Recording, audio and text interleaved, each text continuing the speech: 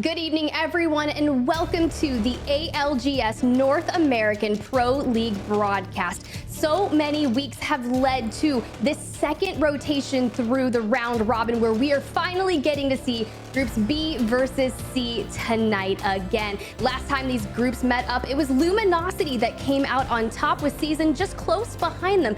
So the question is, can Luminosity do it again and run it back and find themselves at the top? Only time will tell. I'm your host, Spider Tiff, and I'm going to be joined alongside, once again, the legendary duo of Vicky Kitty and Fallout. Fallout, how are you feeling this evening? I'm feeling fantastic. Excited to be running it back here in North America. So many good stories here. Obviously, TSM, are they the best team in North America? Are they the best team in the world right now? Well, they've been playing like it. I'm excited to see what they can do against the likes of a Luminosity squad who's been so incredibly good. The Guard, are they the real deal? Or are they catfish? We'll find out today. We'll see how they perform in this stacked lobby. A lot of good stories, Vicky. How you feeling? I'm feeling great. You talk about a lot of good stories. I'm also looking at the squads that are risking relegating into the qualifiers all over again. Furia, where are you at? Optic Gaming had a great end to their performance in their last competitive day. I want to see that carry into day number 6 because, like Tiff was saying before, we got some limited days on our hands for some of these groups to solidify their points into the LAN. Yeah, only one more rotation through the group matchups, but let's go ahead and talk about some of those teams that we will be seeing featured in Group B versus C. You moment you see it, BR Demons at the very top, another team that really needs to step up and find some success here as well. And maybe a new name to y'all, the former Atlanta Premier roster featured as HEC, Hill Enemy Crook. Excited to see what they can do. Started out with a map win, I believe, on their first match day, so they're looking to find some continued success here and get into a solidified spot on the regional qualifiers. Fallout, talk us through this. Yeah, absolutely. I mean, a couple categories here, right? You got the top performing teams, the top dogs of this lobby. It's TSM, it's LG, it's Space Station, the Guard, and surprise, surprise, Esports Arena is performing at a top level. Then you got kind of the notable teams right behind them. Season, 100 Thieves, Optic Gaming, and HEC. Our Dark Horses and BR Demons, FaZe, Tripods, and Cloud9. How will they perform? They have the potential. We certainly know it as we take a look at the overall standings, Vicky. Yeah, looking at this right now, TSM have been one of the most consistent squads, though. Even though we saw Luminosity top this group lobby, it's TSM that have had an amazing standout performance in the last few competitive days. Esports Arena, you mentioned them before. This is another one of our really consistent teams. I'm excited to see how they're going to fare against other squads that have been really on the ramp up. Looking at you, Optic Gaming, Season, another squad that also I have eyes on. It's going to be exciting to see how a lot of these teams are going to be able to fare against each other in this lobby. Yeah, there's a lot of teams just outside that 9th place threshold, so looking to find themselves in that contention for Split 1 playoffs. Jump on over through 11 through 30. If there's a lot of teams that are on this list that really need to step it up. You mentioned relegation, but you talked about Furia sitting there in 24th place with 18 points. So they're going to have to make a move here tonight, Vicky. Yeah, it's actually crazy to talk about Furia in that capacity. I mean, you also look at other squads that are also on the cusp of trying to qualify into LAN. Space Station Gaming sitting currently in 9th overall with Guard right behind them, Season right behind them. So it's very stacked looking at this lobby and looking what we have on our hands in terms of the action that we're going to be able to see in this group. Speaking of action, we have a lot of talented teams that we've kind of briefly spoken about, but I would like to dive a little bit deeper in the moments and kind of highlight our teams to watch for this evening. Fallout, who is your team to watch tonight? Yeah, my team I wanted to highlight, well, it's Space Station Gaming. Why? Because honestly, we don't talk about them enough on broadcast as a top team in Apex, and they certainly are a top team in this lobby. Last Pro League day, they got 2nd place, only by a few points, almost won it over Team Liquid, and they really showed why we deserve to talk about them more often.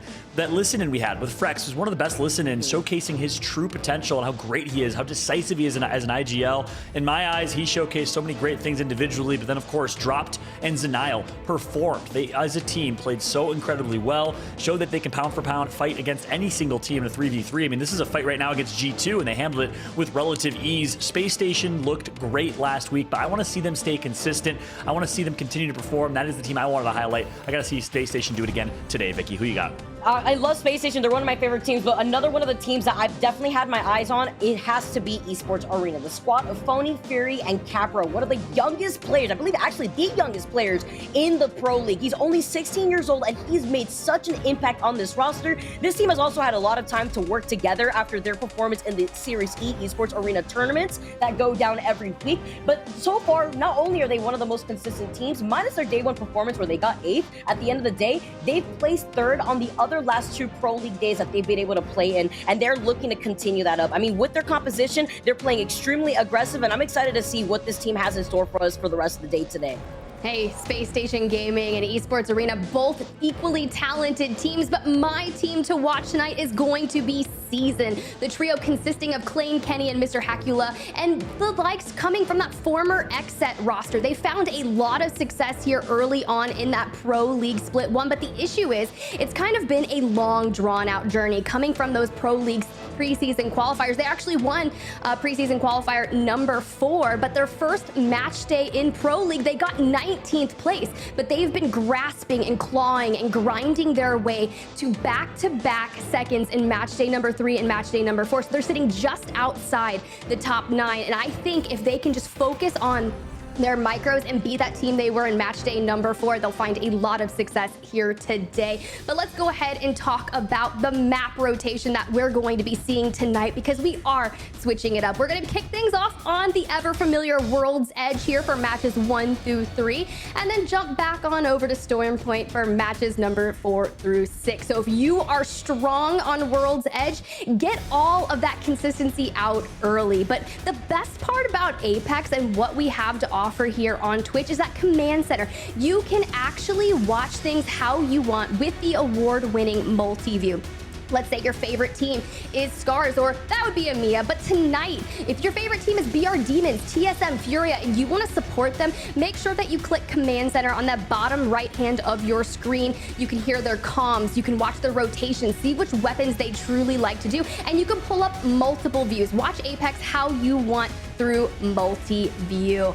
Beautiful way to do it. And honestly, I've seen a lot of people go ahead and throw watch parties out with the multi-view. So as long as you're enjoying it, that's all that matters. We care that you're watching it your way. But for our next moment, I kind of want to talk about this. On the Mia broadcast earlier today, we got to highlight some really cool moments with the gold knockdown. But tonight, we're going to be talking about something a little different in the What's in Your Pack presented by WD Black. Tonight, in North America, we saw some really cool moments. Earlier today was that gold knockdown, so it was some utility, but tonight it's a weapon fallout. And in particular, it's going to be the Rampage. Talk me through it.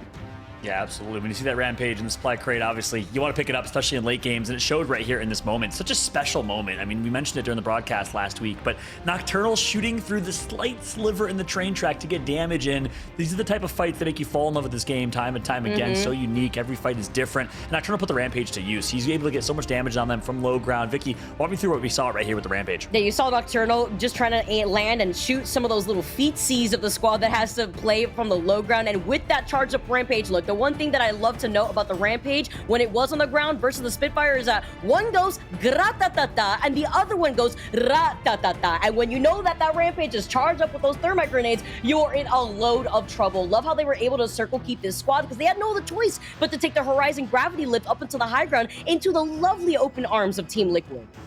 Yeah, listen, Vicky, I mean, fantastic breakdown. I just have to say, if your career as a caster does not work out, you got a career as a voiceover animation person for weapon sounds. I don't know what that was. Can you hear that one more time for me? It was a grat-ta-ta-ta? One more time for me, please? Yeah. So the Spitfire goes gra-ta-ta-ta. The Rampage goes ra-ta-ta-ta, like R-A, like for Rampage right there. So you already know when that thermite is charged up in that Rampage, you better start crying or you better start respecting that space because that is when all the chaos is going to break loose, especially when it's gra-ta-ta-ta versus ra-ta-ta-ta. That's the Spitfire. Exactly. I see. Got it. Tiff, you following this right now? I am following, and let me just tell you, I am crying anytime I hear that sound nearby me in any of the games that I play. I will run full-fledged in the other direction, and if it's Vicky with the Rampage, I'm extra scared, let me tell you that much. But regardless, what a solid weapon, and that's all we have in store for you for that What's in Your Pack presented by WD Black. It's the Rampage. They're charging it up. I think it's only 4 seconds with a thermite to charge it up to increase that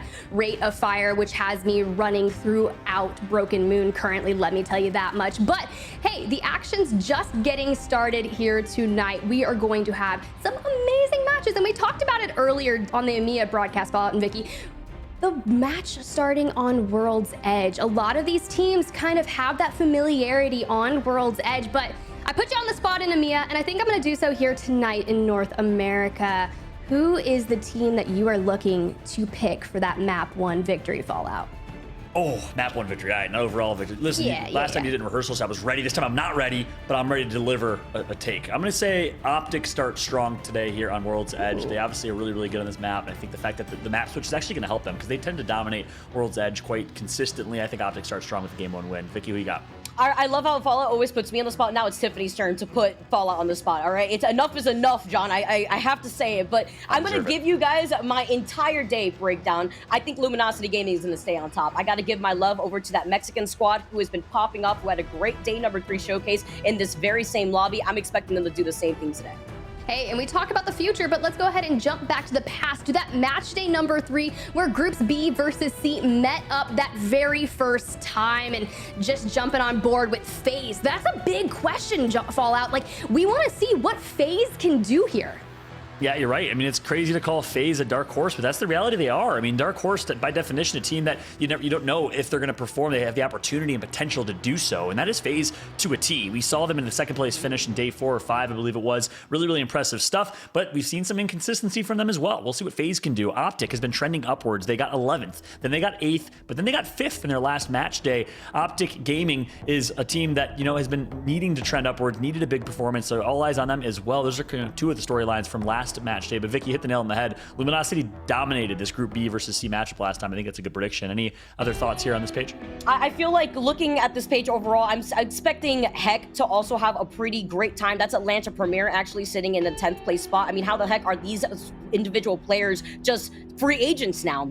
Somebody needs to keep their eyes on Atlanta Premier's former team now, Heck, because they're also going to look for an opportunity to make sure that they're standout individual players for this day.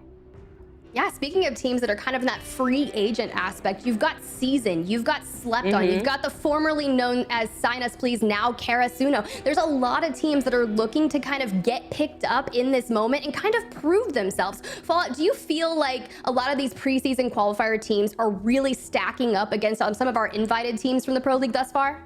Yeah, absolutely. And especially in this group, I mean, that's one of the biggest storylines of this group matchup, and Group B in particular, is it has the most stacked Challenger Circuit teams. You mentioned most of them. Tripods, Season, ESA. These are all teams that were in the Challenger Circuit, were amateur players last season, and have qualified and have made their way through the open qualifiers, and are now sticking it to and dominating a lot of these Pro League teams. It's really an awesome story, and Group B in particular really highlights a lot of these Challenger Circuit teams, Tiff.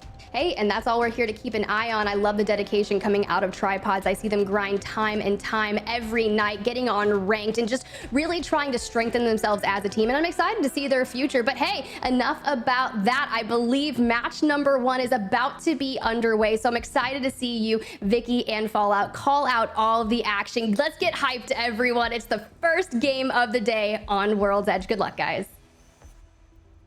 Thank you so much, Tiff. You hear that, Vicky? Fallout, call out. See what she did there? That was impressive. That was really good. I love Tiff. 100%.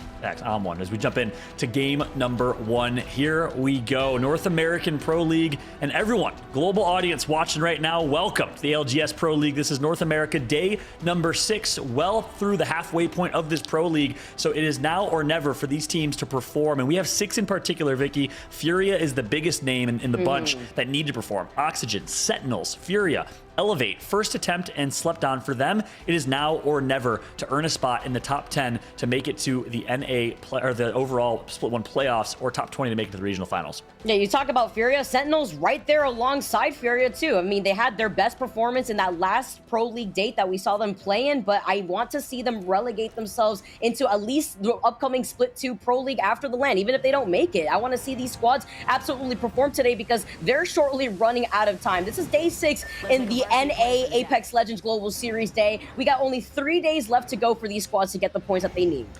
That's right. And just to finally kind of break that down for everyone, so everyone's aware of the format, how things work, well, top 20 is what teams are vying for right now. If you get top 20, you make it to a day 10, a last regional final day, which also goes towards your Pro League points. The winning team from that top 20 will automatically qualify for Split 1 playoffs. The following top 9 teams in overall Pro League points will qualify for Split 1 playoffs. 21st and 22nd avoid relegation. 23rd through 30th have to go to play the top Challenger Circuit teams in the relegation or the Split 2 Pro League qualifiers. So that's what's at stake here. Top 20, as we see it, Cloud9, initial fight and battle against First Attempt, no longer dropping Climatizers, Cloud9. Very interesting early 50-50. And this is very scary, though, because C9 have the number advantage. I was going to say, because First Attempt actually went for a split drop, because one of the members of First Attempt is actually trying to prioritize the beacon for them to have information. Now, they've lost out on their Wattson, which loses them the opportunity to bunker down in these buildings safely. And not only that, unfortunately, the banner is actually all the way on the low ground. So good luck trying to get that banner before the timer runs out. Yeah, so no NRG in this lobby means staging is going to be wide open, and Cloud9 thought they could have it. Ew. So did First Attempt. I don't know if these teams did not have an idea the other team was going to be dropping there. I mean, no one would expect a Cloud9 to be giving up Climatizer, but they did. They say, let's not fight the BR Demons. Last time we were there in this matchup, BR Demons had their way with Cloud9. I think 2 out of 3 games, maybe even 3 out of 3 games. BRD dominated that fight, much like we saw BRD dominate G2 in Barometer on Stormpoint. So BR Demons, again, they're a team that kind of came up through arenas. They were arena demons originally. They dominated a lot of those arena tournaments. You don't want to fight them in a 3v3 50-50 fight. That's why you see Cloud9 giving them the respect. And instead, well, they get 2 kill points looking for a third. There's the hungry Hippos looking to get even more KP to their name. You saw that Esports Arena, specifically only Luda came up to scoop up one of that KP, while the rest of Esports Arena is so focused on looting the rest of Thermo. They're going to take the last member of First Attempt, and that's going to be the first squad exiting out of our lobby. I did mention before, Fury in the Esports Arena lineup, it's actually Luda who had moved in for Fury just actually earlier on in the season. So Luda cleaning up that KP as well, just denying that opportunity from Cloud9 means that Cloud9 get to start off their day in this first game with 2 KP to their name. That's right. Cloud9 rocking a Bangalore Bloodhound team comp. You're seeing that rise in popularity. G2 was the only team that did it in North America. Cloud9 joining them, because we have a couple of EMEA teams doing it. Guess what? Furia as well, the same team comp. So Bangalore stock way up overall in meta, but it's only these 2 teams rocking Bangalore. Guess what, Vicky? We have 13 different legends in this game. That's one of the highest records or numbers we've ever had in terms of the amount of legends that'll be on display. Catalyst, only 1. Newcastle, only 1. Gibraltar, only 1. 2 Bangalore, Loba, Fuse, Bloodhound, and Caustics. And 4 Cryptos, 8 Seers, 8 Wattsons, 9 Horizons, and 18 Valkyries. So 2 Valkyrie-less comps are the 2 teams we've seen so far today. Cloud9 and Furia changing it up. We love it. No, Valkyrie lineups are actually always so interesting because it plays into the way that the squads want to focus on their rotation. As we look at Furia being one of the teams running the Valkyrie-less composition, for those 2 squads running the Caustic, hold up, I just want to talk real quick. No, I'm just joking. But the Mad Maggie was very prevalent in the EMEA region. It's always so interesting to see how the difference of regions and composition that we get to be exposed to. APAC obviously rocking the Crypto, the Wattson, and the Valkyrie more than anything else. Even the variation of the Valkyrie, Horizon, and Wattson being a very big composition in those regions. And then the difference between North America that runs things a little differently here. Yeah, meanwhile, 100 Thieves, ones that really popularized and really launched the popularity of the Wattson Newcastle team composition at ALGS Champs. Worked out really well for them. They got a top 5 finish at Champs and performed consistently throughout Champs. They're running the same team comp overall. I'm going to double back to the Furia note, though. I mean, props to them. Obviously, we'll see if it pays off and if it works, but the definition of insanity is trying the same thing over and over and over again and expecting different results. Furia was trying the same thing. They're the ones that popularized the Seer meta, but at the end of the day, all good things come to an end. Just because you did it well at Champs doesn't mean you still have to do it continually now. You need to change something up. You're in 23rd or 24th place overall, so I like the fact so far that Furia made the adjustment. We'll see if it pays off for them with Bangalore and Bloodhound. So we switch on over to HEC, one of our crypto running teams. Yeah, one of their squads that are with this composition are going to be looking to bunker down inside of this building. You can see them look each side. They don't have a seer, so they don't have the information if a squad is trying to approach them from afar, just minus the squads that are going to put themselves in their line of sight. But they will be able to have the information that the Crypto Drone provides, as FaZe are also looking to clean up some early stragglers right here. So many of these squads have already made their rotation into Countdown, and with a quick start to our first game here, we are seeing a lot of individual players drop like flies. How, unfortunately, dropping down. Furia looking to claim their heads. Reps also going down. That only leaves Furhos from the TSM squad to potentially stay alive. He trades with his Wattson. I would love to tune into what's going on with this fight. And TSM is out. Not much to tune into anymore. Furia over TSM. Wow, those are 2 big name brands at the top right of your screen. Furia eliminating TSM with a quick rotation from TSM from Lava Siphon. That was a wicked fast rotation all the way to the northwest side of this zone in Lava Fissure. So kudos to Furia, and this new comp is working well for them. They're taking that fight. They take it with aggression. We didn't see what happened. I don't know if TSM was in a bad spot or got some unlucky positioning, or maybe a third party was there, but I think it was a clean 3v3, and I think Furia simply just handled their 3v3 logistics. Nice job to them. As we take a look at FaZe, who ran a Bangalore team comp on Stormpoint, but Albert Lully, IGL this team, sticking with the Crypto and Watson team comp alongside Valk here on World's Edge. That's what they ran last time as well. And breaking down this composition and why we've been seeing a lot more of the Crypto, it not only does it delete the Watson fences, as you can see Esports Arena, actually, I'll hold that thought for right now before we dissect what's going on in this fight. Luda going down first is detrimental here. Phony gets the trade though, they get the knock at the same time. Now they're going to be able to fully send it. Love the way that they were able to approach that fight. Two members of Esports Arena actually trying to contest over in Thermal Station on separate sides of the inner part of that sniper tower in that bottom floor. And now they don't have to worry about other squads, maybe unless there's another squad that got whipped. It looks like actually looking to go in for the third party. They gotta reset quickly. It's Luminosity now. That's right. LG likes to play Edge on World's Edge. They drop in the north or southeast side of the map. Guess what? They're gonna third party. Capra goes down early. Can ESA survive? Likely not. The Gibraltar Caustic team comp is gonna take out two members of this ESA squad. Sentinels gets eliminated in the kill feed, but it looks like one member of ESA may have survived. Luminosity, though, pick up some kill points along the way.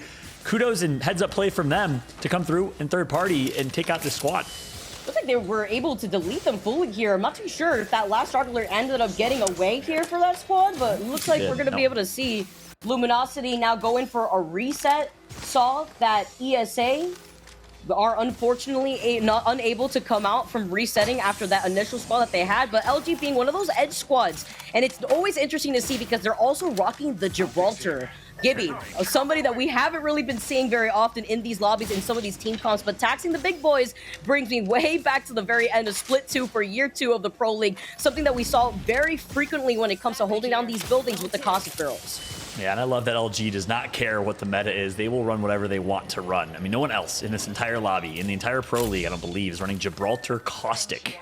I mean, EMEA, you didn't see it once. I don't think you saw any Gibraltars. Very few Caustics. You like to see Luminosity just doing what works for them. Is Optic. Maybe heard some of the fights going on. They're going to avoid that. They'll be taking the rotation, playing Edge. And I want to double down on that point, actually, now that things are slowing down a little bit, Vicky. You mentioned Edge teams. And for those that are watching the North American broadcast but missed the EMEA broadcast, oh my goodness. Go back and rewatch it. It was some of the most entertaining Apex we have ever seen, all because of Edge fighting teams finding a ton of success. Weeks ago, maybe about a month or two ago, actually, a lot of people were saying Edge fighting is dead. With Seer meta, Valk meta, it's about kind of early rotates, about all that info you can get with Seer. Well, Seer's only about 40 or 30% pick rate in both of these lobbies now. And the reality is Edge fighting has never been more alive. You're seeing Bangalore teams and Bloodhound teams run super aggressive on Edge and take fights. And a lot of Horizon teams doing the same exact thing. And in EMEA, we saw a record-breaking day. 21 kills was the record that actually broke a 19 kill game. That was done by Aurora playing, I think, Mad Maggie on that in their team comp and Wraith. And then we saw Vex one up that and get a 23 kill game. Insane. It was insane, so much fun to watch. And I think Apex is as entertaining as it's ever gotten right now competitively, Vicky, given the current meta. Yeah, from region to region, also seeing the way that these different teams have been able to utilize, even incorporating catalysts. You highlighted Aurora from EMEA. You see, we have a catalyst actually in this lobby from the current team, Karasuno.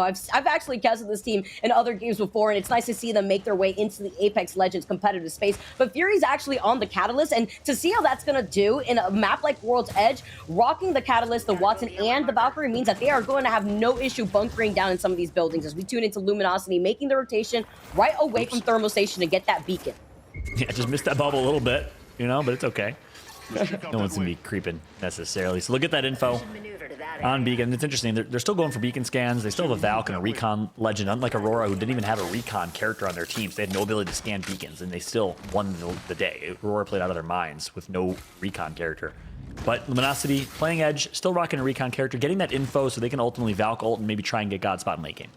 Yeah, seeing that the circle is going to be pulling through Countdown, I'm expecting the choke point between Skyhook into Countdown to get heated very quickly. We know that there's no buildings there, but there is that natural landform and the high to low ground disparity between Trials into Countdown and then Countdown into Skyhook. So right here is actually what I was talking about, where Luminosity is going to start rotating towards through those train tracks, wondering if they see another squad that's by staging. There is actually another squad, and they're actually using the Replicator right now. Very risky play, playing on the outskirts of the circle right here, where Luminosity now have the high ground and could just free fire on this squad. Yeah, it's going to be E8 and Luminosity.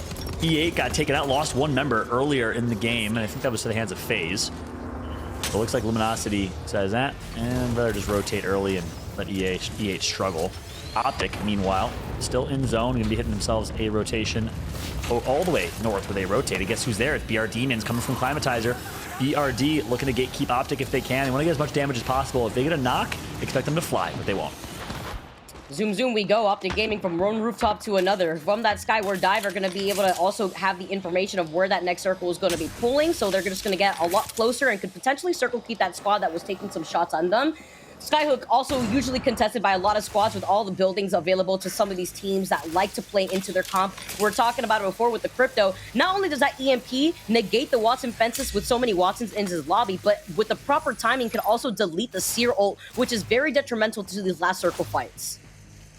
Yeah, and if we could pull up, if possible, the overhead map, take a look at all these teams, kind of where they're rotating to. I want to highlight in particular, kudos to Optic. Optic Gaming, a late rotation, playing Edge, actually did the kind of Optic special, which is Edge, but then you Valcult and you find Godspotter a good position, at least in late game. They did the same thing here. They rotated all the way north, a really smart rotation from them. I like that call from either Skittle or Duplex, the co-IGLs of this team. We'll see if Optic will survive overall. Meanwhile, the Guard find themselves in a really good position, running Crypto as well.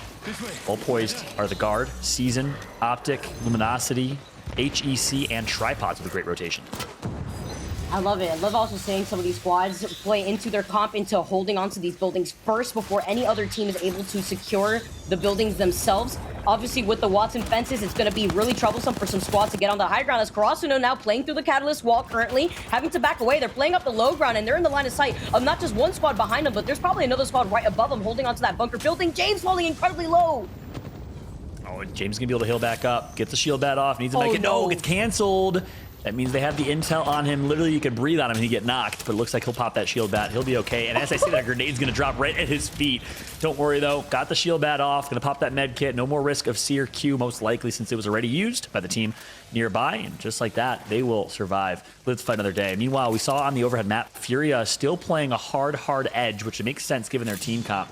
I like how Furia is playing, but guess what? Furia might find themselves running into or clashing into Tripods, the Guard, Luminosity, Karasuno, and Space Station all nearby. Having to play off this low ground sometimes could put Karasuno, at least in this next circle, in a very tricky situation, especially with the squad playing off the low ground right behind them. They can't even poke from afar onto the squad that has a high ground without putting themselves in the line of sight of the other squad that's right across from them. So they have to be careful with the way that they play this, because they can get easily sandwiched by the squads that are forced to drop down from the high ground. Jumping back to the Guard. You highlighted them, kind of mentioned earlier, they're in a really good position. I got to double down on that. This is their special. Early rotate, use Crypto to get intel and recon, play for placement, pick up a few kills along the way. They've been so successful at that recipe that they've found. They won yesterday the Esports Arena tournament. They played really well in that competition. Overall, I've been impressed by the Guard. 58% of their points come from placement, 42% from kills. The Guard coming out from a beautiful performance in the Esports Arena tournament that just happened yesterday. Rambo was feeling himself. He even tweeted out that he wants to carry some of that energy into the Play Apex ALGS broadcast, and you see with that crack off of that one mag, it's got the blue extended heavy mag on that car, and even with that poke, he's just going to be able to back away right now. But let's take a look and go into a listening with the Guard to see what their next move is going to be, presented by WB Black. They're being fucked here. Raven. Yeah, I'm gonna look. Yeah, just watch this, okay? Yeah. Keon, just hard watch our backs the whole game. Literally the whole game.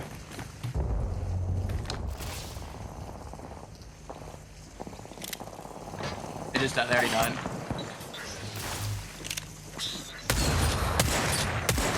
This is a Seer team over here, right? Yeah, they have blue. This team has blue over here. I wonder if we shouldn't place a new gen for armor, because we might get EMP'd on zone close and we need to regen. I'm just holding it. I'm just holding my gen right now. I'm popping one of my 4 cells then. Yeah. And I'm not peeking anymore. Dude, I'm 90 off red. I'm 350 off red. Wait, can you trade me, Keon? Can you trade me? Yeah. Yep.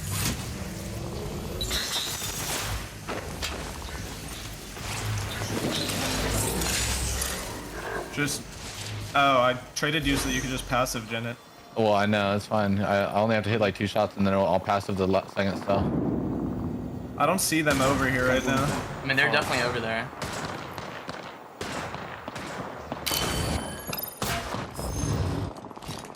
Hello, Douglas, you there? All right, well, there you have it.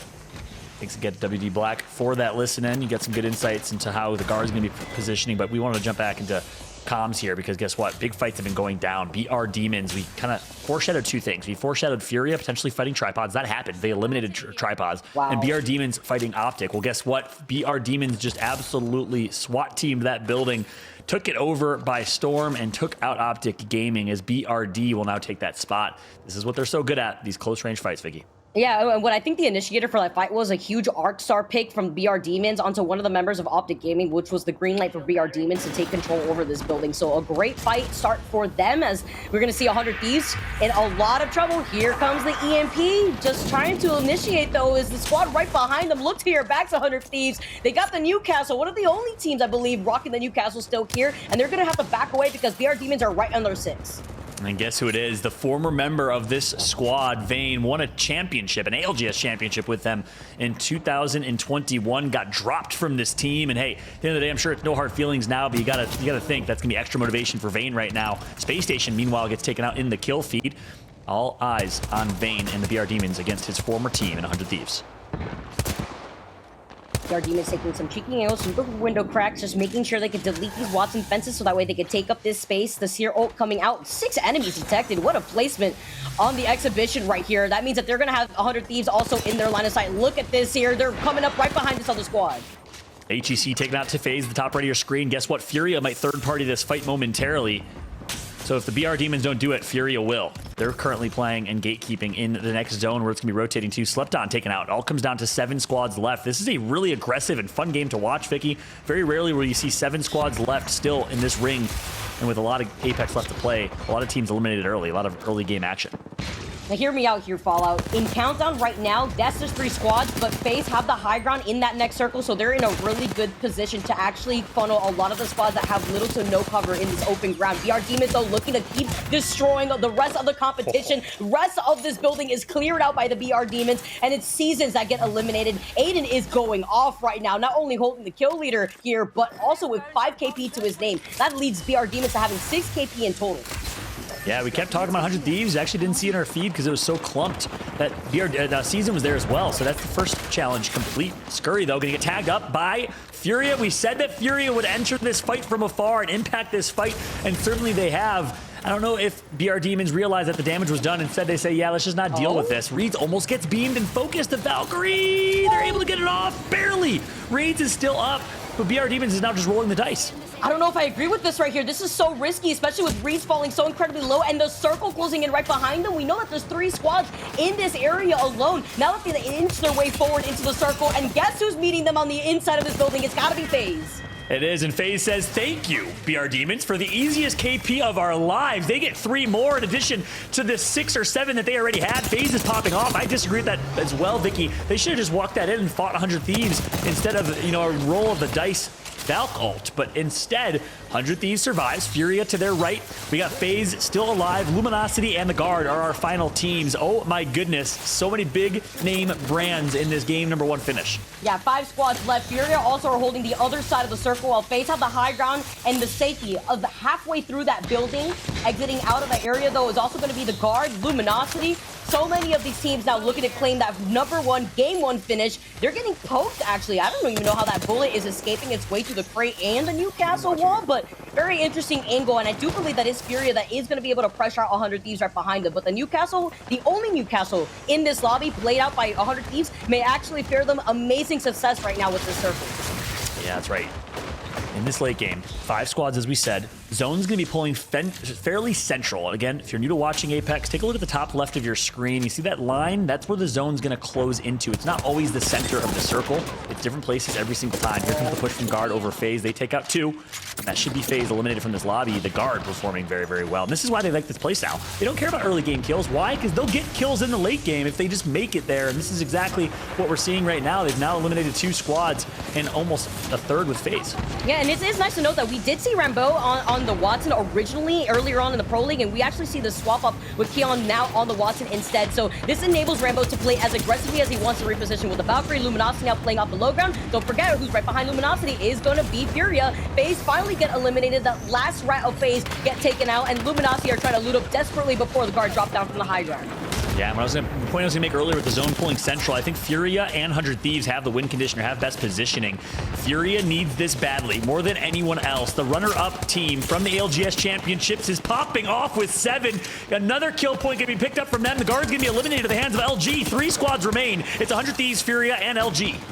His Watson has been practicing the Bangalore over in ranked as he holds the #1 Predator currently in the ranked lobbies, and he's looking to continue on his domination on this Bangalore. They have Pride Rock. They have the natural cover of the rest of the circle. The circle closing in right behind them, and they are unfazed. Oh, I called his Watson the Prince of Apex, trying to take over from the King and Hal.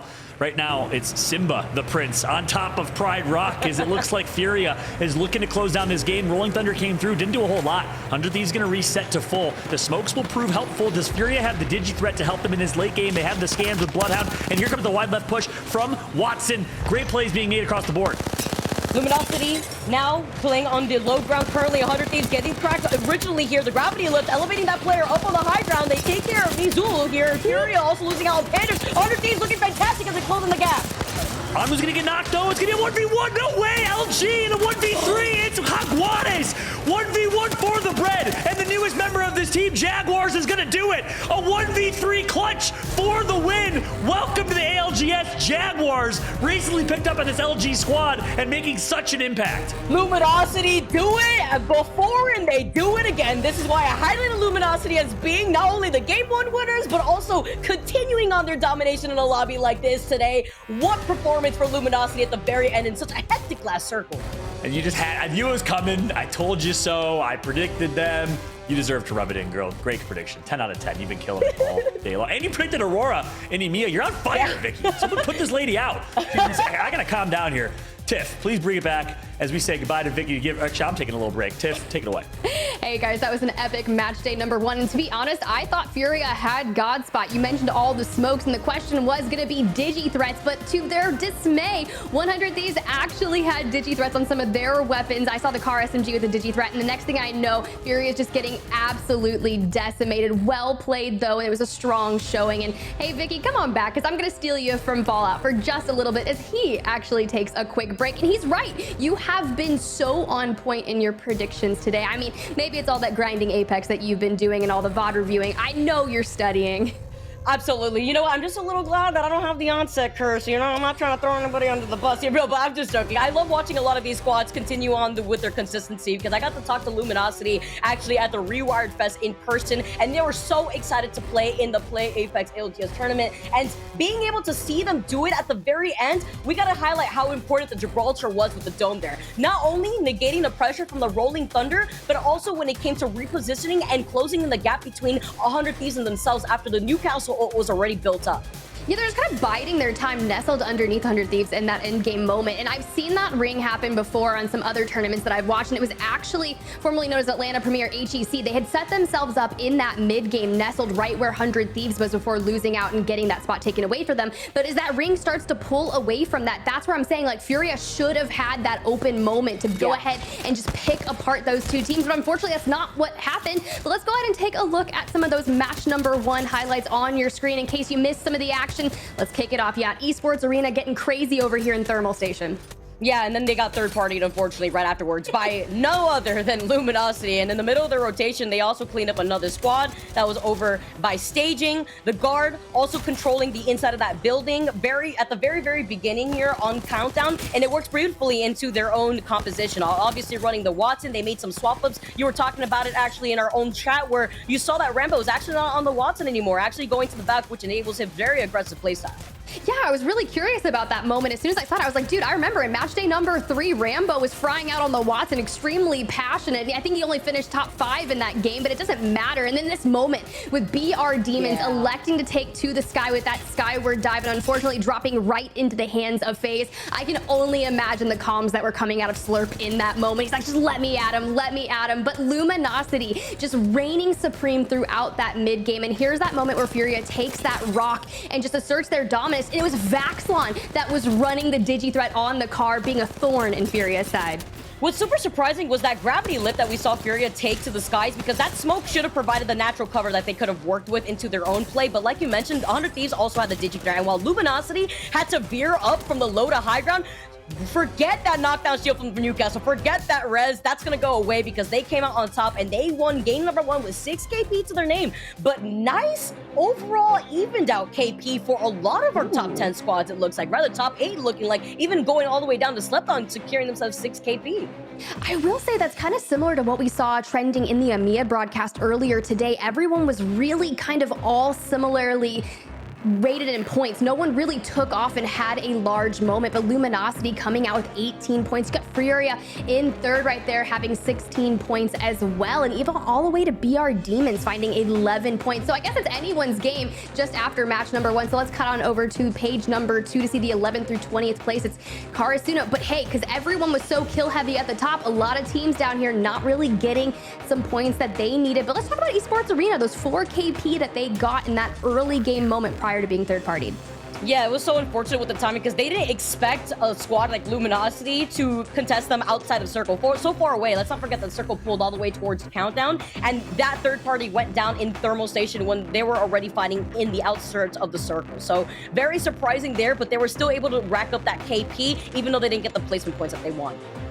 Go ahead and take a look at the series results thus far. After only 1 match thus far today, we got Luminosity at the top just by 2 points, and then it goes down from there all the way outside the top 3. But the Guard, that was one of the questionable teams, as well as FaZe. But could they find consistency? Could they keep doubling down and getting some success? Hey, and they're starting strong on match number 1, because it's kind of that moment, right? I watch a lot of FaZe, I watch a lot of their scrims, and they've actually been participating in some of the EMEA scrims as well to keep doubling down and getting that experience. Albreleli, obviously the IGL. Goal is to get more confident in those call outs and just make sure that they've got Slurp and Slurp and Snipe Down kind of just in gear, right? Snipe Down always likes to challenge those IGL calls, and it's kind of fun to see. But that was just match number 1. We're going to cut to a quick break, and when we come back, match number 2.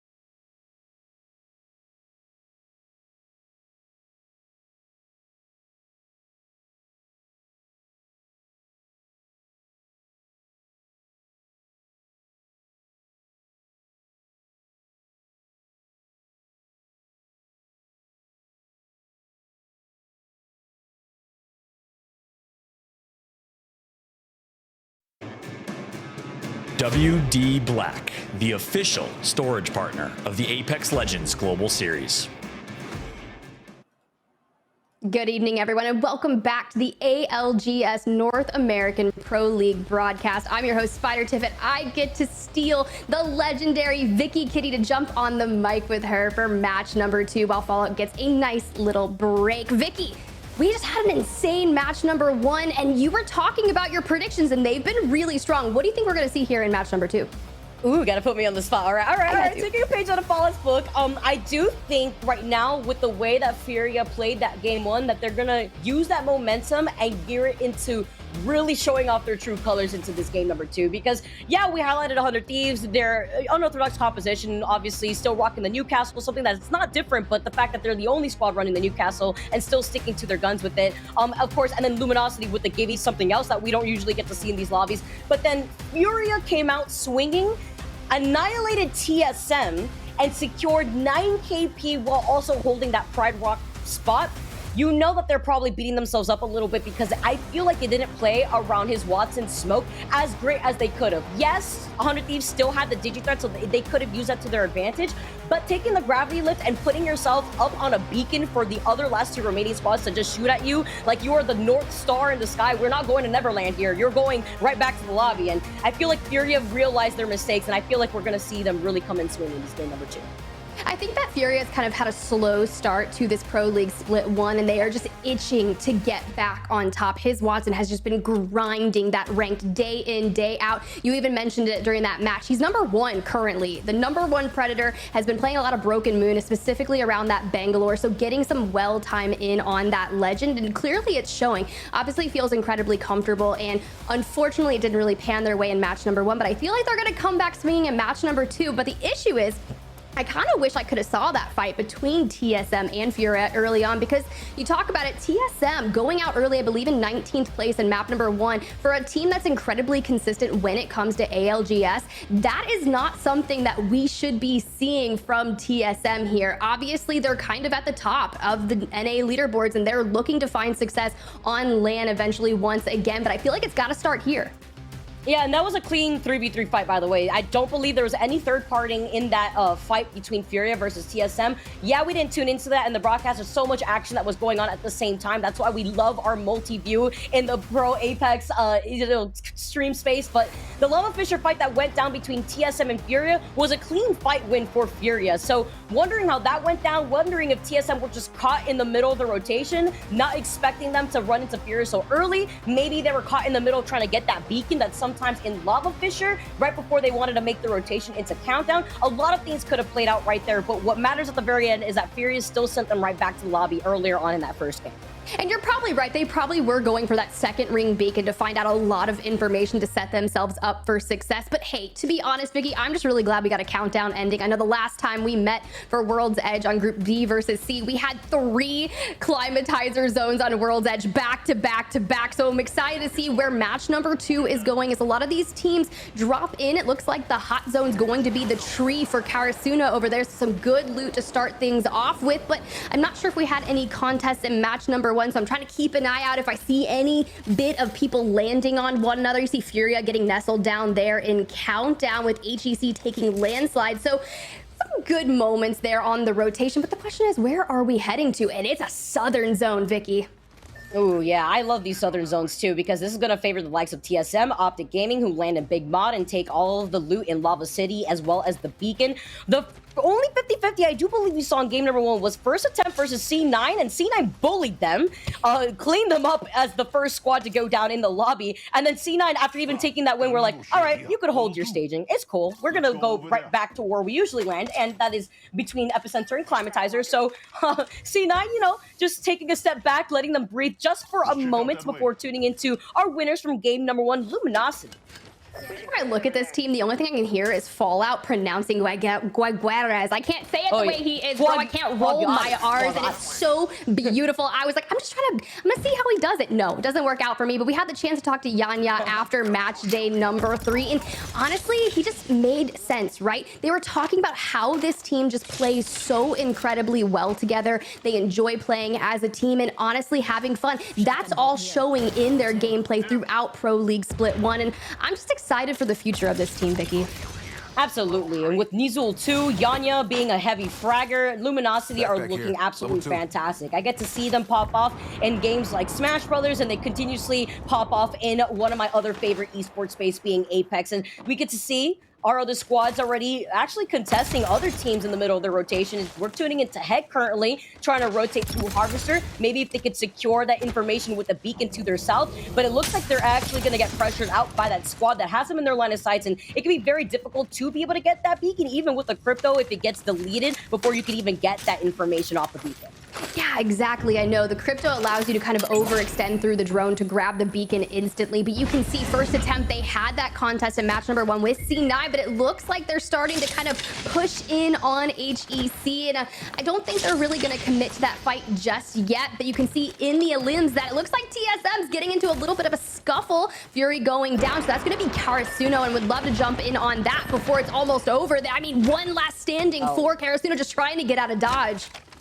In the mouth of Launchsite, we know that Luminosity is probably to the south of this point here too. So Tempest, I'm so sorry, but you are about to go into the open arms of Luminosity once they're done probably scanning that beacon. But run as fast as you can, because TSM are on the other side waiting for you. Reps still, by the way, rocking the fuse, which is always something that I like to highlight early on in the Pro League, because it was a bit of that back and forth whether they wanted to stick to the Seer. Raven was very, very keen on making sure that this fuse was played here, and Reps' fuse goes nasty crazy.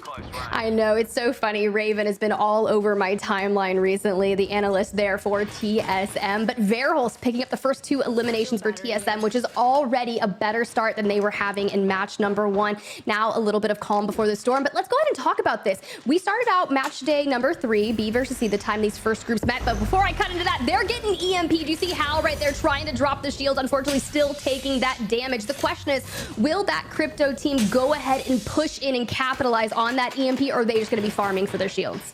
I don't think it'd be a good idea to push it on TSM right here in this location. Even though they're not playing a bunker down character like Caustic or Watson, it's the fact that they have this control while other squads are probably already in Lava Siphon. As you can already see, Oxygen actually making their appearance in Lava Siphon. This would allow teams to get on the high ground of Lava Siphon and even poke from afar into the mouth of the launch site. And with Luminosity and Optic in the area who could rotate south of Lava City, it would just not be a great idea. We've actually seen this circle sometimes end up right below where TSM is positioned at the moment. So it'll be interesting to see how other squads try to contest them in terms of that building.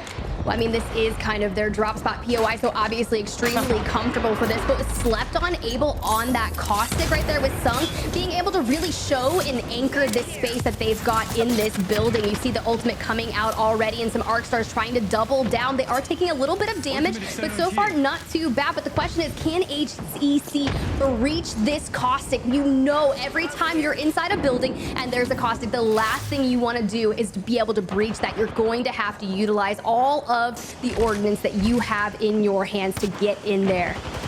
Which they basically used up the best tool that they can when it comes to negating these barrels, and it is the EMP. And there is another squad that are on the outskirts of Lava Siphon that are taking some shots onto Slept on, but with the Caustic, like you mentioned before, this is one of those legends that you do not want to contest here. Even though you can destroy those barrels now, which is why we don't see Caustic utilized as often, it's still a very powerful tool in terms of controlling space, unless your team has a Caustic to actually claim that away. Yeah, and I mean, Slept on right now currently sitting in 30th place, so they need to turn it around starting now with only 3 more stages of group play after this. I feel like you kind of have to start now and just fry out to find yourself in the top 20 to get into the regional final. But HEC just on the outside of that top 9, getting pestered right there is going to be killed by a charge rifle. And we were kind of talking about it. We're always seeing charge rifles, and when I think of charge rifles, I think of Verholst. Homie always has a charge rifle in his hand, usually with that 3x scope on it, and just being an absolute nuisance. Yeah, if it's not Verholst, it's also Reps. When he was on the Gibby, that arm shield with the charge rifle was an absolute nuisance. Tech on the other side, still with the G7 and the double tap that he could rock with, would like to get some damage. You want to be able to boost up that Evo Shield. He's literally 1 bullet away from getting a blue Evo Shield, and they're splitting their attention to the squads that could be rotating right behind him because they have the information of where the circle is going to be pulling, so they want to hang out here to boost up their Evo Shields and maybe get engaged in a fight if no other squads around in the area. Like Sentinels actually, Senox going down at first in this initial fight. The Zero also getting put down for Sentinels to know the information. Looks like we got Tech's POV, aka Sen Coach, stepping in. Lou no longer a part of the Sentinels, but not giving up Apex Comp just yet. Just dancing in there, trying to go ahead and finish off the squad. That's going to be all they wrote for BR Demons. You can see just how far on the outskirts of the next ring they are. So they're going to get a clean reset here. I'm not sure if there's anyone in the nearby vicinity, but it sounds like they're already pinging an enemy. And look at our observers giving us the information we need. That's going to be Furia coming in, Vicky. playing around the edge and playing right into their team composition. A very aggressive team comp between the Bangalore and the Bloodhound, and with the alley-oop taking that gravity lift onto the high ground is his Watson. He's got the Arc Star ready. He's going to try to prevent them from trying to reset. You know that Sentinels right now is shaking a bit here. If they have the opportunity to shield stop, they have the boxes underneath them to play with. I mean, this is going to be a grudge match if you think about it. Tech used to play on Furia. His Watson stepping in on that Furia team, getting second at ALGS champs, and there you have it. Sentinels eliminated here in match number 2 at the hands of Furia. Bang Smoke's going out so they can go and go ahead and get that clean stability reset right there, and then they're just going to carry on their merry way into the ring. And also such a smart way for them to rotate and get involved in this third party. Why? Not only do they have the KP now to work off of this, they have all the extra loot from the boxes from the previous fight against Sentinels, as well as the fight before that when Sentinels came up on top, and the beacon that's right off to their left in No Name. And they can note that with the circle already closing in behind them, that there's probably no other squads in the Fragment East area to negate any of their rotations, so they can take all their sweet time to rotate into the north side of Lava Siphon. Yeah, they probably won't find any resistance until they get to that outer edge of the current ring, but let's jump on board. We got 100 Thieves, and actually it's Amu with that charge rifle in their hand. I always feel like there's at least 4 to 5 players playing the charge rifle, and it's always fun when you're the one griefing with the charge rifle, never when you're on the other side of the charge rifle, that is for sure. But 17 squads remaining, and it seems like a lot of these teams are starting to collapse upon each other in that Lava Siphon area, and as soon as you get that kind of second or third round beacon where that ring is really going to start pulling, we'll see a lot of teams forced to fight. I don't blame these players for rocking the charge rifle, Tiff. At the same time, you got the charge rifle that could absolutely beam the players that are in the middle of using a skyward dive, which with every squad basically running a Valk minus the very rare 2 to 3, it's going to be very detrimental and pressuring that in the middle flying in. E8 now gets that crack, but they lose out in Presley in the process. Yeah, it looks like Luda is going to be on the other side, grabbing the down on Presley. So maybe a 3v2 scenario here. Looks like Golden's trying to reset just a little bit, just on the outskirts of that Seer exhibit. But there's a fuse in the area, and you can see that ultimate coming through on the inside. That's not going to be someone from Esports Arena. So we have another team in the vicinity, but Luda stepping in right there, an absolute menace of a controller player with that Volt in hand, throwing down a lot of damage, does get tagged up and is forced to kind of back away before going down. Now the question is, can Capra and Phony clutch up in this moment and fend off 100 Thieves and everyone else in the nearby vicinity?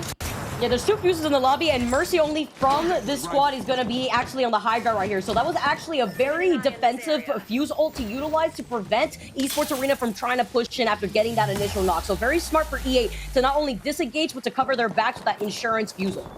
I did see a gold knockdown shield to kind of help that reset. Now you can see just getting some syringes in, making sure you're at full health and capacity to be able to get back in that fight. But honestly, I think it's a time that you should just kind of cool off, wait a little bit. There's still 17 squads remaining, but look, you're still going back in for more, and 100 Thieves pushing inside the building, which I actually like this play for them. Baxlon's going to take a lot of damage and get punished for it, and unfortunately, Fury's going to go down as well, and that's actually going to be from ESA coming back in. Capra absolutely frying. And they're getting griefed by a charge rifle across the other side of the map. Oh, unfortunate for 100 Thieves, but a nice split fight push for that squad that is actually playing on the outside of this Lava Siphon building. Here comes the scan right here for Bloodhound. Furia is the squad that's playing on the edge, looking to claim even more heads. Let's jump into a listening with Furia. I think we push this duo. Hey, wait, There's guys. so many teams, dude. Well, let's maybe run after the duo. They're right here. There's a need jet. Yeah, right here. Yeah. 64 purple. This Valk is alone right now. Yeah, I'm swinging Yep. her. 70 on She her. went out the door. She went out the door. 70 on her. I Watch can't. the I height. can't. I'm backing up. Backing up. I'm top of the Hands bat. good, hands good. Yeah, I'm good. Not good. Yeah, there's Go, too go, much. go here, go here, go here. You have to watch me at the bat. You're good. They're right I'm above good us. now. No, they're not. Never mind. Audio.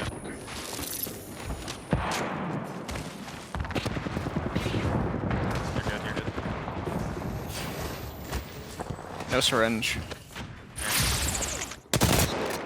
We're in. We're big time in zone. The Watson fans of the team, they're on bridge. Yeah. I'm healing. Yeah, they're. We can let them. We can let this team fight. We can let this team fight, and we 3P them again. What if we just broke this drone right now? Spotted a numpty over there. You wanna fight this? They're playing really Yeah, we smart could right run here. this thing I down. saw I them just really far away. broke their. I just broke All right, their. I'm popping ult Excel. I'm not with you. And no scan for 13. Do you see where I am, bro? I'm like... They're right here. I'm gonna destroy their gen. Wait, yeah, they were just mad. 128 on 130, 140 on fucking I'm Near bad me. in there. What? I'm dropping down low ground. I'm under bridge. I'm under bridge.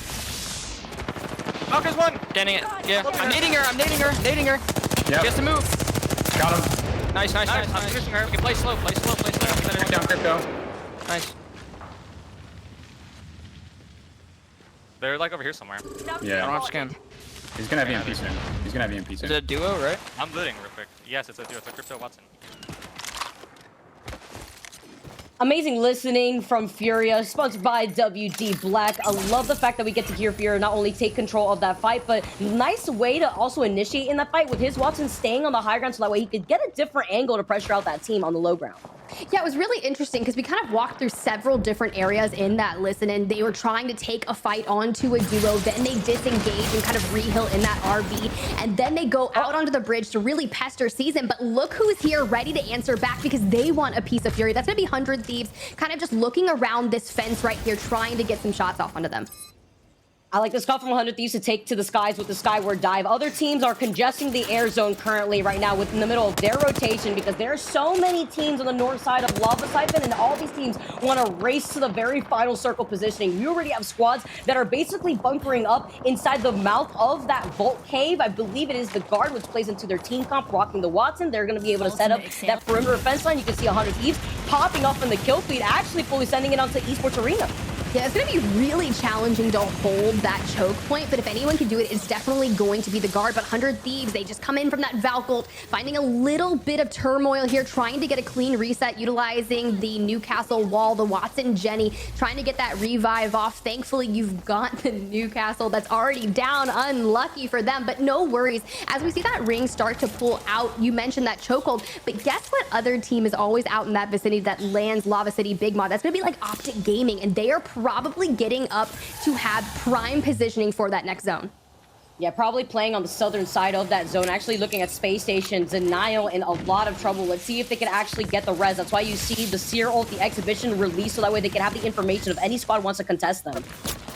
Ooh, they are able to get Zenile back up, trying to drop the Watson Jenny, but Optic Gaming on the other side, just punishing them, not wanting Space Station to get back to their full potential. They're going in. And Optic Gaming is a team that we've needed to see this level of aggression for. I think back to the days on LAN where we saw just how dominating they were, and I want to see that Skittle Cakes from LAN. I just remember that epic moment in an endgame circle where he's able to shield swap twice. Skittle Cakes on Horizon, just absolutely savage. He's got that gold R301, and I'm ready to see them find success here.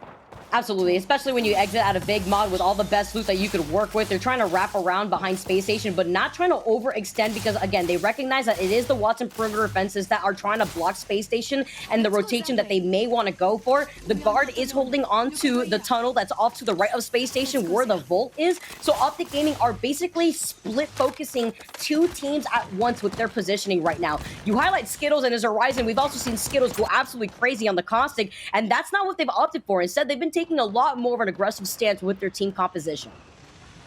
Yeah, I'm curious. I feel like this is going to be a moment where it's calm before the storm. Space Station getting griefed by a nearby Horizons missile storm, probably at the hands of Optic Gaming. But the question is, who is going to make a move first? Space Station gets that full reset right now and just starts trying to level up that blue Evo shield with the charge rifle. Currently has 432 damage, so not bad, but only one assist. But they're needing to find some eliminations on their hand as well. My question is, we did see a lot of teams that were collapsing on each other over in Lava Siphon. How are all of these teams going to make it into that next ring, which is purely going to be open? And one of those teams in particular, Furia, currently sitting in first place with 21 points, have no real defensive legends. They only can rely on those Bangalore smokes. And the placement of where they're positioning too, because the circle is to their backs and they still have that slight high ground by the bridge area that they can work off of, and they're going to be able to overlook a lot of the squads that were forced to play off the low ground. E8 now in a lot of trouble. TSM get wiped out by Luminosity. Are you kidding me? That is Luminosity rotating from the southern side of the zone, cleaning them up when they were taking control of that building since the very beginning of the game. E8 now still alive, still going to be able to try to reset and recover, because like you mentioned, Tiff, there's a lot of squads in this area, so nobody wanting to put themselves in the line of sight where they could inevitably get pinched. I mean, that's exactly what's going to happen. The first team to break line of sight in front of all 5 teams that are trying to rotate into that next zone is ultimately going to be targeted by every single team. And look at it right now. 100 Thieves doing a great job at eliminating that enemy's black hole right there super quick. If everyone just focuses it, I believe it's only 180 damage, so it can go down really, really quick. And just trying to reposition an E8 going to fall at the hands of Vaxlon. So unfortunately, they're not going to be able to make that terminating journey to that next zone, and 100 Thieves continuing on, taking out FaZe as well. One by one, as 100 Thieves claims each and every single one of these squads that were stuck inside Lava Siphon. Now they are the victors of the Lava Siphon area, and it's also nice to know while all that action was going down, that Space Station has also taken care of Luminosity. So Luminosity out, TSM out, and Space Station now taking control over that southwest side of that next zone. We know that this zone is going to be pulling towards the middle, which is going to be in a bit of that low ground area between Lava Siphon into that open choke point that leads into the geysers that Optic Gaming are now situated in.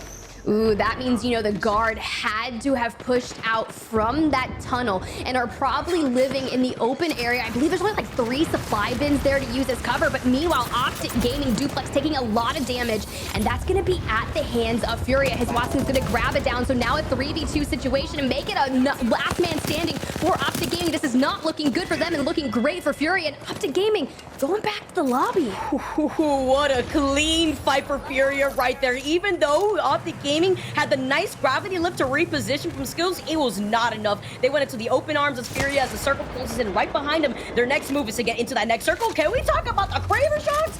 RKN claiming heads as well from the guard as they're forced to exit out of their little home, but they're still finding more of these Kraber shots. I mean, hey, that's what you love to see. I know we were talking about that switch with Rambo on Valk early on. Well, thankfully, Tom told me that they felt more comfortable with Rambo's competitive experience and be able to play with that aggressive playstyle on the Valkyrie as opposed to Watson, and that this swap, their composition, reflects where their mentals are at the moment. So I'm excited to see kind of how this keeps panning out for them, especially with that Kraber in hand. And we talk about these care package weapons, and one of the ones that we highlighted, it's going to be Scurry's got that Rampage. Got that Rampage, and you're going to be able to work off the high ground too. 100 Thieves in a very nice spot, but the squads underneath don't have to be too scared because they have the natural rock cover for some safety. Is Fury about to pull off this res right now? They lost one of their teammates to the hands of RKN and his Kraber, but if they do pull off this res, 100 Thieves isn't going to give up this high ground, so they could actually go uncontested with this.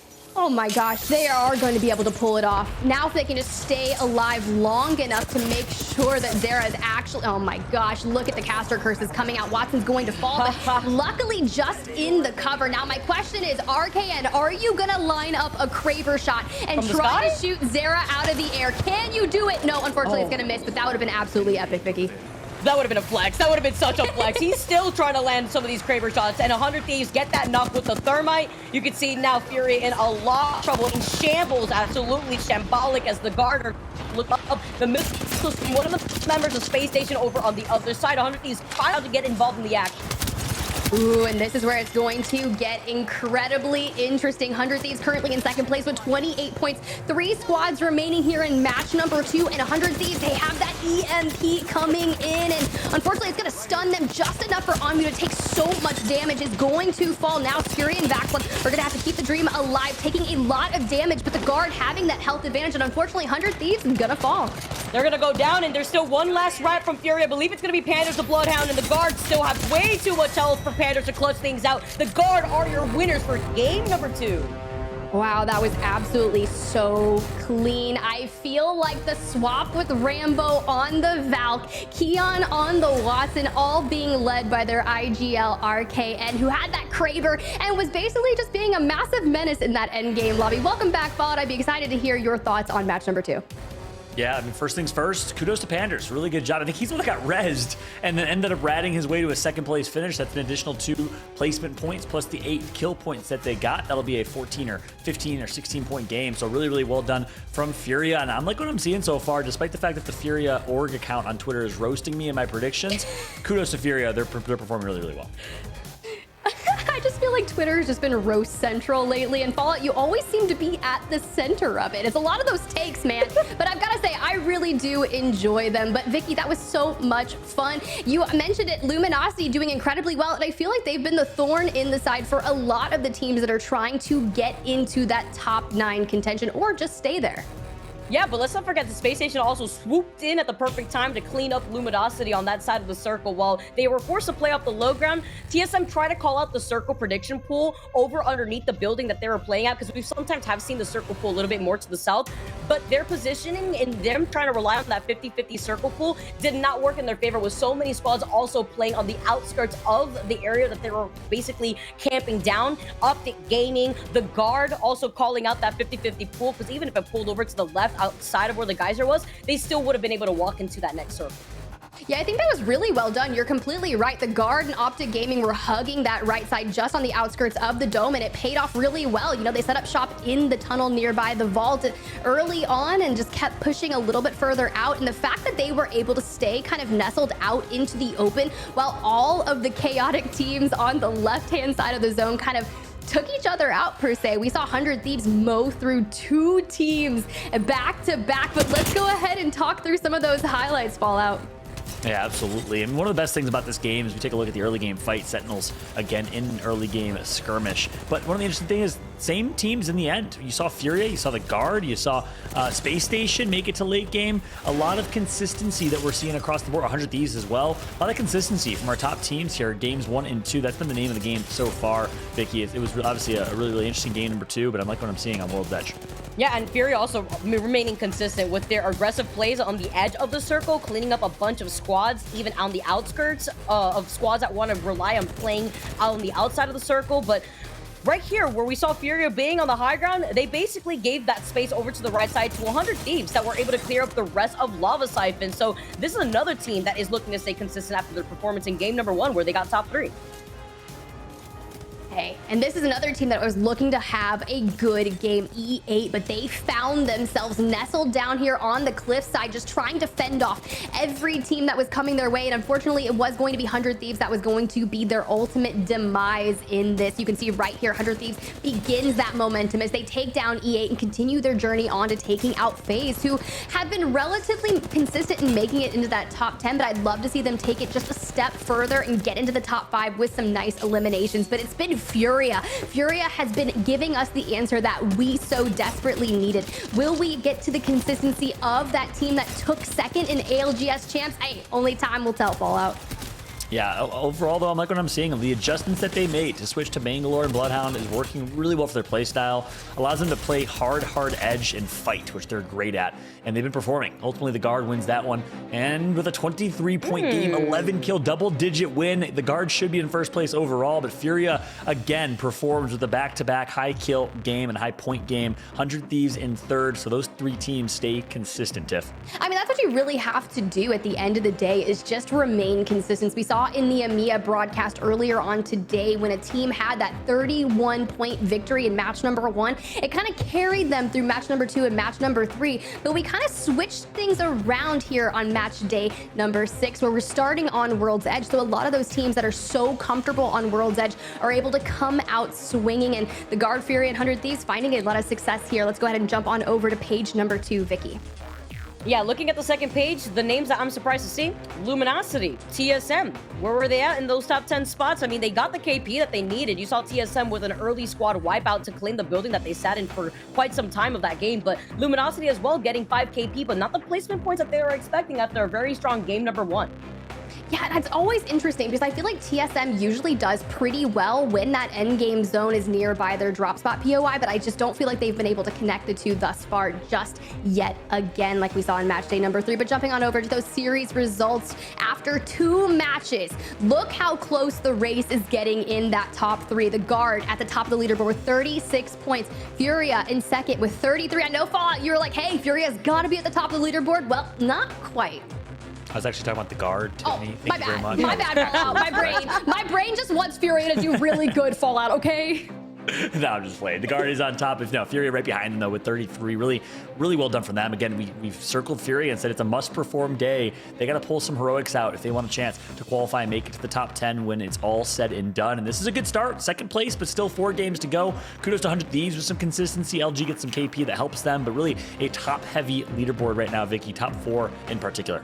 Yeah, you mentioned why Furia needs to do really well. Not only do they want to be able to get at least top 9, top 10, so that way they could get into the LAN if they could possibly get there with the results that they could get, but they're also sitting in the red right now where they could relegate to qualifiers. Let's take a look at the final circle and what played out for our squads here, because 100 Thieves Furia, they still remain consistent. This is still the same squad that got top 3 in game number 1, with 100 Thieves taking second with 5 KP in that first game and Furia getting third with 9 KP. This was such an interesting moment. I cannot believe that Furia was able to call in the mobile respawn beacon and get Zera back in Fallout. You called it. The fact that Zera was able to stay alive until second place, super well done.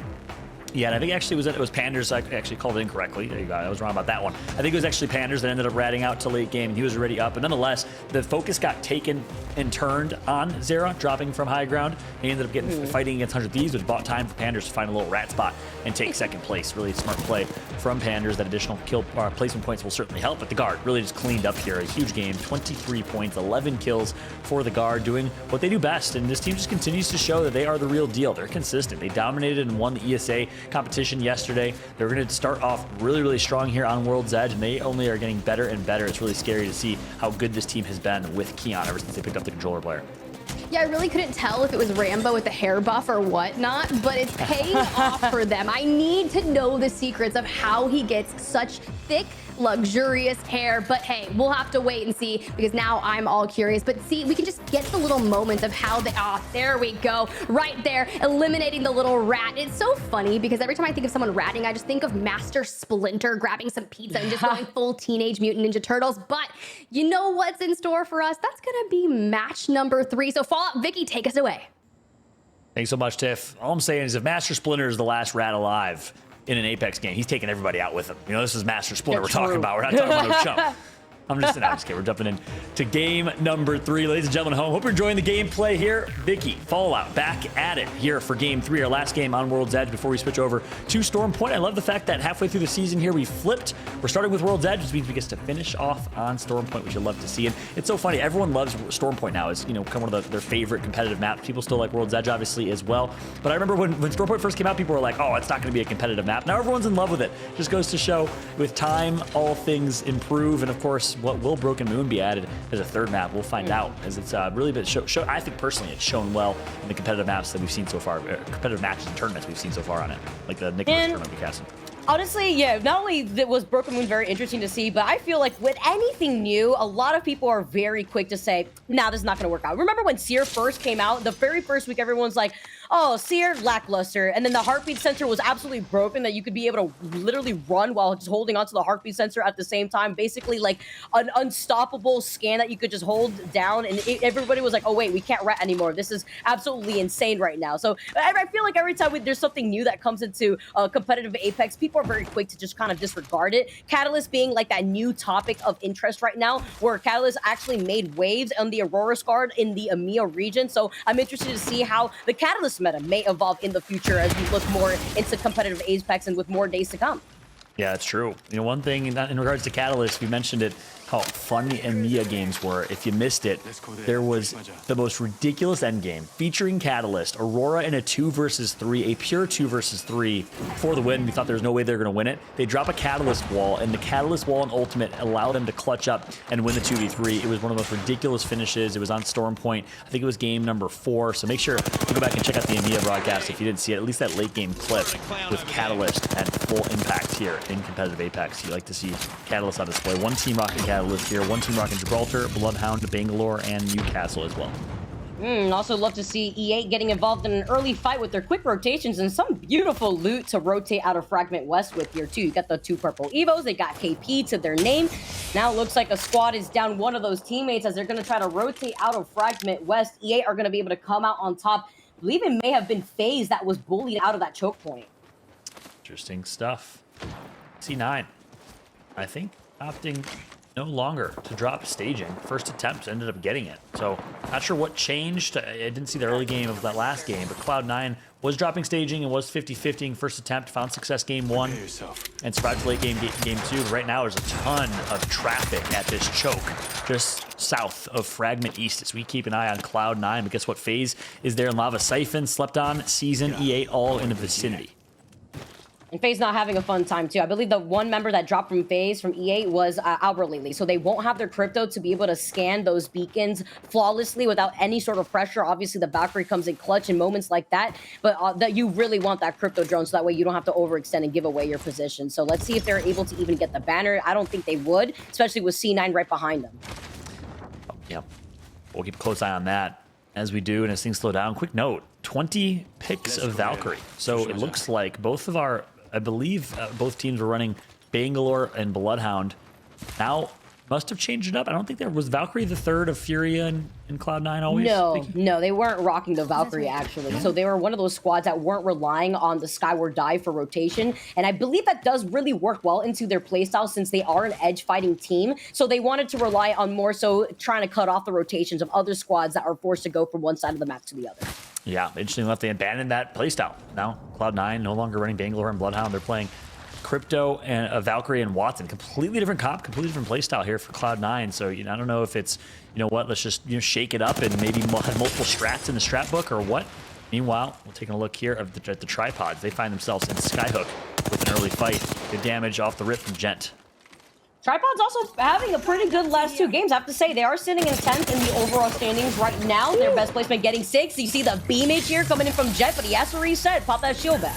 And Nick's gonna drop the ultimate. They know they have the damage done, but it looks like Sentinels is gonna heal back to full. Guess who it is? It's Sentinels. This is such a fun, entertaining Pro League day when we saw Sentinels and the Tripods fighting for Overlook, and the Tripods had their way with them, to say the least. Well, guess what? We got a rematch. Love to see this here. Zero for zero. Everybody is in everybody's line of sight. You can see the grenades. You can see the black hole coming in. And remember, like I mentioned before, huge grenade toss right there to get that follow-up, forcing this squad to get on the high ground. They have that bridge, though, going in from one side of the building to the other, and deleting that zero is going to allow them to try to push in. Oh, but Jet's gonna take damage. The bait and switch gonna come through. Look at the teamwork here from Nick and Jet. Nick's gonna connect for some more. Does enough and stays alive. Is that enough for his teammates to be able to clean up, though, is the question. Nickmercs needs to help reset right now. He's got the shield back that he's popping. Jet says, all right, everybody don't look at me right now. Mind your own business, all right? Gotta go for a reset. D says, all right, we'll have to reposition ourselves too. Sentinels are like, okay, we can take a breather. They're gonna be able to back up, and Tripods have to go in for a reset on the low ground. That was a memeable moment. Gent, I want to get some like heroic music, maybe final countdown. I'm gonna make a play, watch this, and then get stuck in vents on the lift. But here we go, Sentinels now with an opportunity. This fight's gonna continue. Jet could have closed it out right there, but unfortunately gets stuck. Here comes Sen Coach, aka Tech, the substitute / coach for this team currently. We'll keep a close eye on him, but Sentinel's able to reset. Tripods the missed opportunity to close that out. Well, Tripods, they basically cut their losses at the very middle of that fight. Decided to reset after you saw Nickmercs fall incredibly low, but this fight is going on for a really long time. Deeds falls incredibly low. He needs some help. He needs some suppressed fire from his teammates. Here, they have to get a knock. They're going to get one. Gent takes out Crust, making it a 2v2. Good shots come through. It's Nickmercs swinging wide left. Connects immediately with the Seer Q, and he's going to scan both of them. That's a huge Q coming through for Nick. Will the shield bat be popped? No! Nick gets the knock. What a play from Nickmercs here. He goes down, but Gentrifying cleans up. And just like that, the Tripods win it again, but a third party is here. All that for nothing. See you later, Tripods. See you later, Sentinels. The third party from the BR Demons, unfortunately, puts an end and a raid on their parade. That was what I was most worried about. That fight took way too long. That was about a minute-long fight, and the BR Demons had all the time in the world to get whip of that fight and get involved. 100 Thieves now take to the skies with the Skyward dive, predicting where the circle is going to be pulling. We have one of our southern circles, which is going to benefit the squads that get to rotate away from Thermal Station. Yeah, look at 100 Thieves right next to HEC, formerly Atlanta Premier. They'll drop right next to them. And HEC says, we're not happy about that. Thank you very much. We didn't want any neighbors. Okay, we were content exactly where we were at, but 100 Thieves says, well, deal with it. You're gonna have to live with us right next to you for now. HEC gonna stack out, maintain these buildings, stay in control. Furia playing edge and the choke right above them. Furia continues to commit to this hard edge playstyle, but I'd be interested to see what team comp they're running, because they have a Valkyrie on their team now, which is different than what they were running before. I see somebody. Here, heck, they're going to be rocking 2 white Evos, Crook with the blue Evo. They're going to be taking their time to try to control the inside of these buildings here.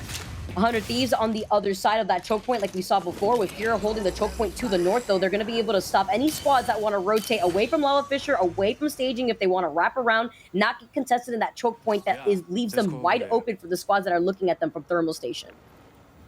Prepare yourself. We have an enemy. Things slow down here. Keep a close eye on HEC. This is where the crypto is so beneficial. You get all this information, can just scan from above and really understand the lay of the land, which teams are nearby, how to play your rotates. I mean, crucial info that you can get with crypto in these mid games to late games. That's why you see teams like Invictus Gaming, teams like the Guard that run this character, because they say at the end of the day, information is the most important thing in a battle royale. And actually in chatting with both RKN and Noises, the IGLs of their respective squads, the Guard and IG, they both say if you can eliminate randomness in a battle royale, that's the name of the game. And I gotta say, first thing, kudos to Apex. I think more than any other BR, there's the opportunity, probably the least amount of randomness. There's obviously randomness in every battle royale, but the least amount, and there's opportunities to mitigate randomness with characters like Crypto. And that's why these teams run cryptos, because you can get more information, you can get more intel. That means you're more in control. Yeah, that EMP is always a benefit when it comes to dealing with these pesky Seer ults, the Watson fences with so many squads bunkering down with either the Watsons or the Caustics. Always nice to see a legend like Crypto being utilized to the highest degree, and not just in the NA, but in almost every single region. Obviously, APAC benefiting off of that information more than any other region that we get to see. So many Cryptos that take control over the APAC buildings when it comes to making those rotations, and as well as not trying to overextend for the beacon information with the crypto drones just flying around one each other. But 100 Thieves are not going to be going anywhere anytime soon because they don't have the information of the next beacon, but they do want to be able to take the chance of the circle pulling in the 50-50 cents where it can pull to their south on the outskirts of that lava or even to their north. Taking a look here at Oxygen. We poked up a few other squads. Meanwhile, the BR Demons, we know that they were all the way from Skyhook. They'll be creeping up on the choke point by Furia. They're walking it up on Furia right now. I can see this on my mini-map on the side of the screen. If you pull the map and or that fight, it looks like BRD versus Furia might be ensuing. These are two teams that have confidence and are very proud, to say the least. They have the confidence in their ability to fight. I don't think either of these teams will back down. As I say that, though, BRD says, yeah, we're going to back down, Fallout. Yeah, BR Demons are just going to rotate out of that situation, while E8 and Oxygen, though, duke it out. There's a lot of squads in this congested spot right here. Oxygen, Season, and E8. You see the Seer ult exhibition coming out. E8 are just going to look at some of the action happening with Mercy just trying to get away from the line of sight of not just the Thermite Grenade, but the Archstar too. He's on that fuse, and he's going to try to use that Knuckle Cluster to buy in some space for the rest of the squad, and Oxygen Esports want to fully send it in. That's right. Here comes the push. Oxygen versus E8. Looks like it's going to be advantage Oxygen. They get the first two knocks. Got to be careful because Season is nearby. Season wants a third party. Oxygen does a good job. They don't get knocked, but as I say that, though, here comes Season. Marching their way in. Klane's going to take out Senpai. Casello's trying to get a shield cell off. Has the fast heal with the gold shield. But will it be enough? Has to go big down to 2v3. There's another squad, I think, that could wrap around this rock and take a little bit of circle damage if they want to actually contest here. I do believe that may be Optic Gaming. They're taking to the skies with the Skyward Dive, and with this res, Oxygen Esports need to go for the quick reset. E8 get finally taken out here, and 16 squads left in this final game of World's Edge. Yeah, so right now we have Oxygen, Optic, and Season all within the vicinity. Luminosity around the corner, FaZe as well. So those are the 5 teams currently playing at the southeast side of the map. TSM is alive on the northeast side of the next zone, but BR Demons might be creeping up on them here in a moment. So we'll have BR Demons, TSM, HEC, Furia, and 100 Thieves potentially fighting for the northern side of this map. Absolute chaos here. You could see where the circle is going to be pulling. I'm looking at the squads that are going to take control over that sniper tower high ground above Thermal Station. I'm wondering if that's Esports Arena who make the quick rotation here. So they will have the positioning advantage. Also C9 that made the rotation away from Climatizer as quickly as they could into Thermal Station already. While Oxygen is going to loot up, you could see all the squads that are in that north side that Fallout was talking about, leaving that choke point. Fury is still hanging on to the edge of the circle. They're probably in the line of sight of Heck, who are inside of those buildings, and then 100 Thieves to their south. So even if they try to fully send it onto that squad, they have to worry about 100 Thieves trying to go in for a third party. Things will slow down. Calm before the storm here in this game number 3, third and last game on World's Edge.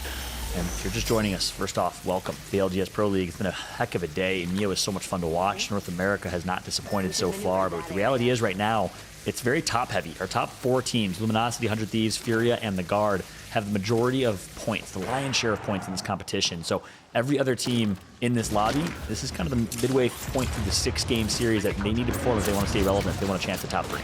Oh, Fury's actually going to fully send it on to Heck here. This is what I was expecting. Again, they just have to worry about 100 Thieves that's to their south that can easily third party. Not too sure if this is a bait or if this is just them trying to share some of the building space on the bottom ground.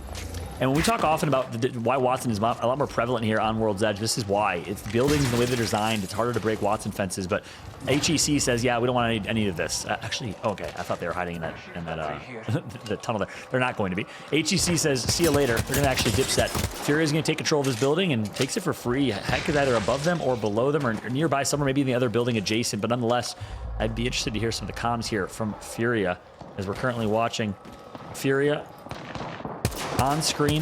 His Wattson and co will take this building and take control with HCC nearby and 100 Thieves as well, Vicky.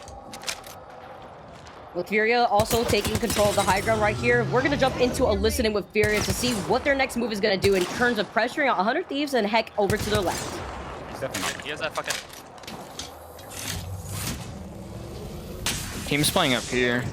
I don't even know if they have a good spot. I think they have a fence line still.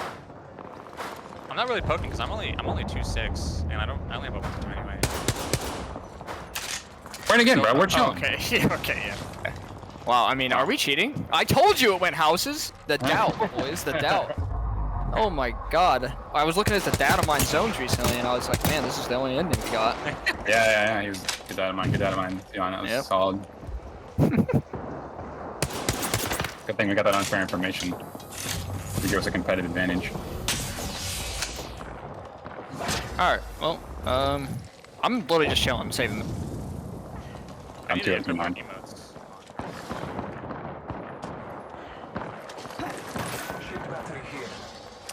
Well, Furia listening's guaranteed comedic relief for these broadcasts. You love his Wattson, Zera, Tricky, and Panders. Quite the personalities in Apex.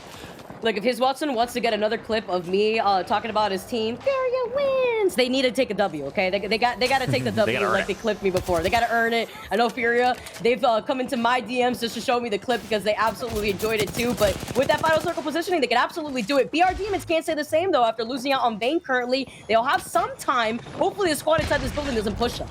You're saying it's Furia slipped in your DMs. That's all I heard, Vicky. That's not if you say yes. Yes, they did. They had to show me the clip. That's right. Shout out to the org. Furia, one of the best Twitter engagement accounts that we got in Apex. A lot of our orgs are always having fun and memeing each other. On board right now with BR Demons on the high ground. One of our free agent squads, by the way. So speaking of orgs, if you're looking to pick up a team in Apex, this is certainly an up-and-coming squad that's been performing so incredibly well with a chance to qualify for LAN. Switching on over to Optic Gaming. Speaking about orgs that have entered Apex and performed well, Optic has been on top, but this Pro League split not necessarily been the case. Currently hovering in 10th or 11th place, not what we're used to seeing. And here comes Furia. They're going to lose one. Zera goes down. Optic's trying to take their spot. They take out Zera early. Panders, Wattson, they were just chilling a second ago. They had all the confidence, all the lulls, but right now they got to clutch up. They did go for a reset here with Panders popping up that shield, but it's Optic Gaming, so it's a 2v2 currently right now. Fury do manage to get the reset, and they have the gold knockdown shield, so they get the res with some additional health to work with, which puts them in the advantage of this fight versus Optic. And that'll be the first kill picked up on Skittlecake. So Optic loses one. Furia says, back off. This is our building. Thank you very much. They'll take it, and they'll maintain control. Furia with a chance to go back again to a top 3 finish here, Vicky. Consistent top 3 finishes for Furia so far on World's Edge. They certainly turned up. Bangalore, Horizon, and Bloodhounds. They're actually running a Valkyries comp. The data I had was incorrect. Sorry about that. I saw 20 Valks, but it might have been wrong there. Meanwhile, the kill feed's gonna be lit up completely. Faye's gonna get eliminated. SSG picking up some kills as well. Yeah, really works into their favor. They didn't run the Valk in the last one either, too. So Optic Gaming, though, losing out now on 2, only leaving up to Noct. Here comes the EMP from the Crypto. Where are you going to go here with your Evo Shield basically non-existent currently? He gets the cleanup on the finish, so that way he can get the shield swap quickly. The grenade DOS to his feet. Can he get the banner real quick here? Maybe he could go for another shield swap just in case he gets it. Well, Furia Twitter account, maybe you're right. Maybe I do jinx things. Furia's gonna get taken out. It's gonna be HEC and Optic who end up eliminating Furia, but TSM enters the chat. They find themselves a few eliminations as well. Verhulst does go down to the hands of Capra with the charge rifle long range, so TSM is damaged right now, but they find a few kill points. TSM's been so quiet today. That was one of the big storylines, Vicky. We said, is TSM the best team in NA right now? Well, it doesn't look like it after these first 2 games. They got to go big here in game 3. I feel like this is one of the TSM script. Oh, the beam image with the Bolt. Look, enemy, all he needs is a Bolt with nothing attached to it and a Mozambique and a Dream. That's sometimes all you got to work with here from Heck. And he's got the high ground too. Versus an RE45, what will win? Enemies Mozambique or a nicely kitted up RE45 with the disruptor rounds? Yeah, so it's one last member of HEC. It's the young rookie, 17-year-old Mexican-American enemy. He's been so incredibly strong for this team. Really was the big missing piece, the key for them that turned things around. Well, 2 members of TSM right outside. It's Hal and Reps, the duo. TSM, a final 2 left in this lobby. We'll see if they can do it. We've seen them do it before as a duo. Optic also a duo nearby. 100 Thieves, Esports Arena, all on the north side of the map. Meanwhile, on the south side of the map, we have Slept On, The Guard, Oxygen, BR Demon, Space Station. A big fight right now between Oxygen, The Guard, and BR Demons, all around the donut building. Heck finally get eliminated. That was enemy who was on the high ground that we just saw rocking the Bolt and the Mozambique. Now 100 Thieves bullied out of their own spot that they were holding for a really long time. Scurry falling incredibly low, but he's got the wall up, but not before he comes out. He gets knocked. And Onmu going to come and try and bodyguard. This is a chance for Optic to push. They know they got the knock. I think they got that intel. Actually, I don't know if they did because SSG got the knock from far away. So they'll reset to full. TSM gets a knock. Verholt's going to get taken out right after, though. Hal knocked as well. ESA looking to take out TSM. It's all up to Reps, the last member alive. And there you go. They're going to do it. But TSM falls right after in the kill feed. Meanwhile, 100 Thieves. Scurry goes down again. The damage is going to be enough to knock Scurry. But 100 Thieves, so consistent this team comp, is perhaps the better version of Crypto for late game consistency. Yep, talk about consistency, talk about how the Newcastle's working out for 100 Thieves right here. I love this gameplay from 100 Thieves and not getting ahead of themselves. Even though there was so much fighting happening in the lot right behind them, they didn't give up the position from the very beginning. They were making sure that the squad right across the lava was not going to be able to take their spot because that's them circle keeping a squad that could potentially get onto the high ground where they're positioned right now. Wondering what their next move is going to be because they're going to be in the line of sight of all these squads that are right below them. 100 Thieves right now on top. Mount Sinai, taking a look at everyone else below them. They just get to chill. Very stress-free game for them, relatively speaking, because they are able to survive the damage and duress that they were under. Meanwhile, they're going to get a knock on Protect full, and here comes the damage. The nades are going to be tossed. No walks in pylon to prevent them. Caselos last alive for Oxygen. One of our bubble teams in 22nd or 23rd place that needed to perform today, and not the best start on World's Edge. Not looking like it might not be the best finish unless Caselos can do something miraculous here. You know what squad is looking like they're trying to start and end things off strongly? It's the Guard playing right underneath them. A nice Kraber shot coming in from Psycho, though, landing onto Vaxel. That Space Station playing off the low ground here, too. Yeah, there you go. Caselos just drops immediately to his death. That's it for Oxygen. Out in 6th. Space Station in 5th place right now. My team to watch in today's competition based on how well they did last Pro League day. That's going to be a great missile swarm, and it's going to get the knock. And it looks like 100 Thieves is going to get taken out. It was a tough rotate for them. There's lava in front of them. They had to drop off high ground. And it looks like 100 Thieves is going to be eliminated in 5th. So as it remains, Space Station, the Guard showing consistency, BR Demons, and Slept On, your 4 teams remaining.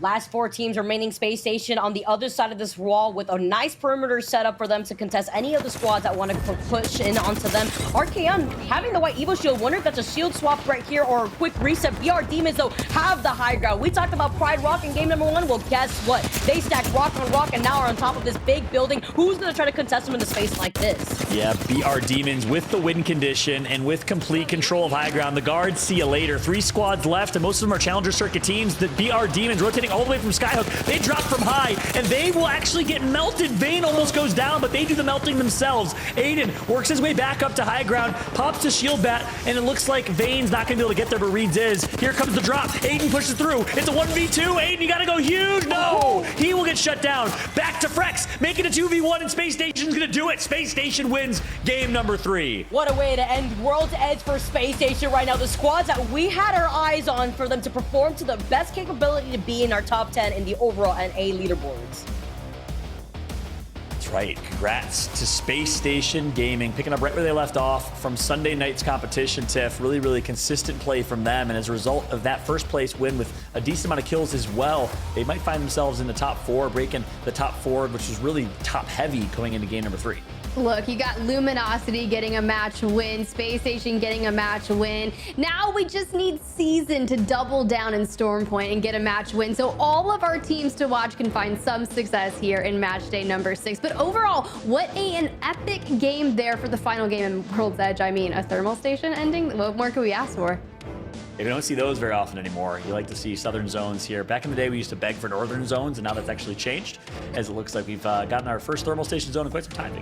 Yeah, I would never forget the, what is it, the 3-game climatizer finish. I was having it that day. I was not about it anymore at that point. You know, I have to be completely honest. But yes, seeing a nice refresher of those thermal station circles could always be tricky because you either have the circle pulling where 100 Thieves was positioned because they wanted to take the 50-50 to call whether they needed to rotate beyond the lava where Space Station held the entire time, or if they wanted to be on the high ground. The only thing was, even with the circle pulling away from them, Space Station just kept pressuring them out and inevitably wiped them at the very end. Yeah, they came in clutch when it really mattered, so it was really good to see them find some success here in match number 3. But sometimes you've got to wonder, had the circle kind of reversed it and pulled towards 100 Thieves, that obviously would have benefited them immensely well. But they've been so consistent here today, and it's just really fun to see. I feel like every time these groups meet up with each other, you never know what to expect. But let's go ahead and jump into some highlights from match number 3. Yeah, and we'll obviously see the late game moment in a little bit, but I'm excited to watch it back. Like, yeah, I don't know why BR Demons felt like they had to drop so early. They had another maybe 10 to 15 seconds that they could have just sat on high ground and let everyone else fight.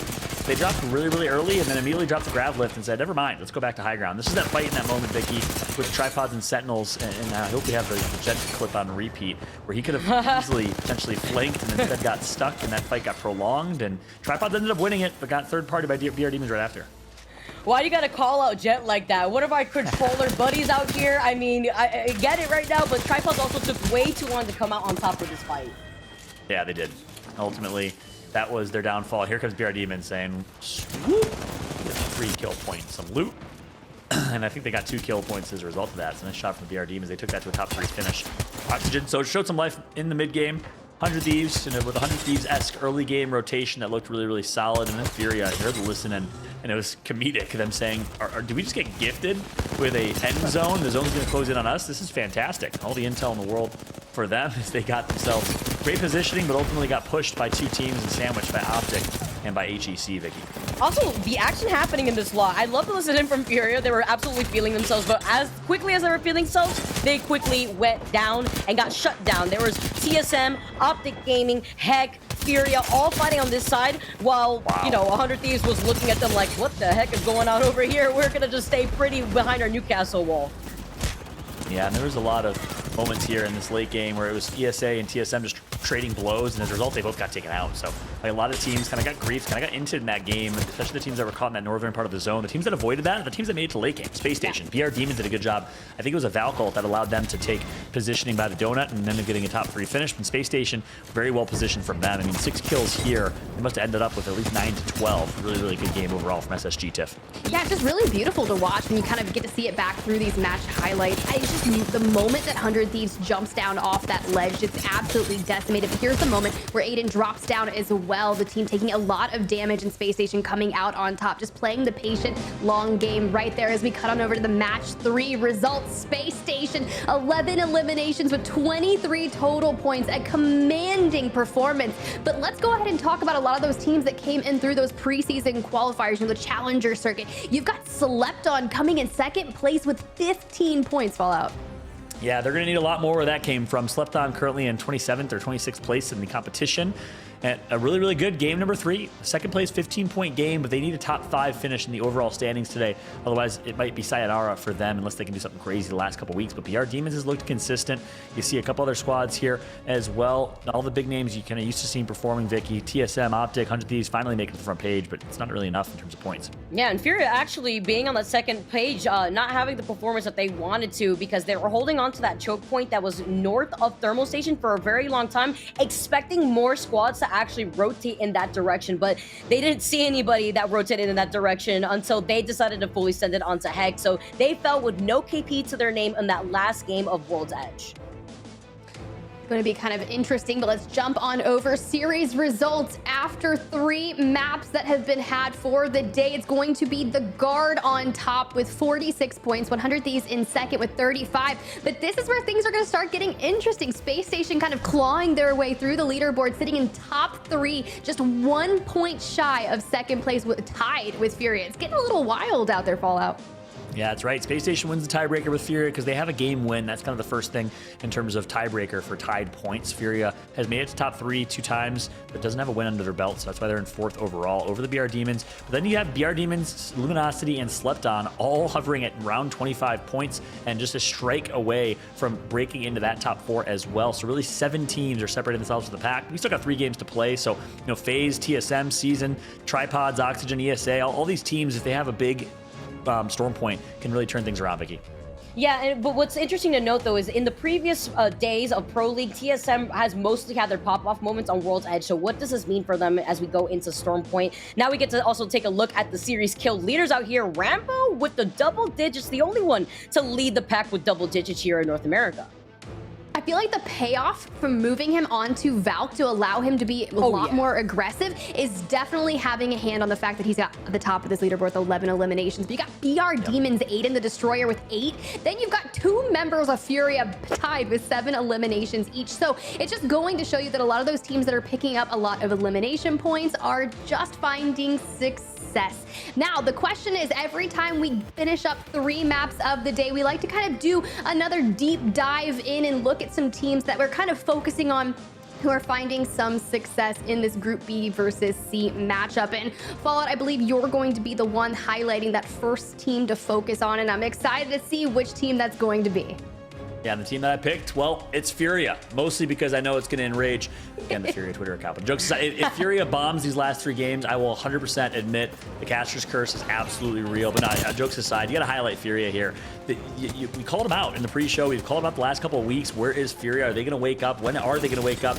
And they responded big time. They changed their team composition. They run Bangalore, Bloodhound, and Horizon, and they run it to perfection, playing Edge, playing really, really aggressive, high-kill games, really fun gameplay, fun listen-ins as well. I was beyond impressed by the way that Furia performed today, responding to all the criticism of, is this team still in the A tier or the S tier? Are they a top team in North America? They played like it on World's Edge. That's why they're finding themselves in the top 3, top 4 overall. But the big thing is they gotta keep it going on Storm Point. I'm interested to see what their play style is like on SP. Is it going to be, like Aurora, who continues to play Edge and continues to play aggressive? Vicky, who you got? I got the Guard out here, as you can see currently on your screens. The Guard have been another consistent squad to start off the day here on World's Edge. They even took game number 2 with 11 KP to their name. They got top 5 plenty of times. Even in this first game right here, they had a great call out on where that final circle was going to be pulling. Aside from the fact that Arcane had some nice little clips in that game number 2 with the Kraber, you could see that they were feeling themselves and doing really nice calls in predicting where the circle was going to be pulling. Really great to see. Great teams to watch. But if you think you can go up against the likes of Furia or the Guard, try your hand first at the Challenger Circuit here in Play Apex. Registration is closed for Challenger Circuit number 2, but have no fear. You still have until the 14th of December to register for Challenger Circuit number 3. And if you want to get in and find some new up-and-coming ALGS players, check out this weekend. The finals will be on Monday for all of the regions. I mean, GOW finding success in NA already, as well as the teams in EMEA, APAC. Just go check it out. It's some good fun, right? And the teams are a little bit of hectic. Who won Challenger Circuit number 1? I missed that. Who won? I mean, it was GOW, and I know Fallout, you kind of know exactly what that sounds like. I believe they've actually already had some roster changes.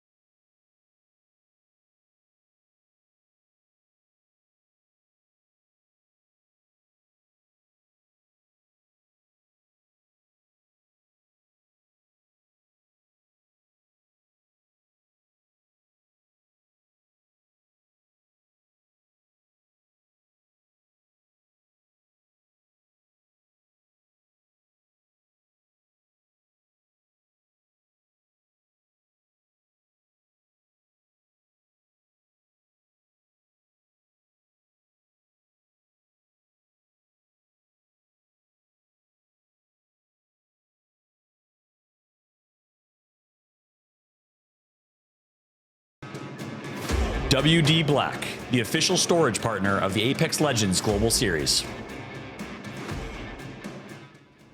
Good evening, everyone, and welcome back to the North American ALGS Pro League broadcast. I'm Spider Tiff, and I'm going to be joined alongside Fallout as we give Vicky Kitty a well-earned break. As we get down and we get to see game number 4, and we're finally done with World's Edge. We're going to be jumping on over for some Storm Point action. Will the teams that found success early on in World's Edge be able to carry that momentum forward into Storm Point? I guess we'll have to wait and see. Fallout, get in here. I'm excited to hear and chat with you and steal you away for just a moment, even if it is just for one game. Yeah, let's get it. Excited to be back, casting with you again, Spider Tiff. But you got me wondering, what do you think Vicky does in her breaks? I'm just envisioning Vicky in a bathroom, looking at the mirror, just like making gun sounds to herself, just practicing and perfecting those gun sounds. Do you think that's what she's doing? I mean, honestly, at this point, probably just getting a little bit of that. I'm not even going to try to recreate the sounds that Vicky was able to make. Yeah, but let's just go ahead. Can we get that Rampage sounding with the thermite on hand? Like, I feel like I need it just a little more quickly. Yeah, it's more. I think it's more of a. I think that's what the thermite does. The Rampage of the thermite. I mean, the rate of fire increase is astronomical, but this is our first game of the day on Storm Point. We only have 3 matches remaining here in match day number 6, and this is where I am excited. A lot of teams come into question because the Storm Point map changes up a lot of things. I know Vicky is really hard on the fact that there's a lot of top-down verticality on this map. So when you're moving from maybe north to the south or south to the north, things change up on those rotations. So I'll be excited to see where that first ring is going to give us a shout. Hopefully a center zone. And as I say that, it pulls more center, but still up to kind of the northeast. Yeah, that's right. Let's just see how teams rotate. One thing I want to point out, look at the very center of the map. Jurassic Park, the guard, with a deep split drop. So I don't know if Tripods, if they kind of recognize that early, they can actually run a little trick strat. We saw, I can't remember what team, I think it was the BR Demons in the northeast side of the map on Lightning Rod, run trick strats. Maybe it was E8 running some trick strats and dropping and surprising Furia, getting some KP, and then dropping and surprising, I think it was 100 Thieves over in Command Center. I want to see more teams think like that. Let's understand, let's do some research, let's watch film, understand what other teams do in drops, and Tripods does have a chance to do that and maybe catch a member of the guard off guard with an early kill point. And then, of course, getting all the Jurassic Park loot would be helpful. But for now, no 50-50s, I don't think. It's going to be Space Station dropping over in Launchpad. They'll be looting for free. This is your winner from game number 3. I mean, you can get a lot of good loot over here, so it gives a lot of different teams the ability to find the gear that, I mean, look at Frex is already on a Bangalore, gets that Digi Threat and that extended light mag purple on the car already. So very much trying to double down on that success they found in match number 3 and can carry that momentum forward. So excited to see what they can do here, but you see Karasuno just a little bit over in Stormcatcher. They do have a replicator available to them, and they might be in some little bit of an early trouble here, and they're going to hit that grab lift and go. Or yeah, but works it up cannon. to yeah, that's right. We call it a yeet cannon. Yeet. Yeah, yeet cannon. This is a yeet cannon. Okay, it's the technical term. If you ask the designers, that's what they named it. I like this spot's energy. We're watching Karasuno right now up in Thunderwatch. I want to try and see if I remember. I don't think a team dropped Thunderwatch, so it looks like there was close to a 50-50. E8 and Karasuno, that's who they were running from over in Stormcatcher, but it looks like they get to come through. They get a beacon to scan. They get Thunderwatch loot, but they have to know that Furia is nearby, a team that's looking to play aggressive. And I'm curious to see Furia's team comp. Are they still running the aggressive Bangalore and Bloodhound team comp? Are they throwing some Catalysts in the mix? Well, we have 0 Catalysts on the map. We do have an Ash. One team is running Ash, which is really interesting. I'm curious which team it is. Oh, sorry, wait, I lied. My info is incorrect again. 1 Catalyst, it's Fury on Karasuno, and then 1 Ash on the map as well. I was gonna say, I feel like Fury on Karasuno was watching the EMEA broadcast earlier on today, right, and how Aurora found so much success over at the wall with that amazing Catalyst ult to end that game. But it looks like you've got Tempest on your screen kind of fencing off the area and really showing presence here at Thunderwatch. They have this moment of silence, and you talk about Furia being nearby, but also TSM rotates out of the wall trying to get geared up and set up. So showing presence here at Thunderwatch is going to be really smart for them, but I would like to see, you know, Furia continue on that aggression that they had on World's Edge here in Stormpoint. Yep. Furia is still taking their time looting the top right of the map. and we'll keep showing you that overhead map so you guys can see exactly where zones are pulling and where teams are rotating to, who's playing edge, who's playing early rotate. But for now, it's Optic with a very early rotation coming from Mill. They already found their way in Cascade Falls and can opt to scan the beacon on top of the waterfall if they choose to do so. But got to be careful because Cloud9 is nearby as well. Meanwhile, our teams that we know like to play edge, BR Demons, FaZe on this map, actually ran Bangalore last week. We'll see if they run Bangalore again, but Cloud9, completely different playstyle than what we're used to seeing from them. It's a Crypto, Watson, and Valkyrie team comp with early rotates coming from C9. A lot of early rotates coming in from some of our teams, and I'm a big fan of that because I feel like playing edge on Stormpoint is so incredibly challenging. There's a lot of choke points, a lot of open rotates throughout the POIs, and you can get really caught off guard with a charge rifle. So I think it's smart and in their favor to make those early rotations, and it seems like a lot of teams are starting to favor that Thunder Watch area, and there is a beacon over nearby. So you got to think, if Karasuno can get their setup that shop early, they can get the information from the beacon and find out which way they need to go after. TSM and Imperial Hal rotating their way all the way from wall and now finding themselves with some really, really good loot. Mine is Verholst, who's going to be looking to level up that Evo shield. We saw him with a charge rifle on this map, finding so much success last week. And last time they played, they dominated TSM. 2 out of 3 wins in the Pro League so far. Good beams are going to come through as well for this squad. They get some damage on HEC, who's making a Valk ult. And that's Verholst leveling up that Evo shield. Hey, you got to do it. You do not want to go into the end game with anything less. They do have a lot of materials around them and a replicator nearby, so Verholst can go ahead and craft that shield up should he want, or just utilize the G7 Scout and poke fight everyone in the nearby vicinity. That also works as well. Cloud9. We talked about change in playstyle. I talked about early rotation. Just seems like no matter what their playstyle is, what they're trying to do, I like the fact that they're adapting. It's just not working. Unfortunately, going to get taken out again here. So another slow day for them. They haven't been too, honestly, they've been kind of middle of the pack, really close to Tripods and a few others, and some solid performances from C9, but not the C9 we're used to seeing back when Alberelli was on the roster. His absence has certainly been felt.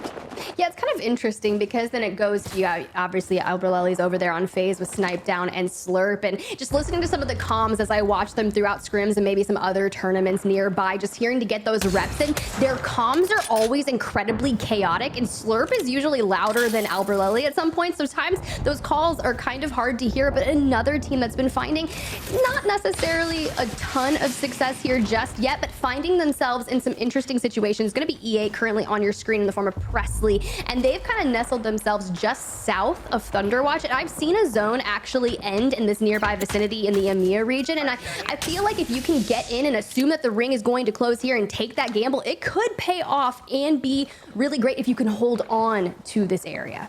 Got ourselves a bandit Yeah, out there. E8.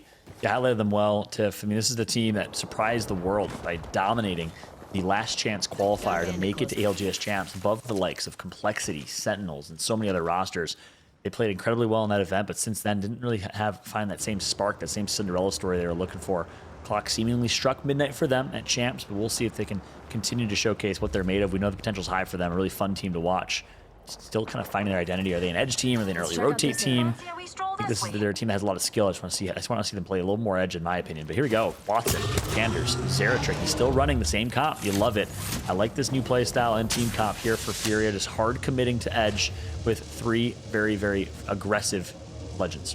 I mean, honestly, if you can just go ahead and plot out your rotations, you don't really need to default back onto that Valk, which a lot of teams utilize to get out of a bad fight that they maybe shouldn't have pushed. And yeah, it can come in clutch for rotations, but you shouldn't have to rely on that, because if you think about it, Valk ulting in an end game scenario, if you're the first team to Valk ult, everyone's eyes are on you, and it's pretty much like a 50-50 coin flip at that point. So I really respect Furia to not run Valk in their team composition, and obviously it's paying off for them here today. Switching back to Karasuno, that early rotation of Thunderwatch paid off for them. They're going to maintain high ground here on top of Thunderwatch. They get the beacon if they choose to scan and use it. They'll get a lot of intel, and they'll maintain control here. Depends where the zones is going to end up pulling. TSM opted to take the top of Stormcatcher, Karasuno on top of Thunderwatch. So both teams hoping for a north and south pull, respectively. We'll see where it ends up going. HEC nearby running the crypto in their legend composition. Seems like they're going to come in and go ahead and hit Karasuno with that EMP. The really cool thing about crypto is they do have the ability to scan that beacon instantly if they don't get their drone destroyed by Karasuno. But they're doing a great job here showing presence. A good spot for that interceptor pylon, just the Jenny kind of nestled off to the side, not really in a clear LOS for the other teams, because basically what happens is anytime a team sees that generator, the first thing they're going to do is try to destroy it. And well placed. But cutting back on over to tripods, you know, I've been seeing a lot of good moments out of Nick Mercs and co, but unfortunately not able to get into the end game result. Yeah, meanwhile, the BR Demons find themselves in a fight versus FaZe on the north side of the map. Here we go. SlurpBG, what you got? It's gonna be a first knock coming through. 2 knocks come through. Slurp is the initiate, and I called him Weapon X a couple weeks ago. I think that nickname's gonna stick. He has certainly been the X factor for this team. Factor indeed, and they are just cleaning it up. FaZe finding some success here early on and sending one team home. But the question is, will that fight have lasted too long, and will you get the attention of other teams in the lobby? Because look who comes out to play. It's going to be Season. It was my team to watch, and I'm excited to see, hey, can they find a map win of their own? Because that's what really matters, because Luminosity and Space Station have already done it. Season just needs to double down and make some presence happen. If you remember correctly, when groups B versus C met up on match day number 3, Season 1, the first 2 maps back-to-back on Stormpoint. So game number 4, this is your time to shine. FaZe looks like they're going to disengage and take that long rotation out, and this is going to be really smart for them because it's going to put them at the top of the zone on the opposite side of the ring.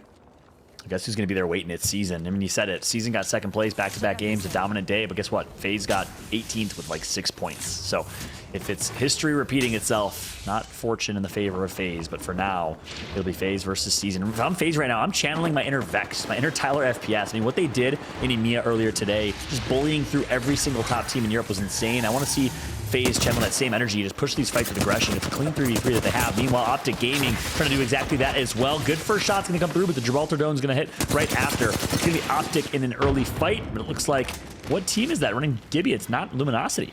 That's gonna, yeah, I'm actually really interested to see. I believe that's going to be Oxygen. Yeah, you're right. Oxygen Esports. My question is, are they going to be able to fully commit to this fight? Because it looks like Optic Gaming is going to disengage and maybe try a different approach. But look at that Trident parking inside the tunnel to really force whichever team is trying to come around on the other side for them. They're going to be met with an interesting time. But I feel like Optic Gaming and Tridents don't necessarily go hand in hand, because I think the last time I saw them near a Trident, they got sucked into a Horizons black hole.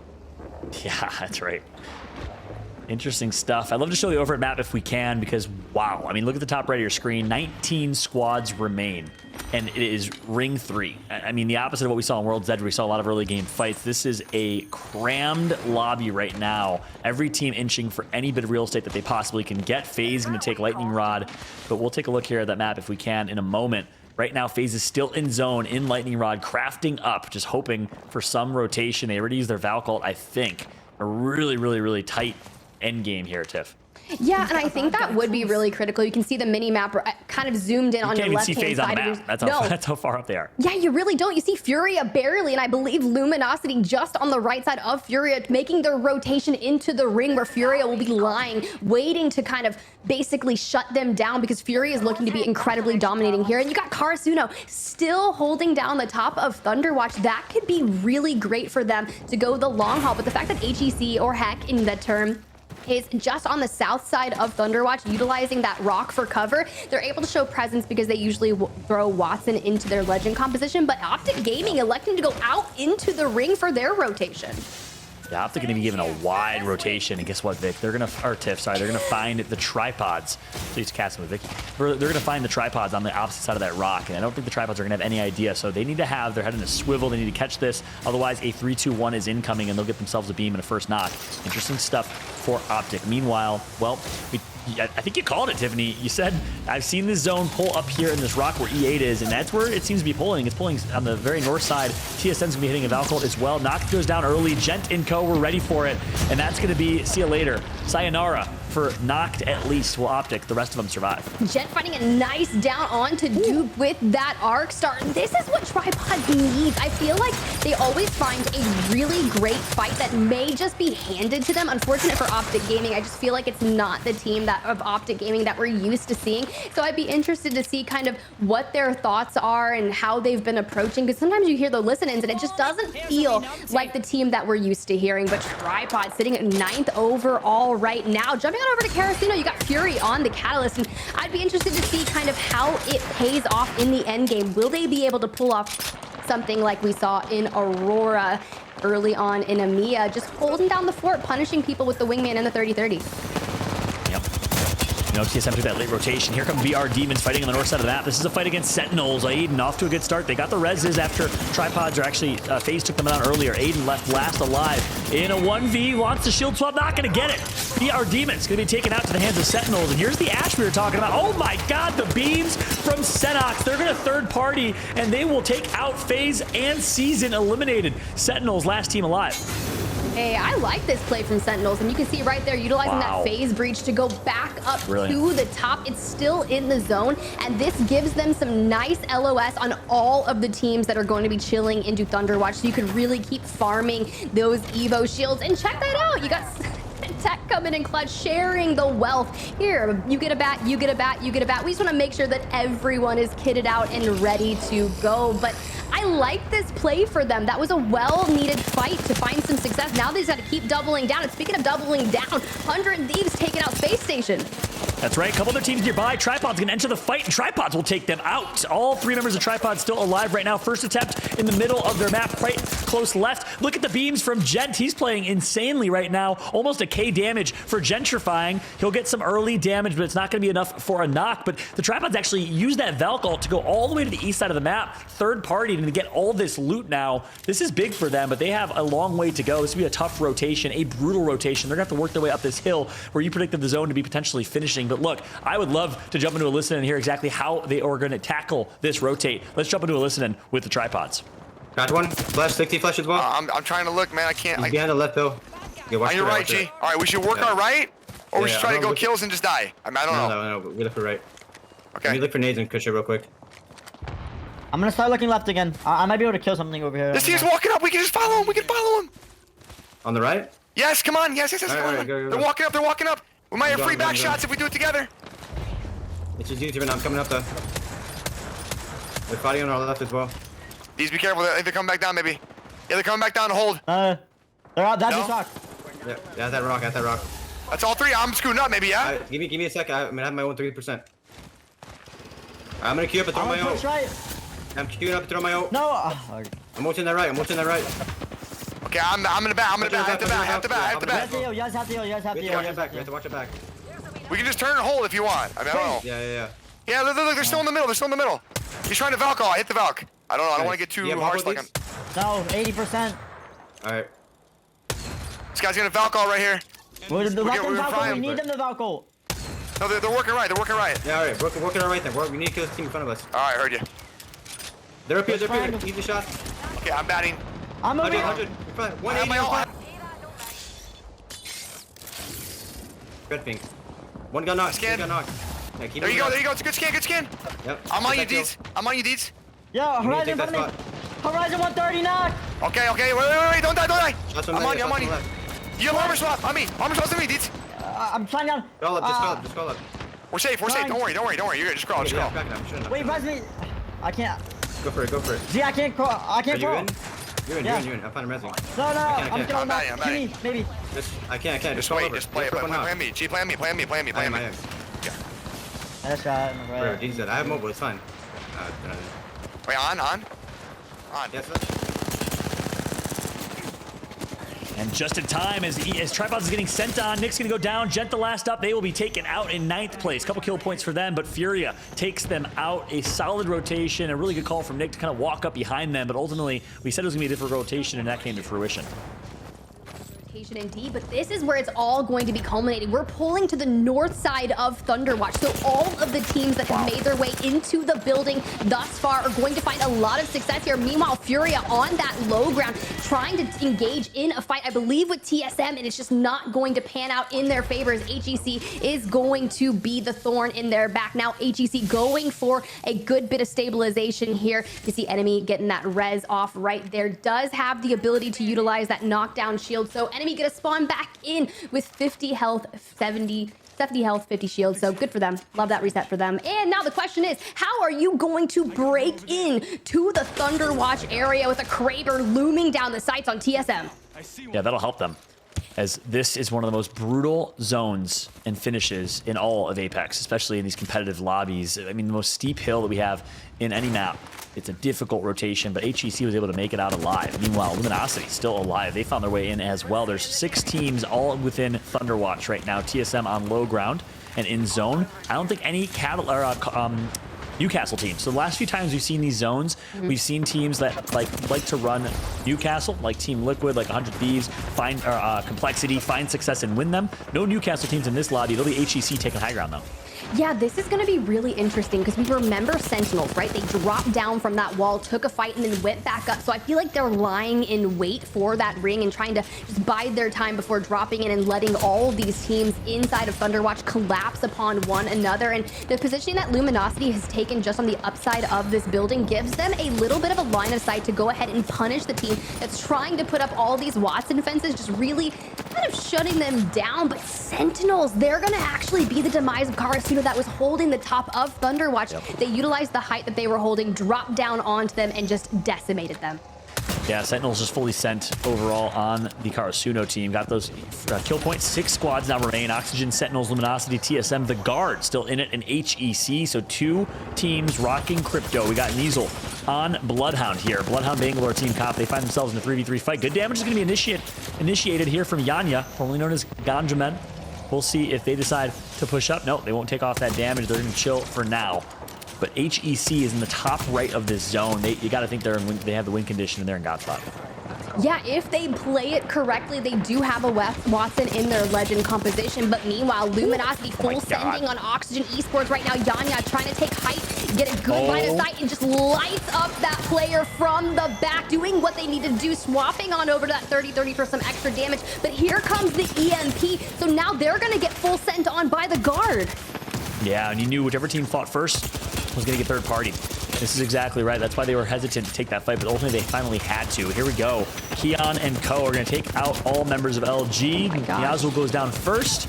Last alive. Well, it's going to be Jaguars. He gets taken out as well as Yanya. So the Guard survives this fight. But here comes the additional third party. It's going to be Sentinels, who's actually still alive. They were on low ground. They took out one team just moments ago. And Tech's going to come through with the Mastiff and knock 2. I cannot believe what I am witnessing. Tech right there on the crypto coming in clutch. It was EMP after EMP, and it's just a war of attrition at this point. We have 4 squads remaining here in match number 4, and now Sentinels have to come out of this building, but I believe one member of the Guard was able to make it out alive. So we do have a Master Splinter Rat in the form of Rambo. You know, luxurious hair, gotta comb it back and begin the rat ability. Oh, man. Uncharacteristically, Crook missing a couple shots with the Kraber. Still has 6 to his name. TSM's literally just been hiding behind this pillar while all this is happening. The Guard, last rat going to get taken out. Reps is going to go down. 3 squads remain. You got to think TSM is in the worst position here. It's Sentinels and HEC best poised to win this with HEC on high. Hey, and they need this friendly reminder. They are a free agent, the former team known as Atlanta Premier, and you've got Crook, an absolute slayer in his own right with that Kraber in hand. Hill, the IGL, nestled behind that fence. You've got the Jenny up, you've got the fences, and they can really take control of this situation. But the question is, will Sentinels or will TSM come out on top, or is it going to be HEC? Yeah, no, it's HEC for free, essentially. Nicely played from them. They rotate earlier. They're the first team there, and HEC is going to do it here in game number 4. A massive game, an important game for them because they were in the top 5 in overall standings, and they have not been performing as well as they did the first 2 weeks of Pro League. Well, they perform here. Game number 4 is in the hands of HEC over the likes of TSM and Sentinels. Vicky, I'm gonna bring you back to the conversation. We'd love to get your thoughts here in that late game. HEC rotated beautifully. Let's not forget they land south of Storm Point by Shipfall. So for them to actually rotate all around from low to high ground, which obviously the Skyward Dive doesn't cover as much ground, into holding that spot that we've seen TSM hold before in prior Apex Pro League days is a beautiful look for them because they had the game-winning spot right there at the very end. Yeah, but it didn't start off with the game-winning spot. If you remember correctly, it seemed like E8, HEC, Esports Arena, a lot of teams thought the zone was going to pull to the south of Thunderwatch, which is a zone that we're typically familiar with. And HEC was kind of in a bit of a scuffle with Esports Arena's tripods, but they made that elective decision to push into Thunderwatch, fight their way across and rotate to the top right-hand side of the ring. And I feel like that was the game-winning decision for HEC. Yeah, that's a good point. I mean, keep in mind, they were one of those teams that were working their way up that brutal rotation we talked about, but they're the last remaining team, and the fact that they were able to survive just goes to show, again, the theme of the day. Edge fighting teams can find success and really are truly strong right now in terms of meta. And actually, they just completely skirted. They said, let's just ignore this fight in Thunderwatch. There's a lot of madness going on. We'll just sneak our way into Godspot and win this game. And every other team was just so focused and so stuck in that Thunderwatch fight, so kind of tunnel vision in that Thunderwatch fight. The HEC was able to steal it from under their nose, Vicky. Yeah, it's always nice to see squads like HEC just recognize the situation with all the fighting that was going down in Thunderwatch and calling it quits, prioritizing their positioning instead. And they could do that when no other squad is trying to gear down on them because they have the ability with other teams fighting underneath inside of these buildings to just have the free rotation to actually just get out of that entirely sticky situation.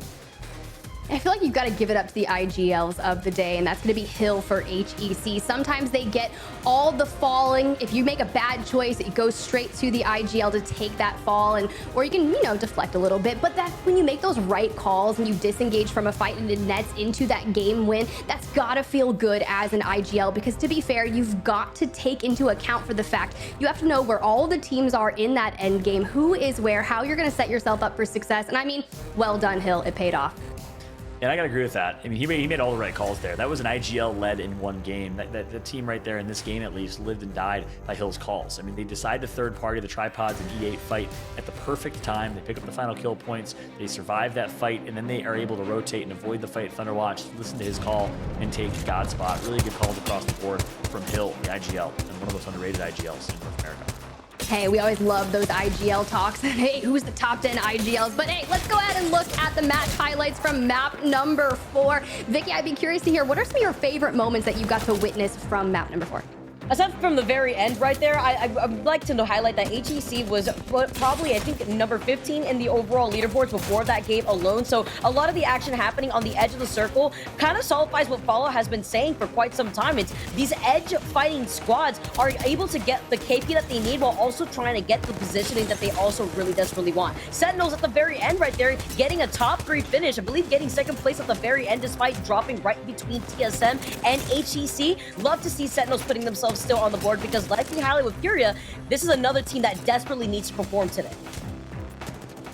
A lot of teams that desperately need to perform, but we got a good listen in from the tripods to kind of hear their thoughts on that rotation into the south side of the ring. And E8 was one of the teams that fell at the hand of a lot of these teams pushing their way up into Thunderwatch, and some good moments. And I thought for a second they had it there, but the moment Deeds went down, it was kind of all downhill from there. Yeah, that's a good point. I want to talk about that. E8, a couple of things to learn here from that push. E8 tried just sneaking their way up that hill, but you can't do so if you have not cleared your back. You have to clear every other team behind you. Otherwise, what happened to E8, you're going to get sandwiched. Have it. And then same thing for tripods. They did a good job following E8. That's the right call, but they need to equally focus and turn around and clear their back. Take out HEC, take out First Attempt, take out, I think it was Esports Arena, whatever other teams are there. And because they didn't, well, same thing happened to them. They ended up going through the same situation. They just put E8 in. They got sandwiched. So as you're pushing up, turn, fight your back, and the most important priority there is clearing your back. Neither E8 or tripods were able to do that, and HEC ended up on top. And here's the late game moment where TSM got taken out in third, and Sentinels ultimately not able to clutch up against a fully healed and well-positioned HEC squad. They take the dub. take the dub, and that's what we like to see. I know, formerly known as Atlanta Premier, they found some success on their match day number 1 and finally finding themselves another map win here in day number 6. HEC with 21 points after that wonderful victory. But let's go ahead and talk about it. Sentinels in second, Vicky, with 17 points. They definitely needed that right here. I believe before that game, Sentinels was sitting 18th in the overall leaderboards, which is not what you want when you need all the points that you could possibly get. TSM were also in that second place, or I believe actually they were in top 10, but getting a third place finish is definitely going to allow them to boost up their confidence because this is a very momentum-based team when it comes to the last 2 games on Stormpoint. Go ahead and jump on over to page number 2 and see the likes of the teams that couldn't get into the top 10. It's going to be E8. And at first, I thought they were going to find a lot of success, but John had some really good points there throughout. They just couldn't make it happen. So you always got to watch your 6. And then my team to watch, Season in 17th place, Space Station, just coming off a map 3 victory, not able to find any points here. But let's go ahead and look and see just how this map affected those series results. After 4 games, I'm excited to see that the Guard is still on top this time, really extending that lead over second place now with 55 points. Yeah, dominant showing from the Guard so far. I mean, they're answering any question people had. Are they the real deal? Yes, they are. If this does not answer your question, I don't know what does. RKN, Rambo, and Kian are the real deal. They're performing so well week in and week out. They were on top of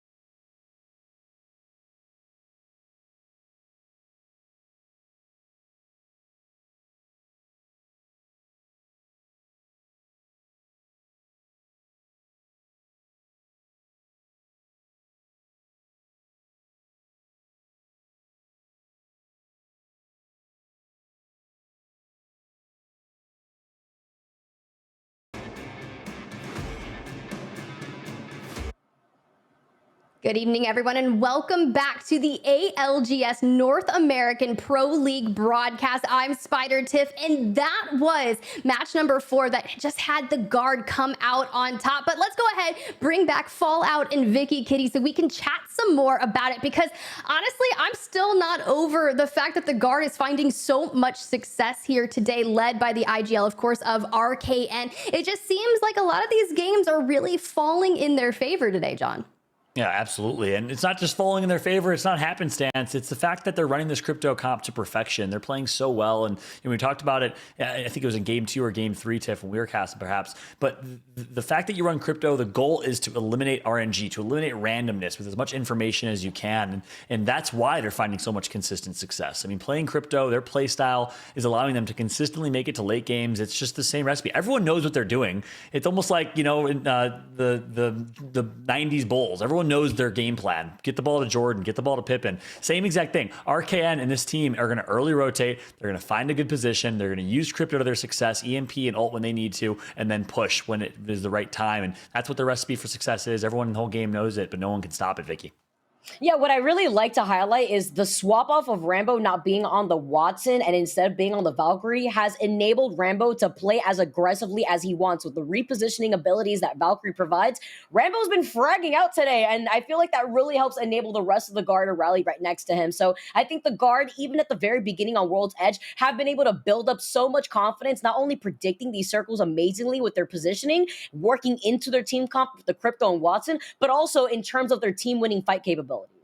And I mean, they're really just carrying that momentum from that tournament win yesterday in ESAs. I mean, they came out on top and they're just like, you know what? We're not stopping. We are on a roll and we want to keep winning because honestly, let's be real, as a competitive person myself, winning just feels good. And when you're on the top of your game, something that I always like to take into advance is when you're in sports, you're only as good as your last performance. And I mean, that was just yesterday on the top, but let's go ahead and run it back. We've got some really intense clips of that final circle. And honestly, I'd love to see it again.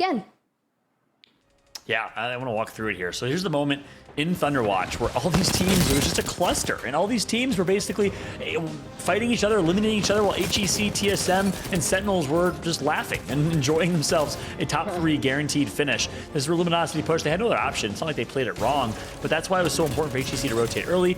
Luminosity does what they can. The guard comes through and is able to flank and finish in 4th overall with a rat finish, but they get a couple kill points as well. Those kill points plus the 4th place finish get them the points that they need to stay on top overall. And as is all happening, Vicky, it's HEC in the top right of the zone, and with with complete control of their destiny in this game. Yeah, but it's third party after third party. I believe it was the Sentinels that decided to move in at the proper time. They dropped down from the high ground and they were able to clean up the rest of the guard that wanted to go in for their own third party inside of these buildings. This is the risk. We also saw the EMPs just fly off and go off like fireworks here. And it was the crypto info from Tech that gave them the insight as to when they should push this fight. I mean, it's no surprise that 3 of the top 4 teams in this circle and in this endgame are crypto teams. It's the guard, it's HEC, and it's Sentinels. The fact that they can make it to late game, they get the information that they need, and then TSM just hiding underneath on low ground. A couple missed shots here from Crook, but it didn't matter as Tiff, they were able to come out on top. Look, I was just hyping up the fact that the Rambo was the rat for the guard, and the next thing I know, Crook just cocks back the Kraber and just lets one fly, and I was like, well, all right, I tried to hype him up right there. But I love this positioning here on the fence line for HEC, and I feel like it was only made possible by the fact that they have Watson in that legend composition. Just even utilizing the Kraber and the Car SMG through the crevices in the fence. I mean, this could not have been better positioning and working well for their legend composition, John. Yeah, and what's so interesting is, again, they played it so well, HEC, and actually contrast to how BR Demons played that last World's Edge where they dropped unnecessarily. HEC didn't put themselves in an unnecessarily bad spot. They waited for other teams to fight and just chilled, and that's all you have to do in those late game situations and scenarios. Again, HEC played it well. BR Demons in game 3, not to beat a dead horse or hamper on this, would have liked to see them just sit on top of those cylinders and high ground while all the teams were fighting on low ground. When you are in God spot, sometimes the best thing to do is nothing. Just relax, just chill, let those other teams fight, and secure yourself a first place finish, Vicky. Yeah, the positioning is always key, but it's not just that, it's the timing, which is what you've been highlighting a lot tonight with the crypto drones giving you the information necessary for Sentinels in that example to be able to push in onto a fight, onto the guard to clean up what was remaining of the rest of the guard. HEC, yeah, we saw those missed Kraber shots. It's all okay. It's the positioning that allowed them to still stay put in the pressure through the fence lines like what Tiffany was mentioning before. But HEC, again, had to make a pretty big rotate from Shipfall. Same thing could be said about the guard. They had to rotate through Jurassic Park, and there's a lot of squads that they have to come across to get through the choke point that would lead them into Thunderwatch. A lot of these teams making these long rotations throughout the maps, finding so much success. I know Onset and Gaskin really like to harp on the fact that if a zone pulls nearby to your drop spot POA, you typically find success, but I feel like it's been a little bit different here today. It started with EMEA being a little bit different and some teams finding some good success there, and it's carrying on into the North American broadcast, and honestly, I'm pretty excited with it all, but congrats to the guard finding a lot of success and coming onto the top of the leaderboard. But guys, it is time. We have 2 matches left here today in the North American broadcast, so I'm gonna let you guys take this one. Good luck, Fallout. Good luck, Vicky. Send it. Thanks so much, Tiff. When Tiff is right, Fallout Vicky Kitty here for game number 5. 2 more games left. That's it. It all comes down to the last and final 2 games. And again, we talk about it, the best series that we get to watch in Pro League are the ones where you go into game 5 and you have no idea who's going to win. And that's the case right now. The guard's in first by a decent margin, but really the top 10 teams are all close and in contention with 2 big games here for also potentially still winning. Yeah, it really takes Furia to frag out the way that they have because they're a very kill-heavy team to then also get the placement points necessary in the end game to put the Guard in a bit of a threatening position where they may not take first place. Furia are right behind them with 41 points while the Guard is sitting with 55 points. Still 2 games left to go, and you know, Fala, how much I absolutely love these Game 5 situations because this is what determines some of these squads in terms of changing up their game pace, if they want to play for KP, if they want to sit pretty and patiently inside final circle positioning. It sets up the pace for how some of these teams want to play. Yeah, that's right. Game 5, call it the Devil's game. Why? Because, well, it's actually Game 5 that's in a lot of ways more important than Game 6. The momentum, what you can gain in Game 5 is actually more important for teams like FaZe. Well, they're going to drop down Beast, and they're going to get a hot zone here. They needed that. They need a huge Game 5 right now to stay in contention, to stay relevant. So it all comes down to this game more than any other. We'll see if FaZe can do it with the extra loot that they'll get. But we're going to kick things off with HEC dropping Shipfall as they're winners from game number 4. Games I'm surprised to be seeing at the very end of the leaderboards at the moment as we go into this game number 5, Optic Gaming, E8. Yep. Tiff was mentioning how these final circles that pull into your POI benefit you. E8, they land Thunderwatch. They gave that POI up when they decided to rotate forward. They even had Beacon in their favor, but instead of holding that spot, they wanted to get ahead of themselves, maybe contest any of the other squads that were by Stormcaster, like Karasuno, but now we get to see HEC, the winners of our previous game, already make that rotation off the Trident, get in the whip. You know where we're going. Where's my Uber driver taking me after pulling up the replicator real quick? Sometimes that's what you need to get all the extra loot that you want to work with in the early game. My Hills ghost riding the whip right there. They're going to rotate through, get their crafter, get all the loot that they need, and then hit an early rotation if they can. Interested to see how HCC plays this. Again, it's really interesting. They're a crypto team, so typically the name of the game and the recipe for success is early rotate and get positioning, like we've talked about the Guard. You know, we've already said that time and time again. But they played a fairly decent edge game, kind of a hybrid. They were, you know, fairly edge, but somewhat in the middle, rotated fairly quickly. They're going to try and do the same exact thing here. I'm curious to see how they decide to play this. But you highlight a couple things that are important. I mean, Optic in 18th place right now with 8 points. I mean, that's the last thing we expected. We said coming into today, they've been trending upwards. 11th place in their first Pro League day, then 8th. And then a respectable 5th. You thought maybe this would be the one that they finally break through and win, but the opposite has been true. I mean, 18th place, they need a pop-off game here. They got to play more aggressive. They got to get some kills. Well, they'll be rotating from the mill. This is a pretty favorable zone for them, so we'll see if they can perform. Yeah, where C9 is overlooking here on the top of Down Beast. You highlight Optic, and a pop-off day today would have meant that they could have potentially qualified for LAN. They have now limited time and days to really work into that for their favor because they need as many points as possible. They're currently sitting in the overall leaderboards in 13th place before today, and so you want to be in that top 10 spot, rather top 9 before that finals, that final win that puts that 10th team into the LAN to basically solidify your place in a very good position to play in LAN. Yeah, that's a good point. I mean, Team Liquid, TSM, Complexity, Dark Zero, Luminosity Gaming, NRG, Space Station, Guard, 100 Thieves, Optic Gaming, G2, CLG, FaZe, Cloud9, Sentinels, Furia. That's 16 teams. I mean, all of those teams are teams that you'd expect to be at the championships, but the reality is there's only 10 spots from North America, and it's going to be so crazy to think that some of these squads won't make it. That's just the reality, and the fact that it might be Optic, the green wall, not at the playoffs, is just crazy to think about, but it's just how intense and how competitive this region truly is. And it's, you know, a little bit interesting to see teams like Dark Zero enter this region. If they don't qualify, that's insane. I mean, they would have had a free qualification essentially because they dominated APAC South. If they do qualify, it's just so darn impressive. That's just the reality of where things are at.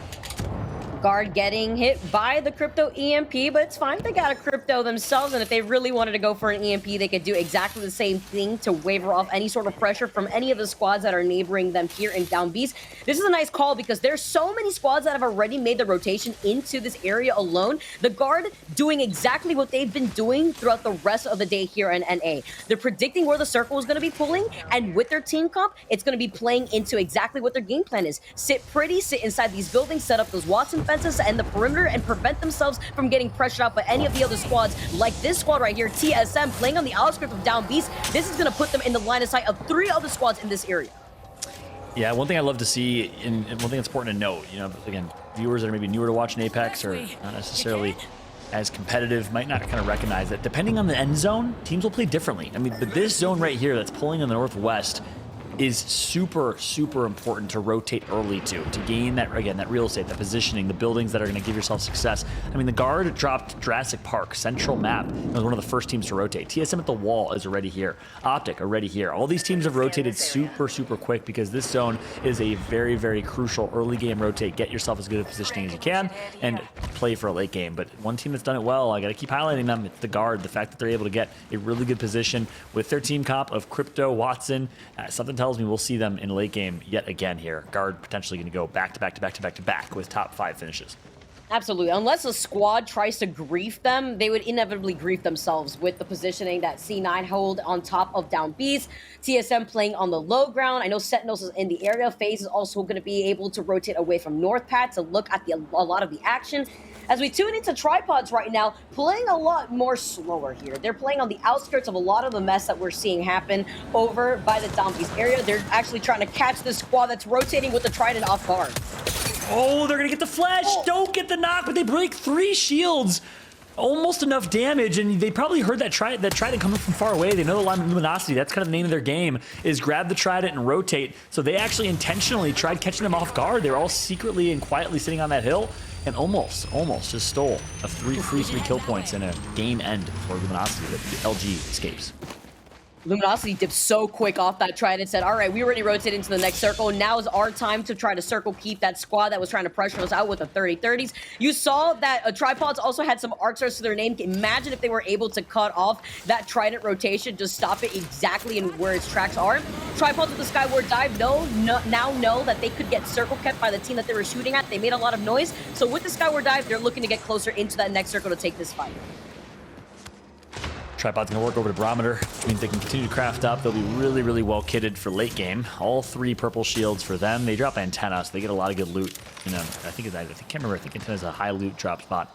Perhaps a medium loot, but nonetheless, they're leaving with a really, really good kit. Right now, Luminosity right next to them. That'll be a continued 3v3. Karasuna is nearby. They're actually in Jurassic Park currently, leveling up their Evo shields, fighting some Prowlers. So we'll see if Karasuna decides to enter this fight. If Tripods will fight Luminosity, should be interesting. Let's jump on over to FaZe. Keep an eye on them. What's interesting about FaZe is they actually dropped down Beast. So they had their pick of any position that they wanted. But despite that, decided to actually work the outskirts of down Beast and take this building instead. Ooh, look at that. It strikes fear in my heart seeing Albert Laley rocking the gold Devo. You know that Turbocharger will go absolutely crazy, and that's a scary weapon to hold in your favor when it comes to these close quarter fights. And with the squad neighboring right next door to them, they definitely got to watch out with that weapon in Albert Laley's hands. Yeah, he can melt with that thing. That's Oxygen right there in the bunker. FaZe could take that fight, and likely, actually, they probably don't know it. They could probably take it without getting third party. I mean, the Guard is the closest team to them, and they ain't leaving that spot. They're chilling. No way the Guard's moving.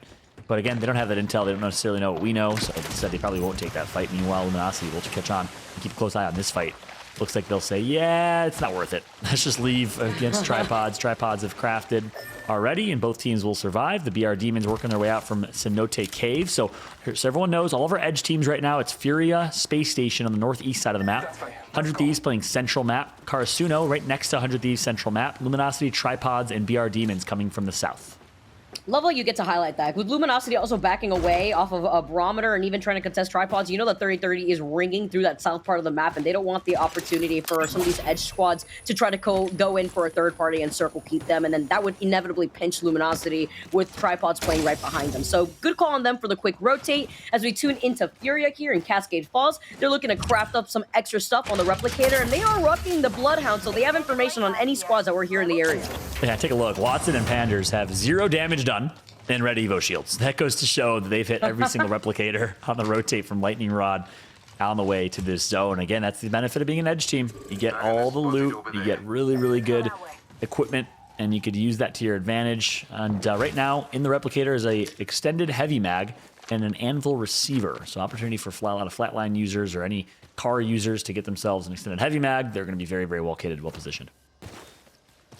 Love it, seeing some of our other squads here. Ooh, the bunker doors opening, swinging wide open for E8 to try to take some shots with the G7. This year, Tactical is going to narrowly miss Mercy, but he's going to back up. He gets the information for his team while his other teammates regroup with him. That's right. catching this action over in Checkpoint Esports Arena. First attempt, E8 Space Station, all nearby with Furia closing in from Cascade Falls. So a lot of teams are predicting a potential Checkpoint finish. Some teams, the majority of teams, Cloud9, Optic, Season, HEC, The Guard, TSM, FaZe, teams that are really good at predicting late game zones are predicting a down beast finish, as the Tripods are going to take a Valkyrie as well. A lot of action happening right now. Checkpoint, the mill, and over in down beast. And they're all happening on the edge of the circle. The Space Station having to go in from the low to high ground. This is where the Rolling Thunder comes into play from Frex. The smoke grenade as well to allow Space Station to have some makeshift cover in terms of just getting out of that squad's line of sight. They're going to be able to wrap around this rock, and E8 making a lot of noise means that it's the green light for Esports Arena to be pest with that charge rifle on the high ground.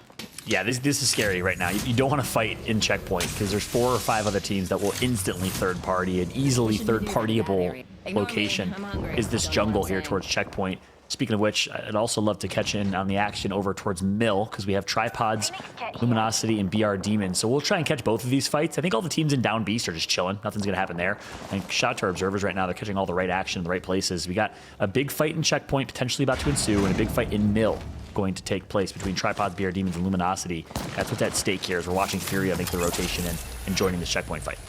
Yeah, rotating from the low ground like Space Station, they have the smoke grenades to work with, and they're just backing up in this situation. Let's jump into a listening from Furia to see what their next moves are as they back away from this fight. Though. We don't have a lot of time for this. Going down base. 2 minutes.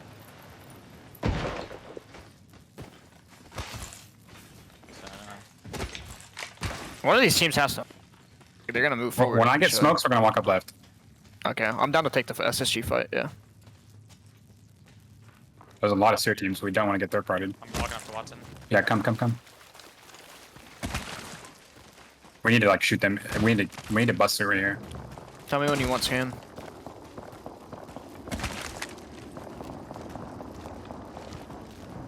That building down low is in.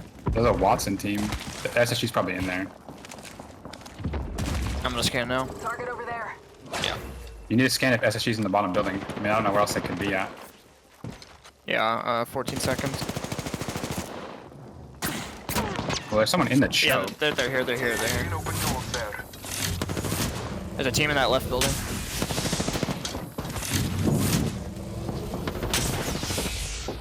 Well, I don't know what we're supposed to do here. We just have to fight this team on the building. Cramming themselves here. Just fight SSG then? Oh, yeah, what else are we gonna do? Can't really do much. I don't know either. We have to just force inside. And great listening, good insights here. They're going to full send, it looks like, on Space Station, but wanted to jump back to comms because, guess what? Big fights going down right now between Tripods, BR Demons, HEC over towards Mill. Meanwhile, Furia are going to push through on Space Station. A 3v3 fight here would potentially get third partied as well. At the top right of your screen, we'll show LG Yanya joining the fight, taking out Deeds. Absolutely huge right there, too. Aberlady going down here for FaZe. That's going to be that squad that was holding on to the choke point between Checkpoint into Down Beast. With the circle still pulling towards the Down Beast side, Furia want to try to finish this fight. The Rolling Thunder coming in. They're going to be able to move in after that scan. The Beast of the Hunt activated for this squad. That's right, Space Station holding their ground here. We got a Bangalore versus a Bangalore. It's going to be an interesting one. But one team does have a Seer scan and intel. The other team has a Bloodhound scan and intel. That's Furia. These two teams in a pretty clean 3 versus 3 right now, Vicky. No other teams nearby on the minimap here, so it should be an opportunity to take this without getting third party. Also, the Digi-Threat advantage is something else that we have to highlight here for Space Station. The heals are going to get cut off for Furia as his Watson now gets delayed for his medkit pop. He's now having to back away. They actually find exactly where he is. He's trying to reposition to pop the shield bat while Panders is by himself inside this building. Yeah, that's right. Panda's going to heal back up with that shield bat. Here comes the black hole. Good damage. Look at the thermite ticking away. Oh my gosh, Zeratricky is making the difference right now. They have the damage done. They know it. Here comes the push. Stepping on the gas pedal. It is going to be Furia. They're all on full health. Can they capitalize before SSG heals up? No, SSG is going to heal back to full. SSG now being able to reposition. Zera, if he didn't have to reload, he would have absolutely fried him through the window right there. Furia now is going to get right back onto the high ground. Nice help from Zero, holding hands with Panders while his Watson had to restabilize. They get the first knock while E8 goes down and deleted off in your kill feeds currently right here, and Furia are looking to finish off this fight.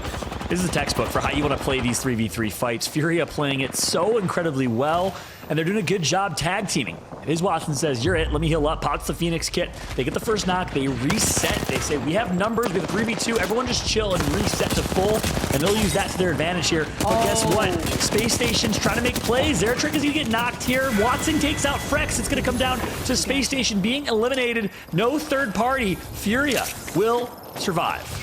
They're safer right now, and they have the time to restabilize and go in for a reset here, too. Zera was just a distraction, all right? They had to wrap around behind Space Station when they wanted to 2v1 Zera at the same time on the low ground. So Furia with a nice cleanup of that 3v3 fight. Extended line back here. Level 3. A nice shot from Furia. Super well played now.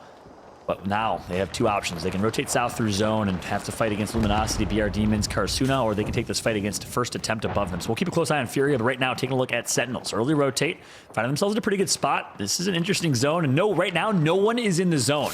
Again, we have intel on this kind of mini-map to our side here, so not one team is in the next zone yet. It's going to be a brutal next rotation. As we switch on over to LG, they're going to clean wipe Karasuno very, very clean. The LG coming out on top after that fight. Expect these squads to drop like flies. 13 squads left with FaZe meeting them right back in the lobby. Luminosity making their rotation right in the middle of the circle. Uncontested minus BR Demons, I believe, actually across the field from them. Little to no cover for Luminosity minus this bridge, but they're going to be able to wrap around and hug the rocks. They have to keep their eye on the squad behind them because if Furia decide to rotate and take a little bit of circle damage, they're going to be able to actually go right behind Luminosity and pinch them. Yeah, I love that Luminosity just scanned their back to make sure they heard that fight going on to make sure they're not getting flanked. Pander's going to take out Enemigo. First attempt versus Furia. Furia has their own hit list here. We saw from Vext and Nemiya. Looks like they're doing the same thing. They take out Space Station now in a big fight against First Attempt. This is it. This is what we're talking about. They got the first knock already on the top right of your screen. And here comes the rest. Pander's pushing up. TSM eliminated the top right of your screen as well. Furia clean wipes first attempt, but Sentinel's right around the corner. Sentinel's going to come and try and third party, but Furia's back to full health. They're going to keep rolling. They're going to keep stepping forward.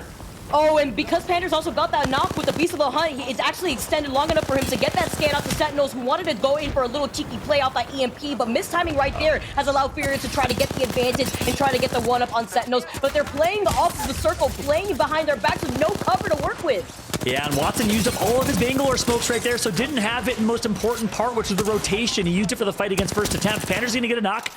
All up to Zeratricky and Panders is a team of two. Scan comes through, they get the intel. Another team's gonna help them. That's gonna be huge.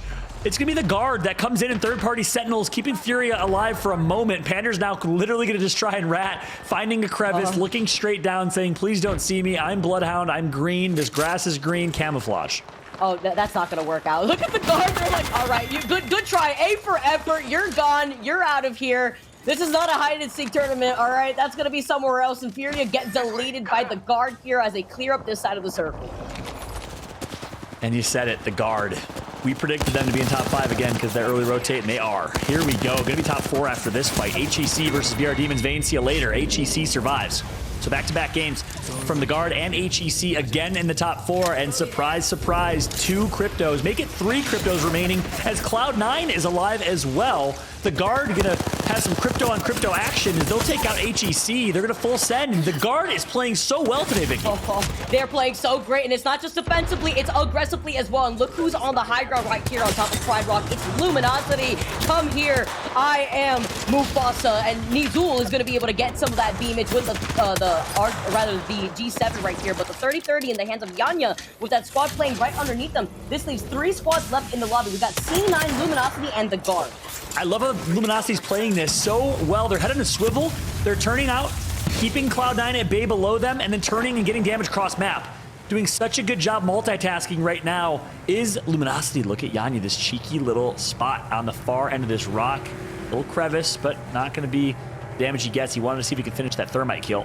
He'll stay on top of this rock and of this position. 3 squads remain, Cloud9, LG, and the guard. They have to give up this high ground, though. Looking at Luminosity, it's the guard that has the God spot in with the circle advantage in their favor. You can see the smoke grenades from Jaguares. He's going to be able to put that down to get out of that line of sight while they close in the gap from rock to rock. Similar to last game, the guard, you got to think, has the God spot because Luminosity and Cloud9 are going to be forced to fight here momentarily. So the guard just has to sit back, play patient, let them fight first, and head glitch. These rocks play with a lot of patience, and ultimately they should win this game. And again, that's a big should, because LG finds ways to pull things out of nowhere, Vicky. You see the mobile respawn beacon also getting called in by the guard as some makeshift cover. They got the rock over in front of them, the truck to their right, the tree right ahead of them if they want to close in the gap, as well as the mobile respawn beacon for some makeshift cover. The guard have everything to work with. Meanwhile, between C9 and LG, aside from just the rock to their left that they're working off of, there's open ground to little to no cover to work with once that circle closes into their back. So the guard are just going to have free range over the two squads that are right in front of them. What I'm curious about here, Vicky, is where's the zone going to be pulling? Nice shot by C9. They're going to try and keep themselves some distance because they know that the guard is just going to easily win this game if they don't. But they'll get taken out on the way there, and Yazul takes out Knocker. That's an early knock. Will they full send and get those 3 kill points and, you know, say, let's just take second place? No, they're going for first. Guess what? That full clean whip's going to come through. The guard gets the other 2, but Luminosity is not going to give the guard a chance to reset or loot. They push up wide left, and here we go. It's a game of arenas. 3 versus 3 for the win. And Luminosity right now have the advantage to get the first crack onto Rambo. They're going to close in the gap, and the Rolling Thunder getting called in. It's going to get negated by the Watson ult too. You mentioned angles, and look at the way that Luminosity are playing spread out around each side of the rock. The Creeper Barrage manages to knock Rambo.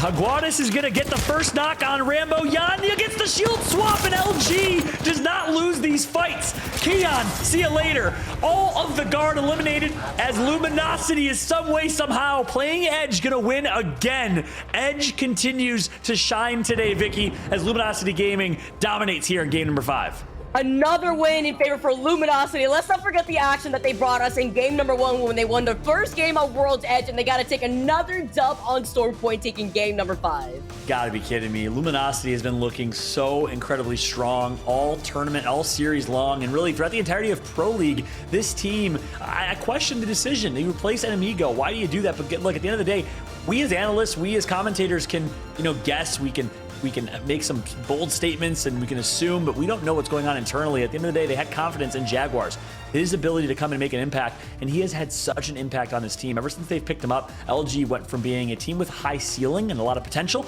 to a top 3 team in North America consistently week over week. Yeah, I love seeing Luminosity stay as consistent as they have been because I love their competitive mindset. I got to talk to them a lot during the Rewire Fest, like I mentioned before, and they were so excited for the Pro League, and you could see exactly why. In this group alone, they were topping the overall leaderboards. They felt extremely confident, and taking another dub is going to skyrocket them in the group standings. Yeah, it'll be huge. I'm excited to take a look at the standings. We're, of course, getting the highlights ready for you as well, but as that is getting baked and prepared, a little discussion, Vicky. You know, we like to make some hot takes here and have some good discussions. Top 3 teams in North America right now. Want to hear your thoughts. Top 3 teams based on what you're seeing today and obviously in general.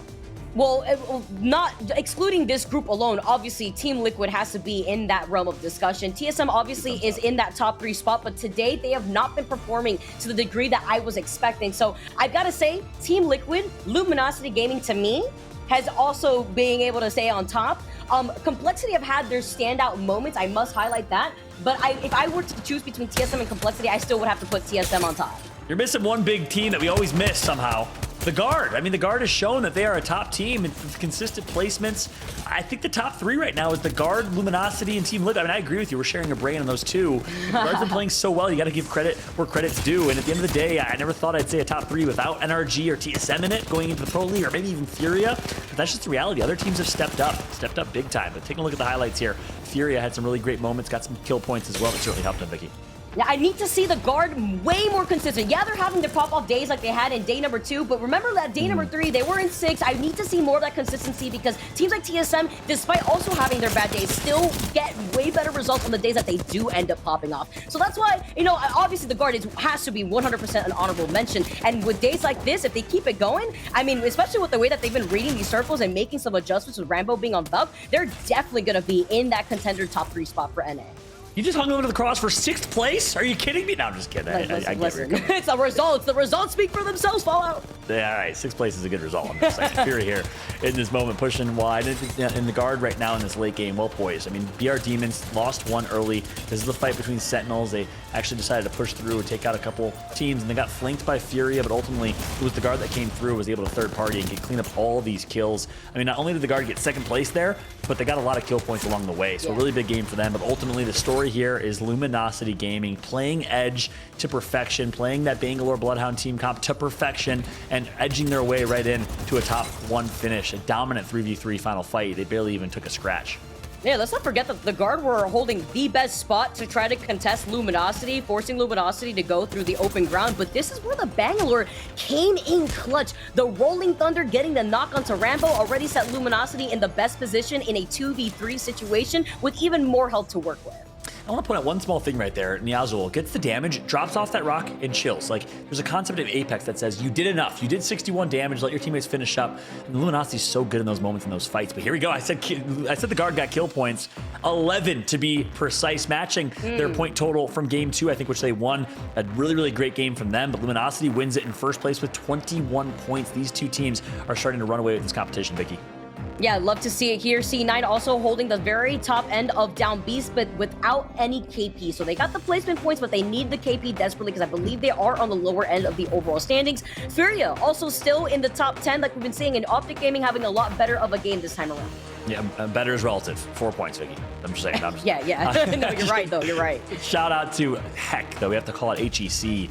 After winning last game, they get another 10-plus point game. That's really, really big for them. Taking a look at page 2. A lot of teams, again, that you have kind of big circles over. TSM, not the best showing today. Not showing up. FaZe, same thing. I mean, FaZe got blessed that game, Vicky. They got Hot Zone, and they got the end ring finishing on their POI in Down Beast. In the words of my friend Dan Gaskin, that should mean you find success. And I actually, challenged him on that because I disagree. I think statistics have shown it's 50-50 in terms of rotation versus edge. But nonetheless, FaZe should have performed in that game. Instead, they're sitting in 11th place. Tripod's right behind them in 12th. But Optic still in 17th, Cloud9 in 15th are some of the notable names. Esports Arena is another one. They came in today as a top 5 team, currently in 14th, Vicky.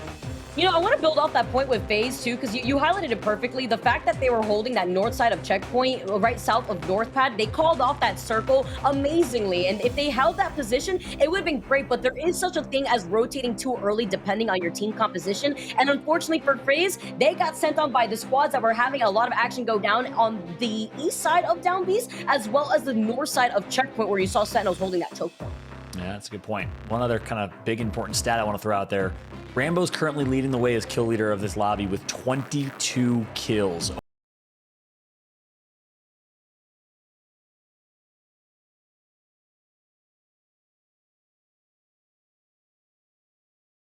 Friend Spider-Tiff, he's a peacock. You gotta let him fly sometimes. Spread his wings, and good things happen. That luscious hair of his. Shout out to Rambo, performing incredibly well. We're gonna take a quick break, though. We have game number 6, our last and final game right around the corner. It's been a highly entertaining North American Pro League series today. Don't go anywhere. When we come back, game number 6 right after this.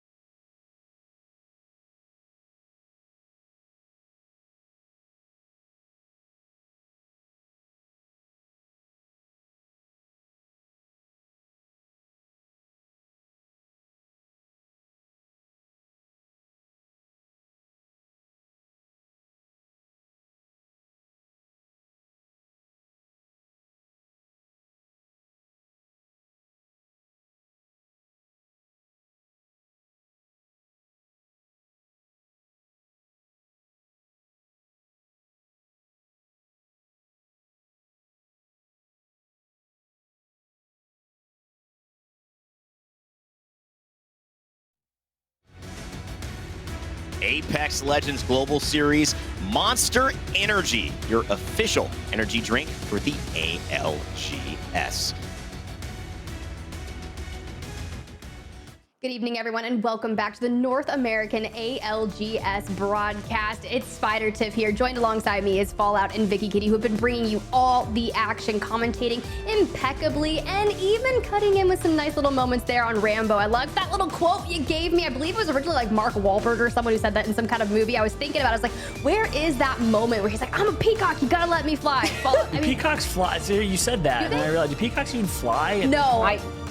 That's the joke. They cause a lot of damage, that's what I know. We got a lot of peacocks down here in South Florida. They definitely ruin things in cars and stuff like that. But you know what?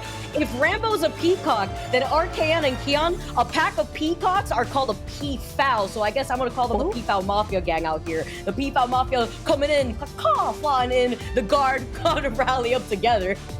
Wow. Rat-ta-ta-ta, caw. I mean, look, I just gotta take a moment to dissect what just happened. Yeah, I don't even know at this point, but I am just loving all of those like great. sound effects we're getting from Vicky. At this point, y'all, make sure you hire Vicky Kitty as your next voice actor because, I mean, just killing it.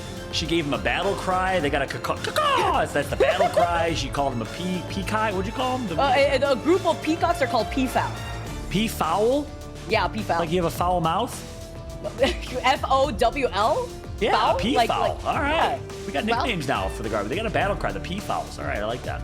I mean, here it is. You heard it here first. You are learning many things about peacocks here today, but let's go ahead and take a look at that final circle from map number 5. And Vicky, kind of take us through this.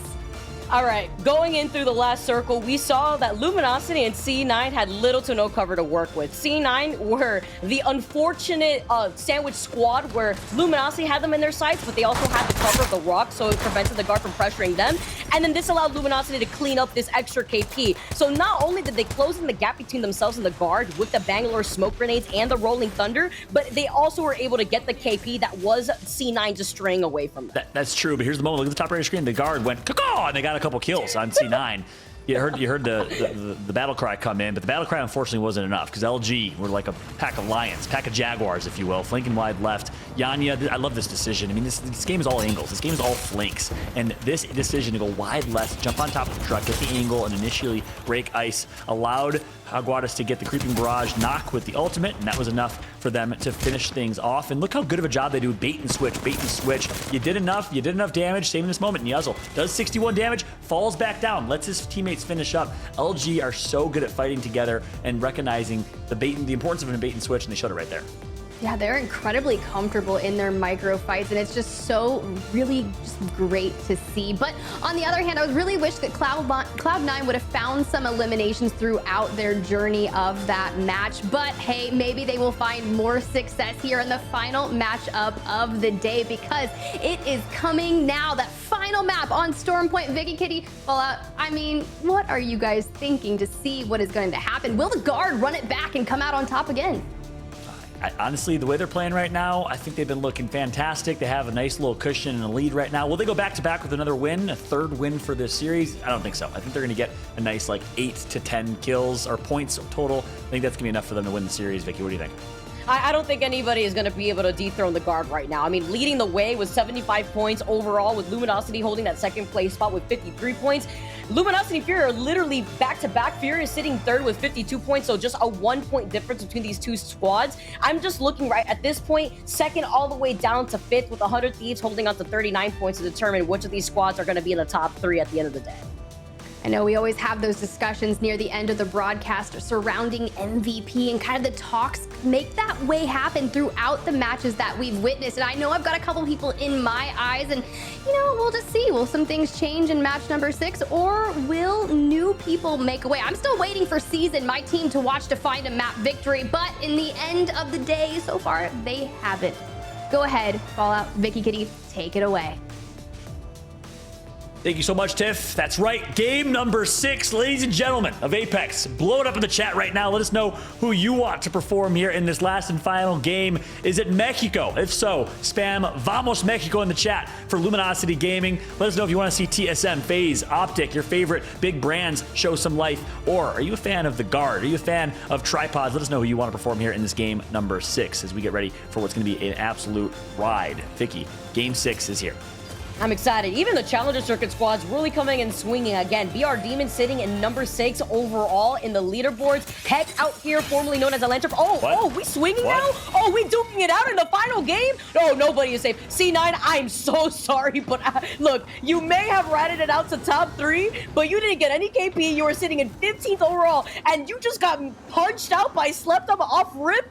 All right, and they're just driving away? I can't believe that just happened already off the rip. I mean, we just started our final game of the day in North America. This is like gang activity right now. This is happened a car and just dipset some Grand Theft Auto on screen was slept on. That was like a moment where they said, hey, drop on the pills and we're gonna have a sword fight, a melee fight. That's what you do when it's like 3 in the morning and you're delusional after playing video games for 6 hours in Apex, let alone in Pro League. I think actually what happened is slept on caught Cloud9 off guard. I mentioned earlier, you can have strats and you can do your research to understand where teams drop. You can catch them off guard, and that's exactly what happened there.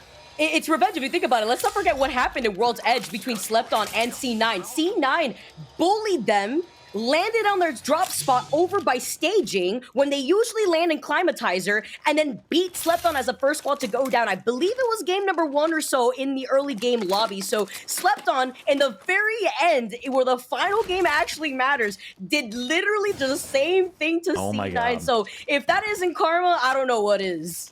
Yeah, part of that was probably, they're a little salty.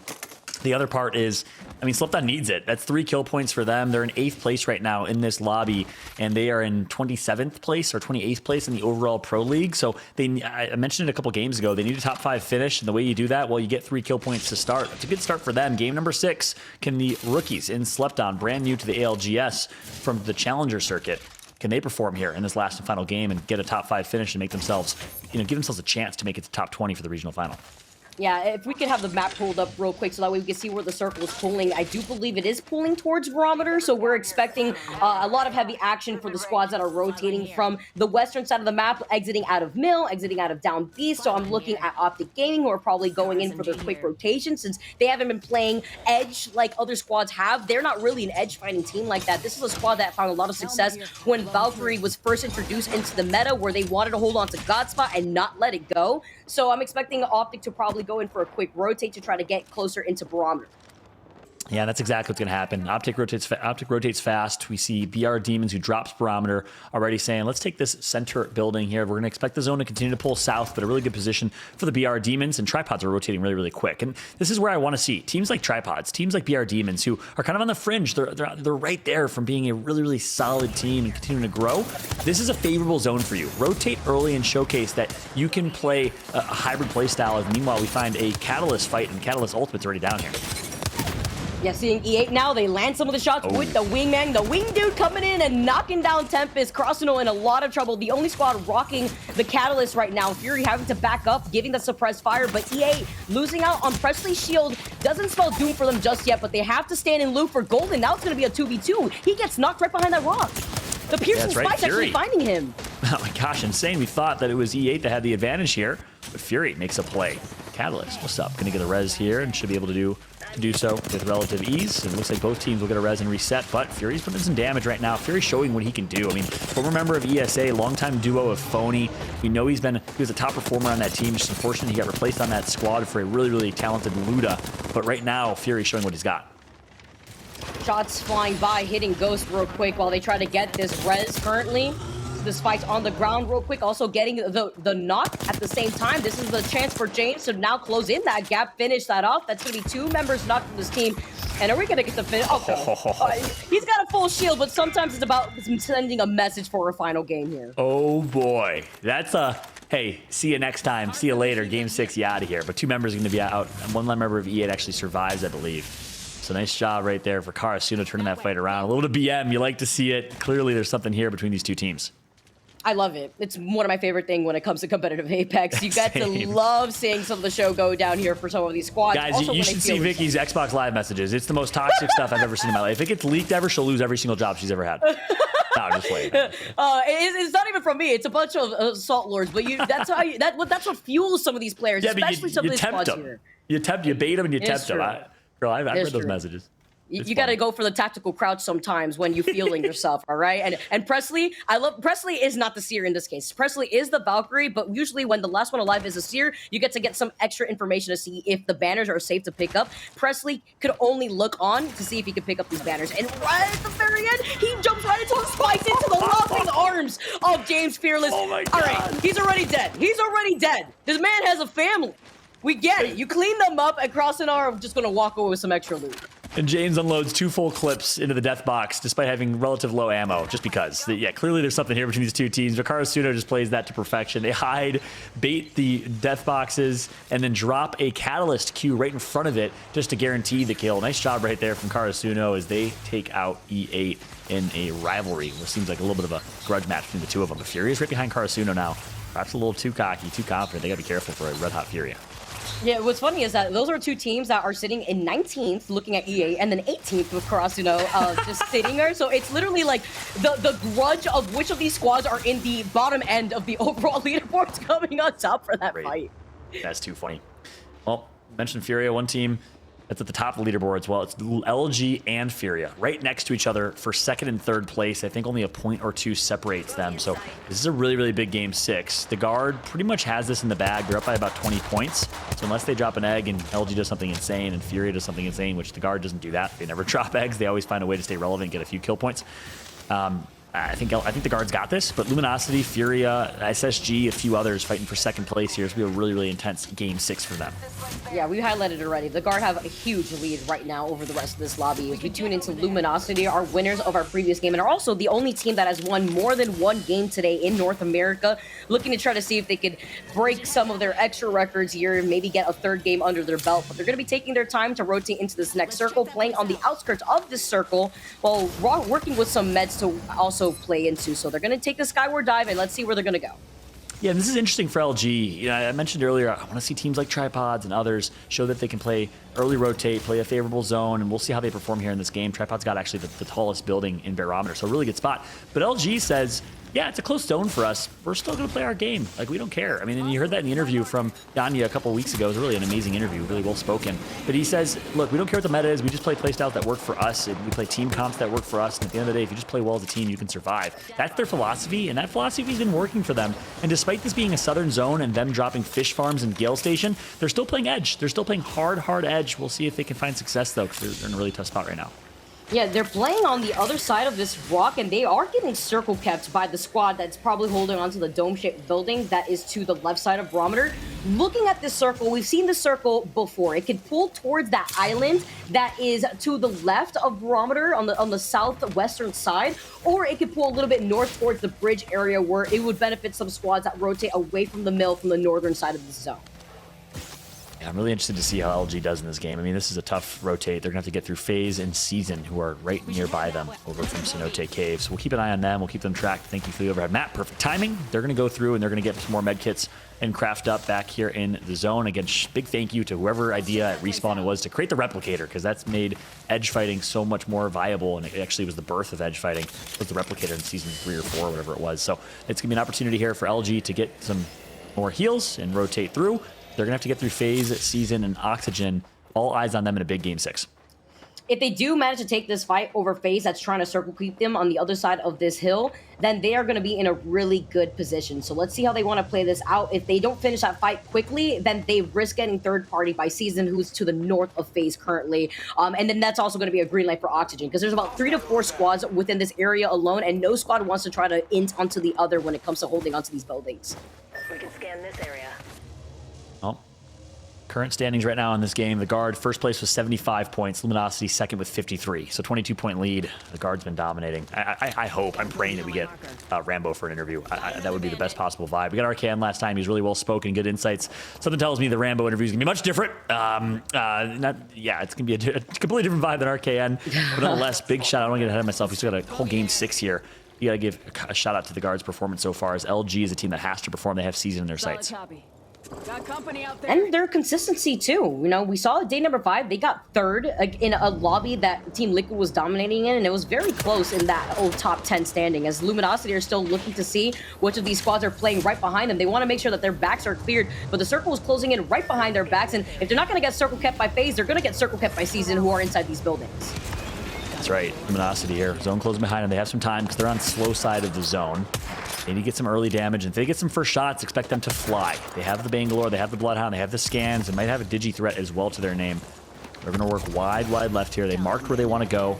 And that's where they will go indeed. TSM just north of them. Season to their right. Oxygen in the choke in between the mountain, actually. Watch Luminosity have to push through and have to get through these teams. Where are they going to make the decision to rotate here? You can see the pings. They're looking at the 2 different choke points that would lead them into this next circle, but there could be a squad on the other side of that hill easily. They don't have that set of information unless they take a skyward dive and not only put themselves up in the air for other squads to see them in that rotate, but to get that passive information that the Valkyrie passive provides when you are going to be able to get the scan in the air. So Luminosity, with some of these pings, I'm wondering what their mindset is in terms of the comms and where they want to go. Yeah, this is interesting. Season is gatekeeping them and kind of bullying them from taking any of these buildings. And they want that building so bad, but they know that 2 members of Season are at that choke, and they're going to absolutely punish them if they try pushing. So they're going to have to slowly work their way in, and they can't just beeline to that building because they'll take some damage from Season. It looks like they'll be safe for now.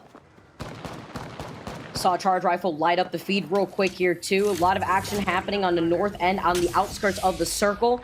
Wondering which of these squads are in a skirmish. I do see that TSM is in a fight versus Esports Arena. Season are still trying to gatekeep Luminosity, while Oxygen Esports are also inside of that tunnel vault. So that could be doomed for Luminosity if they're going to get fully sent on by 2 squads in a sandwiching position unless they make their next move to rotate as quickly as possible. Yeah, big fight happening right now between Furia and BR Demons. We're going to jump right to it. Panders. Zeratrick getting it knocked. Pander's gonna heal back up. Watson has to go big. He's gonna get 1 knock. Turns, immediately finds another, and he's gonna snap the wrist and immediately connect. Oh my god, Furia take out the BR Demons on the heels of 261 damage from his Watson. What a performance right now. Drops the smoke just to secure the res, and Furia continues to perform. Love the little quick corner disengage from his Watson while you saw Panders just help him out, give him the suppressed fire that he absolutely needed while he was in the Beast of the Hunt. Nice follow-up shoulder-to-shoulder gameplay here from Furia. That's right. So it'll be basically our eyes and our observers going back and forth between Furia and Luminosity because those 2 teams are fighting for second. Well, guess what? HEC is behind them by 10 points. That's another team we have to keep an eye on. 100 Thieves in 5th with 39. BR Demons was in 6th and just got taken out with 35. So now teams like Space Station, Sentinels, TSM, FaZe, Tripods have a chance to maybe break into the top 7 with 1 or 2 of the top 7 teams already eliminated.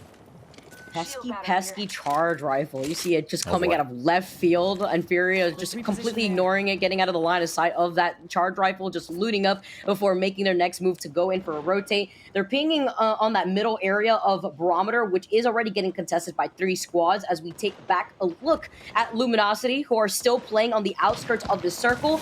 Not fully sending it onto Season means that Luminosity does know that Oxygen Esports is in the area, so if they risk going involved and getting involved in this fight and falling incredibly low, they could inevitably get 3rd party. That's right.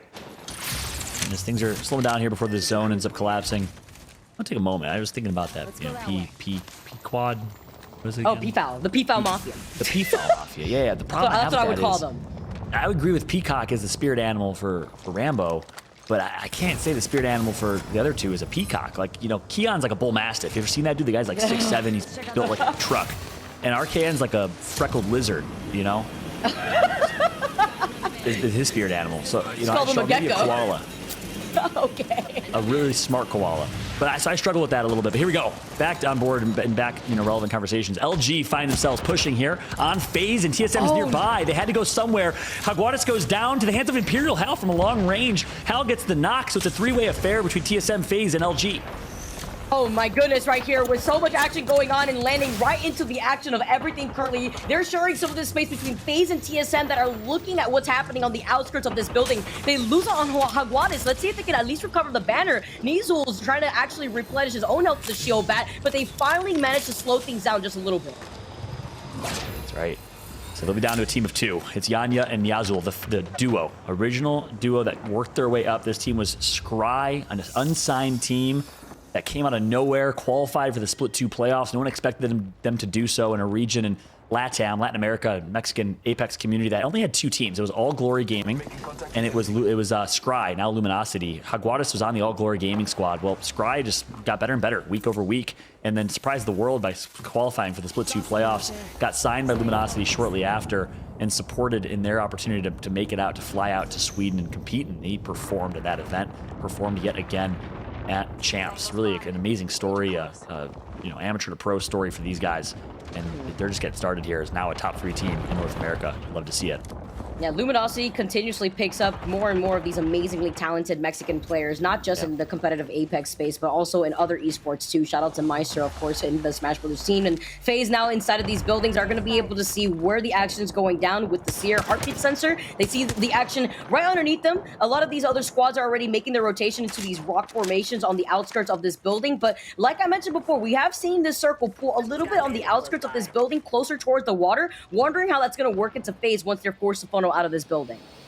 Yeah, we were a little critical of FaZe. Oh, actually, hold on. Hold that thought. The guard is going to Valk ult their way in. They know that this is God spot. They want to bully it. So RKN goes down early. Little did he know that this spot is taken by 3 teams already. I don't think he had that intel. Keon's going to get swung on. He gets taken out. Rambo out as well. So the guard's going to be eliminated by LG, the team in second place right behind them. But here comes TSM and FaZe swinging as well, wanting some kill points.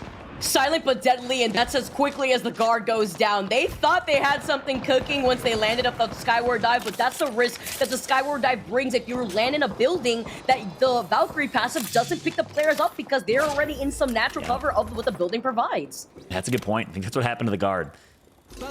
Ultimately, a risky decision, high risk, high reward. It didn't pay off for them. Bold move to try and take God spot. They get taken out. Meanwhile, Furia gets a knock on Tripods. There's a big fight happening right now in Barometer. First attempt, Furia and Tripods. And perfect observing here. We're going to jump right into the action as Furia will be hitting this rotate.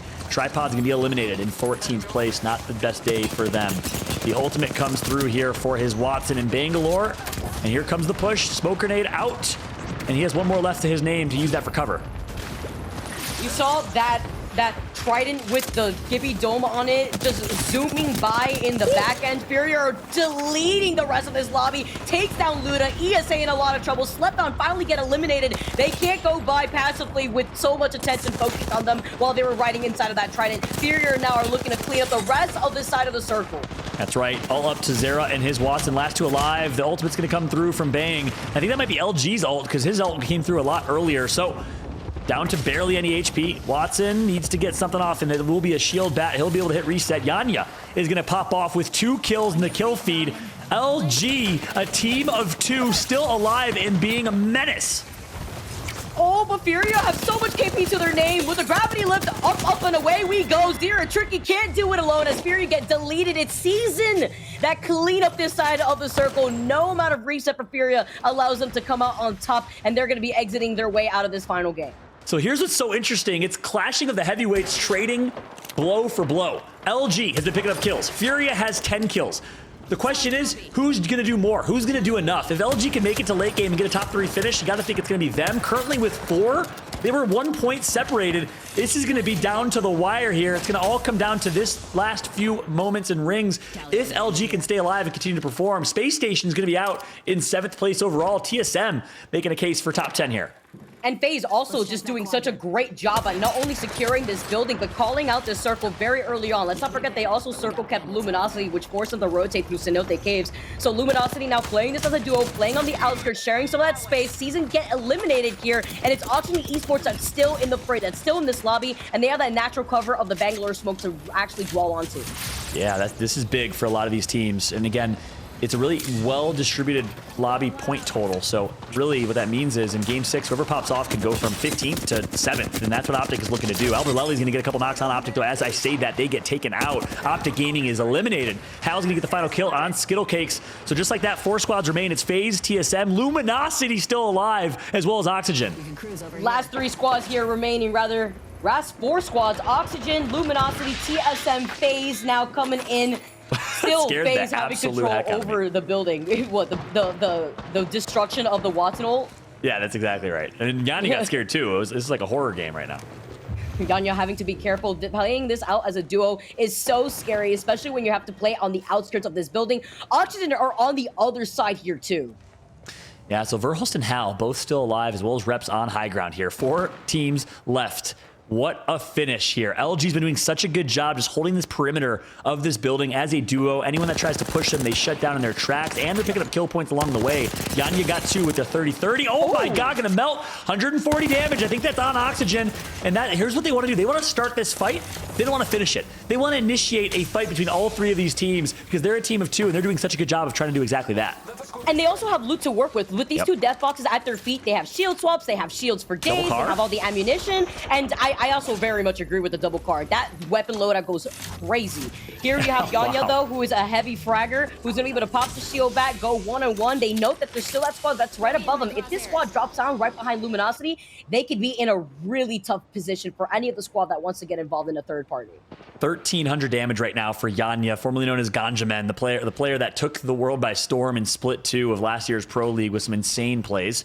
We'll see if he can turn that 1,300 into 2,000. Something tells me at the end of this game, if he can make it, he will. TSM on high ground. Personally believe they have the win condition here. TSM with a great opportunity to go from 10th place coming into this to a potential top 5 finish. I mean, Space Station, Sentinels, Slept On, BR Demons, 100 Thieves are all out. And TSM had 23, 100 Thieves had 39 in 5th place. So if TSM can get a 20, 30-point game, they can place top 5. Yeah, they can, and they absolutely need it. Their best placement has been 3rd place. You can see the Beast of the Hunt activated right now. Luminosity forced to pop up that shield bat. Now look who's wrapping on the other side, who's going to be meeting up with Yanya. He needs some help. He needs Niesel to help cover him. Yeah, Niesel with the double cars, not gonna be enough. He gets some damage in early, but he gets taken out. Oxygen's gonna do it. TSM still on high ground, content watching all these fights ensue. With the high ground positioning, with the God spot, TSM well poised to win this game. 3 spots left. TSM, Oxygen, and FaZe playing on the inside. Imperial Hell gets taken down. A nice little sneaky play to get onto the high ground right here, but Reps wavers them off. Unbelievable. FaZe tries to take it right from under their nose, and Reps turns around and says no. Doesn't miss a shot. Great shots come through from TSM, and FaZe gets denied. So Oxygen now, we're in the best position to stop TSM, and I think no one can. Yeah, now the fact that FaZe is down a member, so is Oxygen. This is a 2v3 because they're going to get Hal right back up. They're going to have him reset. Sniped gets a knock into Casellas here, and TSM now have all the green light to win this final game. Too easy for TSM. They're going to do it. They're champions of game number 6. They needed this more than anything. They needed a spring into life, and they did exactly that. What a finish for the boys in black and white. The way that they did it as well, by rotating with a Valk ult to take the high ground on top of FaZe Clan.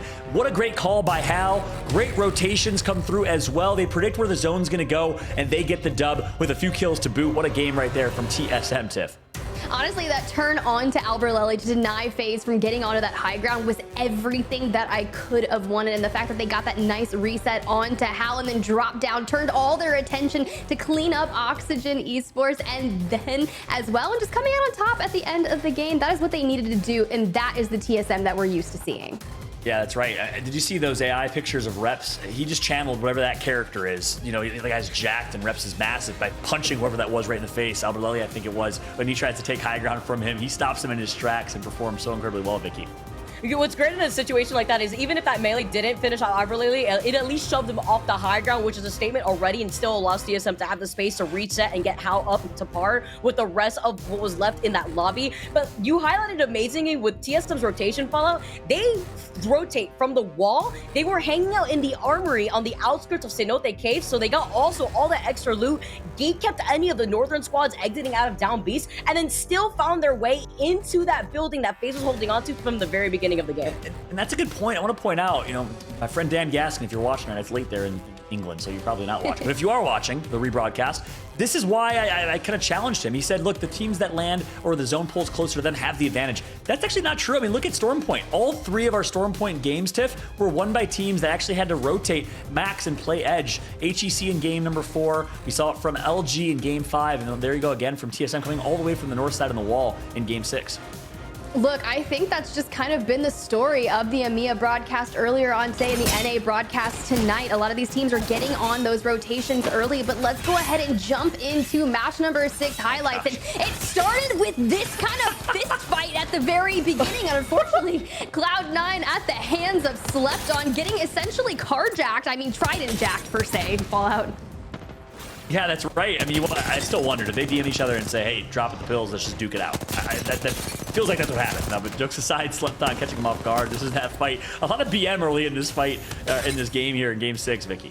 Why they gotta do C9 like that? I mean, they already had a rough day, but I guess, you know what, you gotta rub salt on the wound sometimes, like we saw what happened between E8 and our other squad, Cross, winning that fight with the Catalyst. Luminosity, though, the squad that we had our eyes on, having a bit of a rough endgame, playing things out as a duo, but still getting some KP to their name before that. Yeah, and here's what's interesting. Furia dominated. So many good edge fights, and they took these fights with so much confidence and aggression. LG dominated. The fact that they were coming from a really bad spot, had to rotate all the way through zone, and still got top 5. The question is, who did enough? Who did more? I mean, LG, I think, had 5 or 6 kills and a good placement, but Furia got 10 kills and 1 or 2 or 3 points of placement. So it's going to be a really, really close finish here between Furia and LG for second.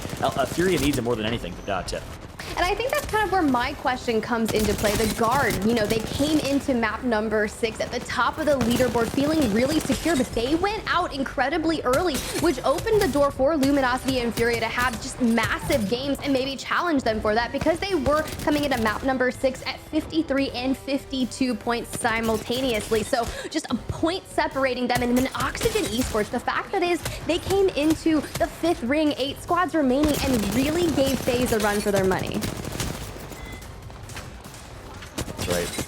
Furia, Oxygen here. Really, I gotta agree with that, Tiff. Oxygen's late game performed well, made it to the final 3, ended up getting, I think, 3rd place as FaZe dropped on top of them. And I gotta say, it was the right decision, Vicky, in my eyes, for FaZe. Yes, they got stopped by TSM, but to try and take high ground was the right call. Here's the moment where Slurpee and Kill, they all call at the same time. They do a lot of damage, but really, props to TSM for thwarting this and shutting it down. It was really reps here in this moment, and the great flick kept them at bay. You can only imagine how the comms probably sounded right there when Reps was immediately able to turn his attention to Alberlily, who, by the way, so many players just fell into Alberlily's open arms before TSM was able to take the whole thing. You saw that FaZe was able to perform very, very well and secure 6 KP to their name, getting 2nd place. Ooh, very well done. TSM edging out the rest of the teams in the lobby to finally get a map win. Better late than never in map number 6 with 21 points. You're right, FaZe in second with 15 eliminations. You've got to feel good about that one after kind of a rocky start to the day here on match day number 6. Oxygen Esports, though, getting into that top 3, incredibly strong for them. My pick down there, the teams to watch: Season in 6th, Optic in 5th, and Furia not having the best placement, but that's not what they're known for. They're a kill-heavy team similar to Vex Gaming as well, and they've got 10 eliminations, so staying consistent once again, Vicky. Okay, now here's the craziest thing. Furia with 12 and Luminosity with 10. So Furia had 2 more points than them, but was behind by 1 point. I think that might be enough for Furia to take second, Vicky. Yeah, I definitely agree with you right there, Paul. I was actually going to mention the same exact thing here, because with all that KP, can you imagine if Furia also got the placement points necessary at the end game? But like Tip said, this is something that we're used to seeing when it comes to Furia and how kill heavy they play usually in a lot of these other pro league lobbies. Now looking at the second page here, what is your first thoughts looking at this page, looking at Sentinels, looking at Crossito, who actually got that early KP fight of Tiffany? It's kind of tough because Sentinels did so well starting off in Storm Point on match number 4, and I was really hoping for them to kind of find a lot more success and start building that momentum. But it seems a lot of the teams that came from Challenger Circuit and the preseason qualifiers have found themselves on the bottom half here in match number 6. And then Cloud9, my heart, bro. My heart goes out to them losing out on that fist fight, and E8 going down with that early knock due to the piercing spikes. We always see kind of 1 or 2 catalysts in the lobby, and it just seems that E8 found them as well. But let's go ahead and take a look at the series results and see how the day ended, Fallout. Whew. Wow. The guard on top, we all knew that, but Furia by 1 point made the difference. What a finish right there. Furia does it by playing very, very kill aggressive and getting the kill points. Luminosity tries to get the placement points. 1 more placement would have made the difference, or 2 more kills would have, actually 1 more kill would have made the difference for Luminosity, because if they tie, they win. What a showing. And HEC ties at 44 with TSM, but based on the tiebreaker, Vicky, HEC gets the 4th place finish over TSM. Look at these ties too. Space Station 100 Thieves, FaZe and BR Demons, who had an insane day. So close for this top 10 in the overall standings for a day like this in the NALGS. Hey, sometimes you've really just got to win your ones and get as many extra kill points as you can. Sometimes making that overextension and getting that full thirst can make or break this. But now we have the overview of the regular season standings now that we've kind of finished that 2nd round robin and everyone's on equal footing here. And it's going to be TSM edging out the consistent team Liquid there just by 2 points though, Fallout.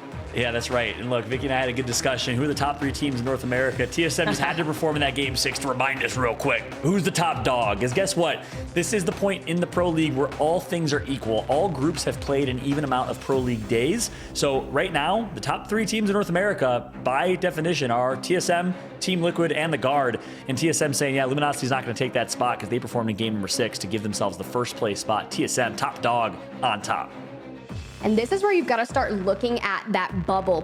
Teams in like place 8th through maybe 15th. There's only about 10 points separating them. And if you're not familiar with that, top 20 teams will be advancing on to that regional final. And that is what you are vying for at this point in time in these group stages. And that's another bubble you've got to look at. G2 barely holding on there, as well as CLG and Oxygen Esports. And I mean, let's go ahead and see how a lot of the teams today, because I'm curious. I know you guys kind of mentioned early on that Rambo at one point had 22 eliminations. Show me that top 10 kill leaderboard, because I need to see it, Vicky. God. Wow. The fact that Furia, all 3 members of Furia are on here, 2 members of Luminosity, but Rambo with 22 kills, you know he was absolutely feeling himself. Maybe the main really does give him that power up. He's a peacock. You gotta let him fly. Still don't get it. Peacocks don't fly. Let the wings spread. I digress. Hey, look, sometimes you just gotta let it go. And I had hinted at it briefly prior to that match number 6, but now is the time for the real discussion surrounding that Monster Energy MVP nominations. And I'm gonna kick it off with Vicky, because I'm really curious to hear who your nominee is going to be. I mean, is it surprising? I gotta give it to Rambo, okay, from the Guard. Rambo had an insane pop-off day. He was feeling himself coming off of a win in a previous tournament that just happened yesterday, and he wanted to bring a lot more of that energy going into today. They made the swap where Rambo was enabled to play a lot more aggressively, since he made the swap from the Watson into the Valk, swapped that up with Keon, who was able to play a lot more passively, and the Guard was on top of their stuff when it came to these final circle positioning, but you cannot scoff at 22 kills in a lobby like this. So amazing props to Rambo. That's why he's my MVP. Very well done, and I wouldn't expect anything else. Rambo and the Guard did so incredibly well here today, but I'm gonna throw it over to you to Fallout. Who is your Monster Energy MVP nominee for the day? Yeah, it's a tough pick. I mean, honestly, anyone from Furia could have gotten the nod. All 3 of them played really, really well. They all responded in a big, big way. So kudos to Watson, Panders, and Co. But for me, I got to give it to Yanya again. I mean, look, this is a back-to-back MVP nomination for Yanya, because he just continues to perform and continues to have so much impact for his team. And if I look at one singular player who has the most impact for their team, I think Rambo certainly is up there, but Yanya is right next to him. What he does for this squad, the amount of times he's able to break ice, the angles he takes, it's just insane. I mean, these highlights are saying it all and showing it all. Yanya, week in and week out, continues to be such a performer. It's unbelievable. The 19-year-old, I believe, or maybe even younger, is just a staple right now in Apex. He's really the heart and soul of Mexico, and Yanya continues to perform incredibly well for the entire region. So again, Viva Mexico, Viva Yanya, performing incredibly well for this team. Hey, and they are doing everything that they need to do, and it is so exciting to see their teamwork work together. For me, I'd like to just go ahead and double down on that Furia honorable mention that you brought in. His Watson, Panders, Zera, all looking incredibly dominating here. And the first thing that I wake up when I do is I kind of check Twitch and I see who's streaming Apex, and his Watson is genuinely on grinding ranked early on in the hours, and he's still on in the evening as well. That man just has passion and clearly loves Apex, or I don't know, just loves grinding ranked on Broken Moon. But it's so exciting to see. Another honorable mention that I like to give a shout out to is Hill, and that's going to be from HEC, the IGL of that team. I saw it in match number 4, and it was just one of those moments that kind of made or break that game. He had that decision to go ahead and they could have pulled south, fought Esports Arena, but instead they kind of decided to disengage and begin their rotation onto that north side of Thunderwatch, and from there that netted them the game win because they were able to maintain God spot, and it was just really exciting to see. But hey, that's all for the Monster Energy MVP discussion powered by Monster Energy. Now, here's the really cool moment that a lot of us have been waiting for, and Fallout, you kind of hinted at it throughout, and if we would get the ability to interview a certain person, maybe someone who's got really luxurious hair, and I'm really excited to say that we get to sit down and chat with Rambo. And let me tell you, the first thing I know I'm going to ask is, what is that hair care routine? No, I'm just kidding. I'm going to ask how his day was, but welcome in, Rambo. So Yes, please give us all the vibes. I gotta say, man, congratulations on an epic day. Thank you so much. I'm super pumped right now. I mean, I just can't stop smiling. I'm just so happy right now. I can't see straight. I mean, the glass is probably not helping. Yeah, exactly. Yeah, I was gonna say the glass is. True. But I gotta go ahead. I'm gonna kick it off with the first question because I want to hear some more insight onto it. You played Wattson in match day number 3 on the last time Group B versus C kind of met up, and they pulled you on to Valkyrie. And now the change has kind of went through. You had 22 eliminations today. Can you shed some more light on that change up? Yeah, so back in Champs, I had a good amount of experience on Valkyrie. You know, I feel like I played my best Apex in my life back in Champs when I was on Valkyrie. And I've just had a lot of, comp experience like the last 2 years, knowing like, my LOSs, knowing like what to look for, like when I'm on a fragging character, try to get openings for us. So we just decided to make that switch just to like see a change. Last week when we played, it didn't go so hot. So sometimes you just got to change it up, man. And we did today, and things worked out. Things definitely worked out. I mean, you came out on top once again, so congrats on that. Very well-respected change. I'm going to throw it to Fallout. What questions you got for Rambo? Yeah, I mean, Rambo, you alluded to it, man. Your trajectory's been amazing to see. You popped off at Champs and really unleashed the monster, unleashed the beast, that clip that we obviously will always cherish. But it was amazing to see you perform and you become Rambo. You've kind of come into your own. It's been so much fun to watch. I got 2 questions for you. Both are very, very serious. The first question is, we already picked your spirit animal for you. You're a peacock. If you had to pick a spirit animal for your teammates, RKN and Keon, what animals would you pick and why? And try and be quick. Let me think. RKN, probably like maybe like an older animal, maybe like a bird or something, like maybe like a tortoise. Like tortoise or like they live long, and I feel like a tortoise is like a wise like animal. And yeah. Keon maybe like a tiger, man. Keon is such an incredible fragger, and I'm just blessed really to have the teammates that I do, man. It's so much fun to get on every day and to genuinely like love the teammates that I have to play with. I'm just super happy and blessed, to be honest with you. I love it. I said freckled lizard for RKN, and then I said massive for Keon, but I think we're pretty close. Last question, on a more serious note, what is your why, man? What fuels you every single day to be the best Apex player in the world? Yeah, man. I mean, I only get one shot at this. I kind of, was at school a couple years ago and, decided I want to do something cool with my life and, follow my passion. And this is my passion. And I just want to keep doing this. So like every day when I get on, man, I just want to be the best and, work towards that. And, like I said, man, I only get one shot at this, so I got to make the most of it. Yeah, I got 2 short questions for you, Rambo. The first one is, you radiate very much Floridian energy. Are you a fellow Floridian like me? I just got to know. Oh, yeah. Total Florida man, if you couldn't tell already. All right, something perfect. to be proud of. No, all right, what is that supposed to mean, John? All right, I guess we got to talk after this. But you know what? That's fantastic because you were radiating amazing confidence. I actually want you to build up more of your play style with your teammates. How do you guys actually fare with each other? Because you talk heavily about Keon, RKN. How do you guys work together? What's your dynamic? Yeah, I mean, I always said that like, I want to have teammates that I could, hang out with in like a social setting outside of Apex, that I could genuinely vibe with. I think the outside aspect of like a team dynamic is just important as like the actual game dynamic. So, we're pretty close and we hung out a good bit at like TwitchCon and stuff. And, we just vibe really well, man. We mesh together like really well. And so, it just kind of, we're all like good vibes. We don't take it like too serious. We just have fun. And I think that's really why, we're having these good performances. I think it's just, it just comes down to just believing in each other and liking each other, I guess, not raging at each other.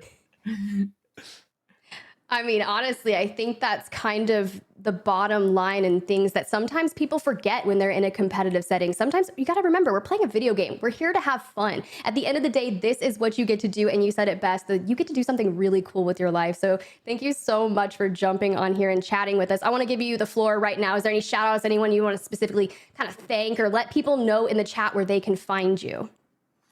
Yeah, I would like to give a shout out definitely to my org, the Guard. They really have believed in us ever since they signed us and have backed us incredibly. And I'm just super thankful to be able to represent an org that actually cares about me and cares about us and wants the best for us. So Definitely shout out to them. And of course, gotta give a shout out to my mama. Love my mom to death. Definitely like my best friend. And I know she's watching and she supports me all the time. And yeah, so definitely shout out to them. Oh, and one more. I'm sorry. I got to give a shout out to my fantasy football group, the Whiskey Militia, for sure. The Whiskey Militia. I mean, I like the name. Please tell me, how is your fantasy football group going? Are you winning? I am like average, middle of the pack. But you know, there's a couple more weeks left, and maybe I come back, you know, get in the playoffs. Hey, you never know. You never know. But thank you so much, Rambo. And once again, congratulations to you and RKN and Keon today. Well done. And it was just actually super fun to get to sit here and witness. So until next time, we'll catch you on your match day. I'm not even sure which day. Are you coming back on Sunday? Because if so, I'll see you there. But thank you so much, homie. Thank you guys so much. It's always a pleasure talking to y'all. Much love. Love you, buddy. Wow, what a great interview. It's always fun anytime we get to chat to someone that just radiates that positive Floridian energy there for you, Vicky. I love it. I love to see not only his confidence spew out, but he really does radiate the Floridian energy. I had to ask him just in case, just to make sure. Hey, your intuition was right, but hey, for the end of the day here, I want to kind of go ahead. We did it on the EMEA broadcast, and I want to hear your final thoughts. We just finished the second rotation through the round robin, and we only have one more rotation through the groups thus far. Give me those final thoughts. Yeah, just wrap it up here. Honestly, my final thoughts are all around today as a great display of how great of an esport that Apex Legends truly is. I mean, if you didn't have a chance to watch the EMEA broadcast, go back and watch it. I mean, it was just purely entertaining from start to finish. I think the meta right now is in a really, really good spot. It's been so much fun to watch, and today truly showed that. Highly entertaining gameplay from start to finish, and just as a pure fan who loves this game so much and wants to see it continue to grow, I think today was a big win for all of us. So keep spreading positivity, every single one of y'all in the community. Obviously, no one's perfect, nothing's perfect. There's important constructive criticism to give, but please show some love to the game we all love, and let's help this thing continue to grow is all I got to say. Vicky, what you got? Love it, Follow. I honestly wouldn't say it any better way, because right now we're seeing Apex at its peak. I love to see the different compositions that we've seen roll out between both the EMEA region and NA. For those of you guys that are tuning in just for NA, definitely highly recommend you guys tune in to EMEA. Just check out the VODs, because they really brought up some very interesting stuff, even winning a game with Catalyst. So with Catalyst making her move into competitive Apex, what does that fare against some of the other squads that are testing out other things with the Crypto, Watson, and Valkyrie? Love to see how NA also had a lot of ties in the overall standings ending the day today, but squads like the Guard, you know, they stay on top. TSM stays as consistent as ever. I'm excited to see some of the teams that definitely needed to get those points, looking at you, Furia, being able to get the points that they needed to stay on top. So I really had a great day being able to cast this alongside Fallout and Tiffany. Yeah, it was just absolutely incredible being here today. A lot of moments that stood out to me, and Fallout, you highlighted it perfectly. At the end of the day, we are all surrounded by the Apex Legends community. We are one big family, and at the end of it, we're just fans of the game, and that's why we're here, doing what we love the best. So thank you guys so much. Have a great evening. I will catch y'all on the flip side. You guys did wonderful. But the night is not over. Let's go ahead and talk about what is to come. I mentioned the second set of round robin rotations is coming to an end with tonight's broadcast, but we still have 3 more match days to go, starting off with Sunday's broadcast. We're going to jump into A versus C once again. That means you're going to see the likes of IG Internationals, Heroes, and honestly, they got a first map win, and I'm excited to see if they can double down and find another one. But that's just going to be the start of it. Season, hey, that was my team to watch, and I really need them to kind of double down and come back strong on Sunday, maybe take a little bit of a break. TSM getting that well-needed win here today in match number 6, and they want to carry that momentum forward. So I will see you guys on Sunday, and that's all I've got for the North American ALGS Pro League Split 1 broadcast today. I'm SpiderTip, guys. We had Fallout and Vicky Kitty. Please make sure you go hype them up on social media. They did such a great job, and while you're at it, please follow Apex Legends across the board on Twitter, Instagram, wherever you find your social media coverage. But at the end of the day, that's all for me, folks. So go grab yourself some water, stay hydrated, because it was so much action, but there's only more to come. See you guys Sunday.